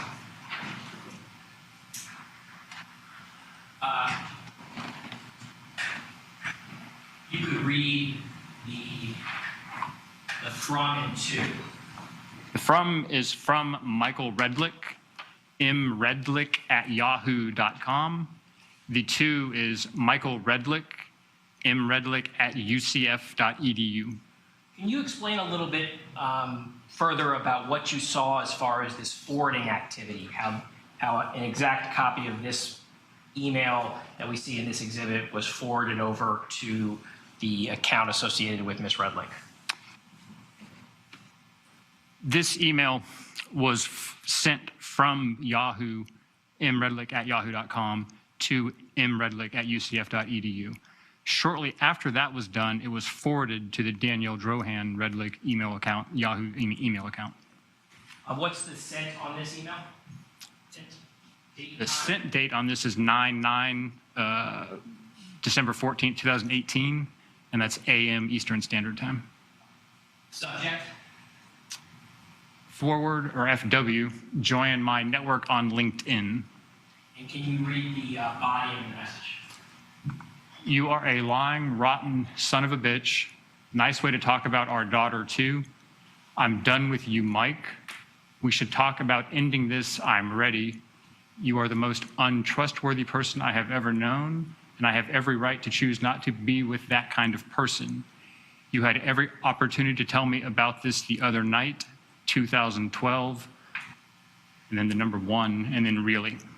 So what follows in the remainder of the body of this email? Would you like me to read it or just summarize? Well, yeah, could you sort of summarize what has been included below this Below that is an email exchange from 2012 between a sender of mredlick@yahoo.com, identified as Michael Redlick in the emails, to an Elizabeth Corrigan, who uses an email address of ecorrigan@brooks.edu. It's essentially a communication that started through LinkedIn and then switched to email, and it's just a conversation back and forth about catching up, peers, their old friends, talking about family, children, marital status, things of that nature. Is this consistent with a sort of a user clicking on this email thread and then drafting the body that you see at the top here and then forwarding that message or sending that message along. Yes, that's correct. That's exactly what it is in this case.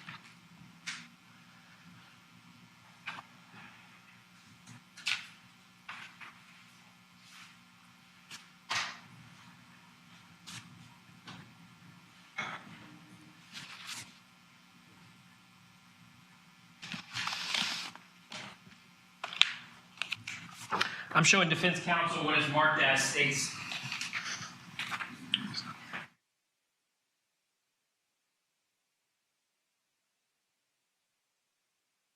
AJ, composite exhibit.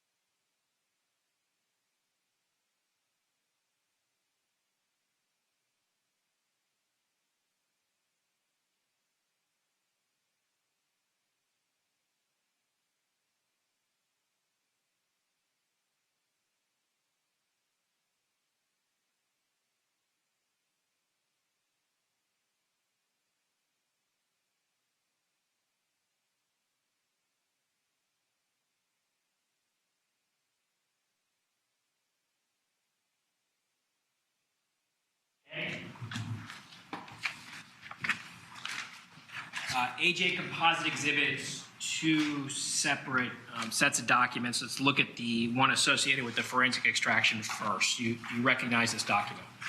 Yes, this is the same document we talked about before for just a different email. It has the same HP, came from the same HP system, same examiner, same case number. And just the second page have similar data sets that we saw in the prior exhibit?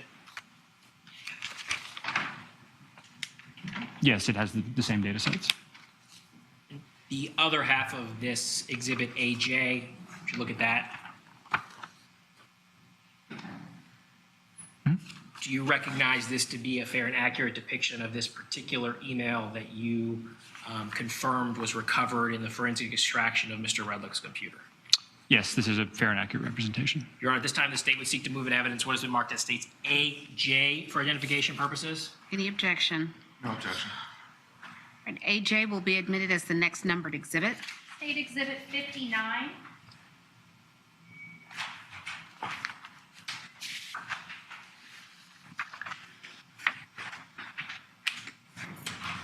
Permission to publish? Yes, before you do that, instructions on an edited document is what I'm about to give to you now. Members of the jury, you are about to view a document. The court instructs you that the document has been edited to eliminate irrelevant portions that would not add to your understanding of the case. The fact that a document has been edited should not concern you in any way and must not impact the way you view and consider this evidence. Mr. Williams? So like the last exhibit, we'll look at the forensic side of things first. The second page, could you tell the jury the information that you're able to discern from this portion of the forensic path of this particular exhibit? Yes, you can see the sender name is Danielle Drohan, and there's an email, dandrohan@yahoo.com. It is sent to an mredlick@yahoo.com. Then you can see the subject is a forward. It's stuff I'm thinking about. And then there are some other dates associated with this particular email. So let's talk about those dates and what you can infer from those dates. The creation date in digital forensics is the date a file is actually physically created on a storage device. So it's not necessarily the date that it was created, it's the date it's saved on that device. And to give you an example to clear that up for you, if I take a picture of the courtroom here today, right now, at 4 o'clock in the afternoon, my phone's going to save that picture today at 4 o'clock in the afternoon. If I take my phone home tonight, connect it to my computer system, and I download that image to my computer at, say, 8 o'clock tonight, the created date for that image is going to be 8 o'clock tonight on my computer system. So the delivery date that you see there, that is the actual delivery date of the email address through the Yahoo servers. They date and time stamp that. That's where that delivery date comes from. Okay, let's look at this email. We'll look at the top portion first.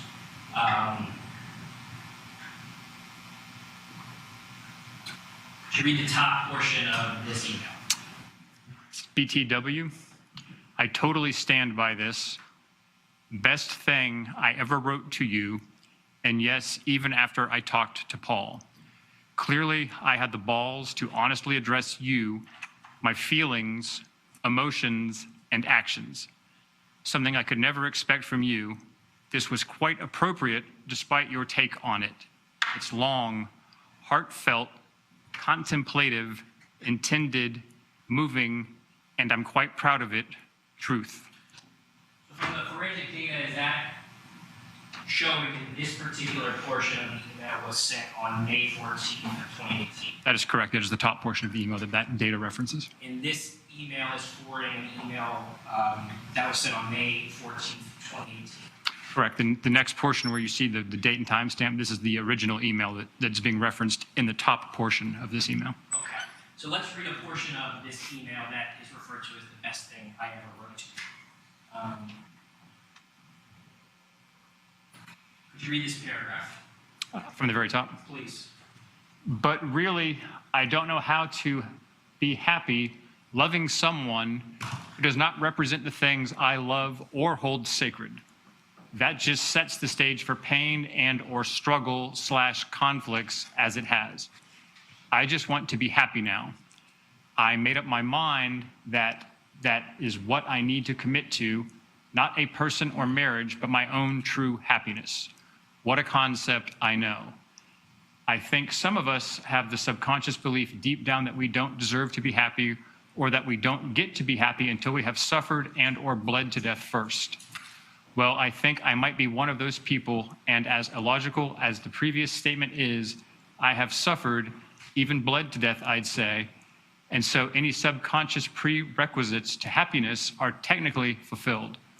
You wrote words that your spouse, lover does not have the capacity to be happy with anyone, whether that was something you believe, relate to, or just part of the act of for your audience. I know I can be happy. I just haven't committed to it. And I realize you do not hold the key, as I may have mistakenly given you permission to hold for so many years. In fact, it is only I who can hold that key, and only I who can unlock the door to my own happiness. I know what makes me happy, and I shouldn't let anyone rewrite, deny, or offer me anything less, let alone claim that I am not capable.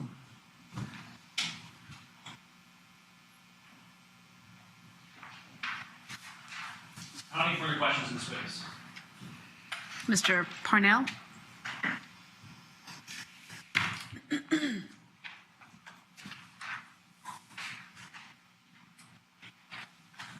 Mr. Huntington, Yes, sir. that last email you read, what month was that? I was in May of 2018, I believe. What's that question? What year? It was 2018. May 2018. I believe so, yes, sir. Nothing further, Judge. Any redirect on that? No, Your Honor. Okay, thank you very much, sir. You may step down.